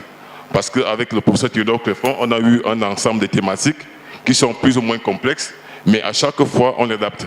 Par exemple, pour les rangers, on peut peut-être s'appesantir d'abord sur les questions liées à la législation nationale, avant de pouvoir compléter avec ce qui est dit au niveau international. Mais nous avons aussi associé au niveau du Cameroun à cette réflexion-là les magistrats qui sont chargés de pouvoir appliquer la loi et même les forces de maintien de l'ordre pour pouvoir ensemble, dans l'ensemble sectoriel, voir comment est-ce qu'on peut avancer pour pouvoir permettre une implication effective et efficiente des populations locales dans la conservation de la biodiversité. Murakoze cyane, ndagerageza mu magambo make. Yavuze ku kintu cya legislation yuko muri Cameroon bafite loi legislation ni nk'amategeko, ni nk'amategeko abagenga bakurikiza mu bijyanye cyane no mu guproteja muri protection y'amaparke, protection y'ahandi hantu hakomye. Abantu bose rero kategori zabo baraba ari abaturiye ibyo aho hantu hakomye, bari ahandi hantu hatandukanye mu gihugu, baba bagomba kugira gute kwicomplyinga kuri ayo mategeko. Ikindi nuko bafite ikigo kiri specifique, rira shuri ryabo rya École de faune de Garoua ribafasha gutanga amahugurwa no kongera capacité ku bantu batandukanye kugira ngo ba making sure yuko vision zabo cyangwa se activity zabo nkuko baba barazi setinze bazigeraho neza kandi abantu bose babasha kubyumva neza. Thank you very much, and I will continue from this. From different discussions, different presentations from today's. The presentations focused both on protected areas, but also on the landscape restorations. And from the different talks, there was a collaborative way. The people, it was recommended by different presenters. Wherever the presentation was done, there was an indication that without people involvement in the protected areas, in conservation, this may not be achieved. It is better if people are being taken into consideration. Again, we are dealing with different environmental aspects. There was forestry, there was a water, there was a land, there was a people, there was biodiversity, there was a human being. And it means that different stakeholders, different partners are needed to be involved and positively collaborated to make sure that they will achieve different targets from different organizations, from different activities. We have understood the IUCN presentation based mainly on the restoration interventions. Of course, also agroforestry and human rights in agroforestry. From the remarks from the US fish, also they highlighted on how different people, different communities around the protected areas have to behave to make sure that the conservation effort is being implemented in a sustainable ways. Again, from different panelists, also here they highlighted in different countries, not only in Rwanda. We had a chance also to be together also with someone from Cameroon. We have seen, even though there are somehow different strategies they are using, for example, in Rwanda, we have this special grantee fund to deal with these damages caused by wildlife. And again, yes, wherever, even in Cameroon, they have a kind of strategies to compensate. And wherever, either in Rwanda or in Cameroon or in the other part of the world, you have to make sure that you are not destroying already established laws and the regulations to be compensated. And I think I can yes, give the floor to the principal of the college. Yes, thank you. We are behind schedule. I'll ask my colleague also to, in just 2 words, 2 seconds. Thank you, the principal. For me, I'm praising the IPRC KITABI, and not only because they have organized this good event, but their contribution in the area of KITABI. Frankly speaking, the SGF used to receive more complaints of people whose their properties were damaged. But currently, the example is this year. We have no single claim coming towards SGF. I don't know if the student pushed the animals into the forest, or if they have tried to explain, to give their rights from what they know from conservation to the community. Really, you are doing good. From that, we think that it will be extended to the world of our country, to the other parties where they are from. Thank you. Isidore? Thank you so much. Thank you so much for this opportunity. Actually, conservation is a multidisciplinary aspect whereby different peoples have to put together the efforts and achieve a common goal of having a healthy ecosystem and having happy local communities that are able to have access on natural resources. My note is that human rights and conservation is possible when human life are valued and the ecosystem health is considered, such that it is easy and able to get much expectations from local communities' conservation commitment. Thank you so much. Thank you, colleagues, for sharing with us what you had for the audience. Like the sim says, human rights and conservation, an equation for ecosystem management and human activities. And from all the panelists and all the presentation we had earlier today, we can realize that for the equation to balance, then the issue of human needs as well as nature conservation approaches have to take into consideration of each other. And therefore, for whatever we think as future leaders, you have to make sure that any conservation approach should take into consideration on how human beings will benefit, of how the costs and the benefits should balance. If you consider one, for example, if you approach conservation from a protective approach, don't touch here, don't do this, then it will only breed to conflicts, and the approach will be unpopular, and therefore your conservation goals might not be sustainable. But if you have an approach that takes into consideration of what communities need, because at the end of the day, communities need to live, they need to be, they don't have to be hungry, they need to have where to stay. If your conservation approach is not addressing any of the human rights, then it will breed into something else. And that is what I get from what everyone said here, as well as what other panelists did share over online from wherever they are, both in Rwanda and outside. So I want to thank you for your time.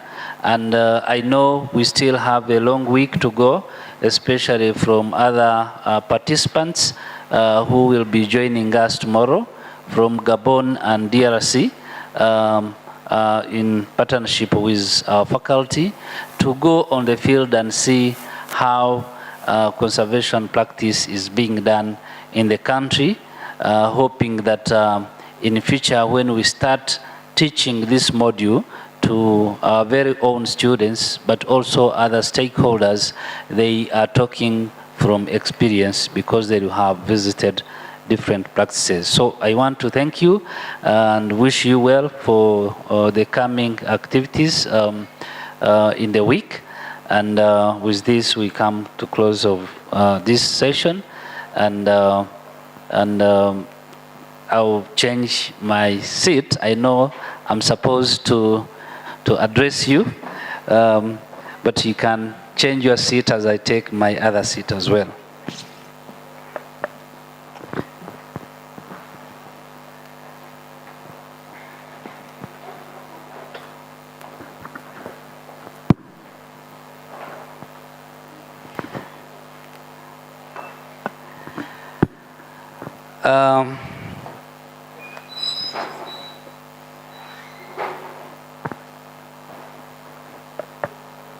I know there was a lot to continue learning, but I think we have to come to the end of today's seminar.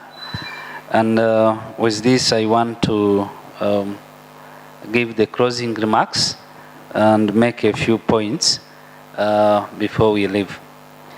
And with this, ladies and gentlemen, I want to once again recognize those that are not physically here with us, but are following us online, and those that are going to be following us in the coming days, because this presentation and sessions are going to be live streamed on YouTube, and the statements earlier presented will go online for more weeks and months and years to come. So for those who are following us, we want to thank you for all the time you have been with us today. And for the students who are before me in this hall, I want to thank you very much for all the attention and time you dedicated to this. Thank you. Please, you can clap for yourself.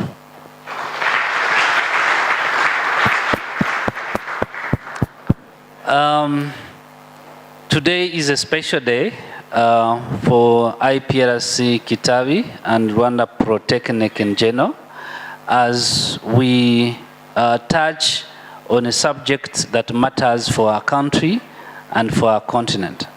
We all know that all human beings depend on nature in all ways, at least for oxygen.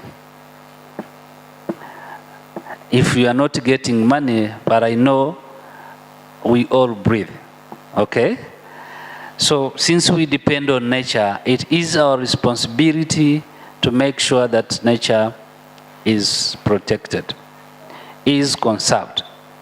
However, we also know that no human being should lose his life or her life, should not have access to food because of conservation. So we have to make sure that we create an equation that will balance what nature needs and what human needs are. And then if we do that, we will create the future that we want.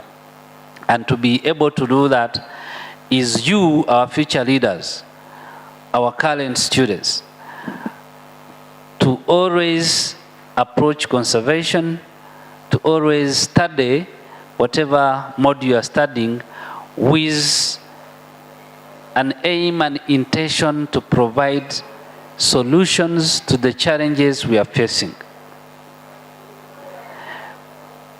This is a new module that was introduced in the Wildlife and Conservation Technology Diploma course, and we will be starting to teaching it in the next coming semester. And we want you to reflect on that when you are being taught. This seminar was meant to officially launch this course, but also prepare you to always think through what you can do for communities, for people, as well as or in the process of managing or improving the quality of our natural resources. So it is a challenge to you. We are setting the ball in your hands for you to go and study, for you to go and research, and know the best conservation approaches that we can always use in order to achieve the greatest objective of our Mother Nature. And I know we are not in this journey alone. We are in this journey together with different stakeholders. And at this time, I want to thank U.S. Fish and Wildlife Service for the support into the curriculum development phase.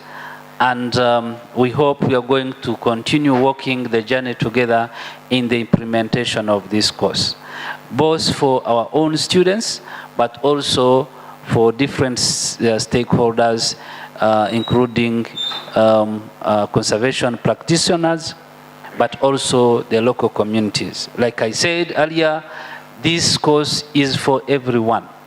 We all have responsibility to conserve and use sustainably what is before us.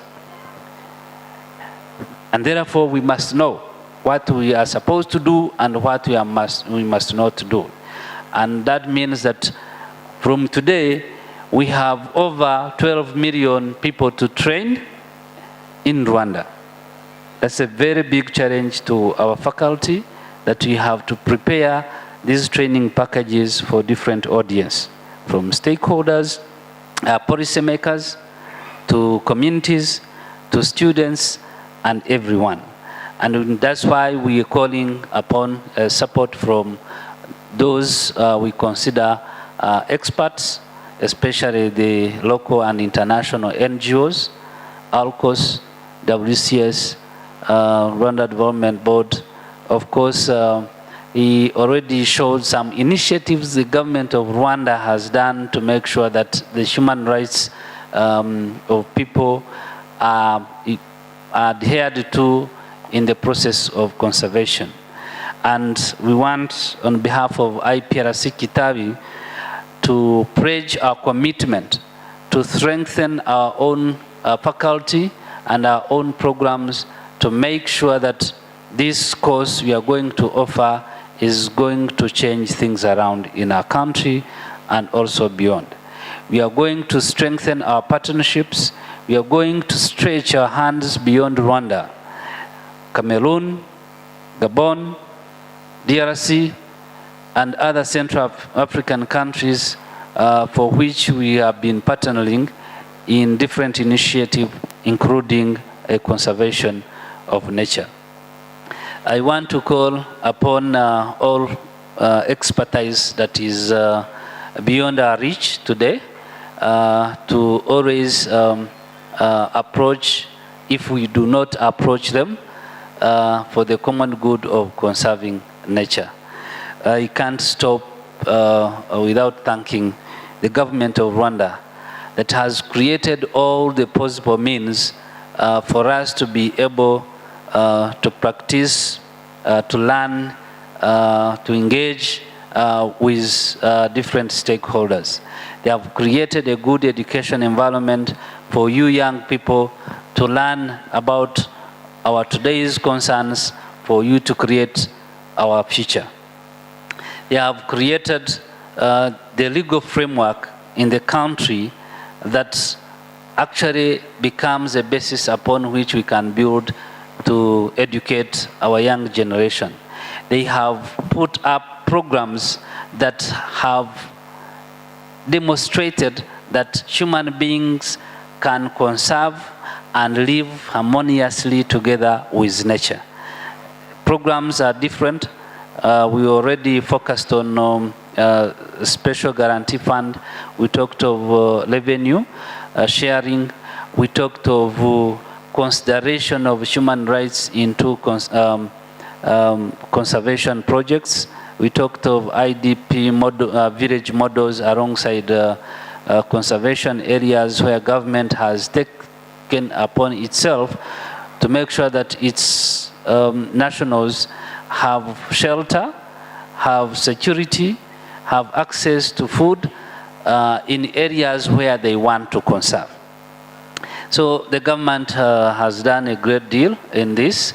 They put up requirements to meet conservation goals and community goals, including environmental impact assessment that usually addresses community or socio-economic concerns of communities before a conservation project is going to be installed. There are different investments that have been done in the context of Rwanda, different ecologies around the national parks, which bring revenues that is further invested into different economic activities of our country. So the government has created that conducive environment upon which you, future leaders, should take advantage and sell your approaches to even countries that are still struggling. So I want also to thank RDB, Rwanda Development Board, for having groomed us to be men and women who are able to stand and conserve. Your elder brothers and sisters, I'm very sure that are immensely contributing to the conservation of protected areas, because I know for a fact that 90% of those who are participating in conservation of national parks attended a course at IPRC KITABI.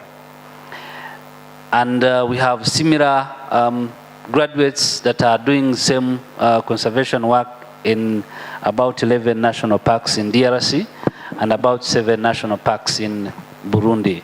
So if we continue like this, I'm very sure we are going to generate and transfer knowledge and skills to the communities, to policymakers that will change and sustain our own development.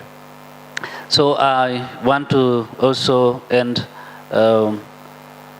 by thanking the organizers of this event, the funders, US Fish and Wildlife, USID. You can read the logo,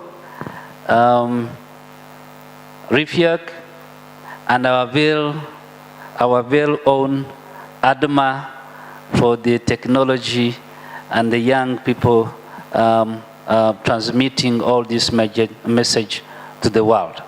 I want to thank you, Chris, and the team, and Ryan, the organizing team from Kitabi, Isdol, and Nancy, who is now in the USA. I hope she started her Thanksgiving celebration today. The leadership of US Fish and Wildlife Service, and the leadership of Rwanda Protechnic. As always, Rwanda Protechnic is here to develop skills for a future, for a better destiny. I thank you all, and I wish you all the best as you go back to your holidays. I know you are in holidays. Take some time to reflect on this. Take some time to visit websites of all the partners that gave us presentation. Visit the website of ICN, visit the website of WCS, visit the website of ALCOS, and other organizations for you to get first-hand information, for you to be able to enrich your knowledge in issues that we discussed today. So we wish you well, and I think if I'm not mistaken, we want to be meeting again before the end of the year. So I want to take this opportunity on behalf of RP leadership and IPRC KITABI to wish you a happy end of the year. Enjoy your holidays wisely, and when Christmas comes, celebrate it. And when New Year comes, celebrate it. Until then, we will meet when we begin our next semester, probably February 2022. Thank you very much. Murakoze cyane principal for concluding remarks. Ariko a special day of this event, it would be better if the technical team, protocol team can help us to take a picture of today's event.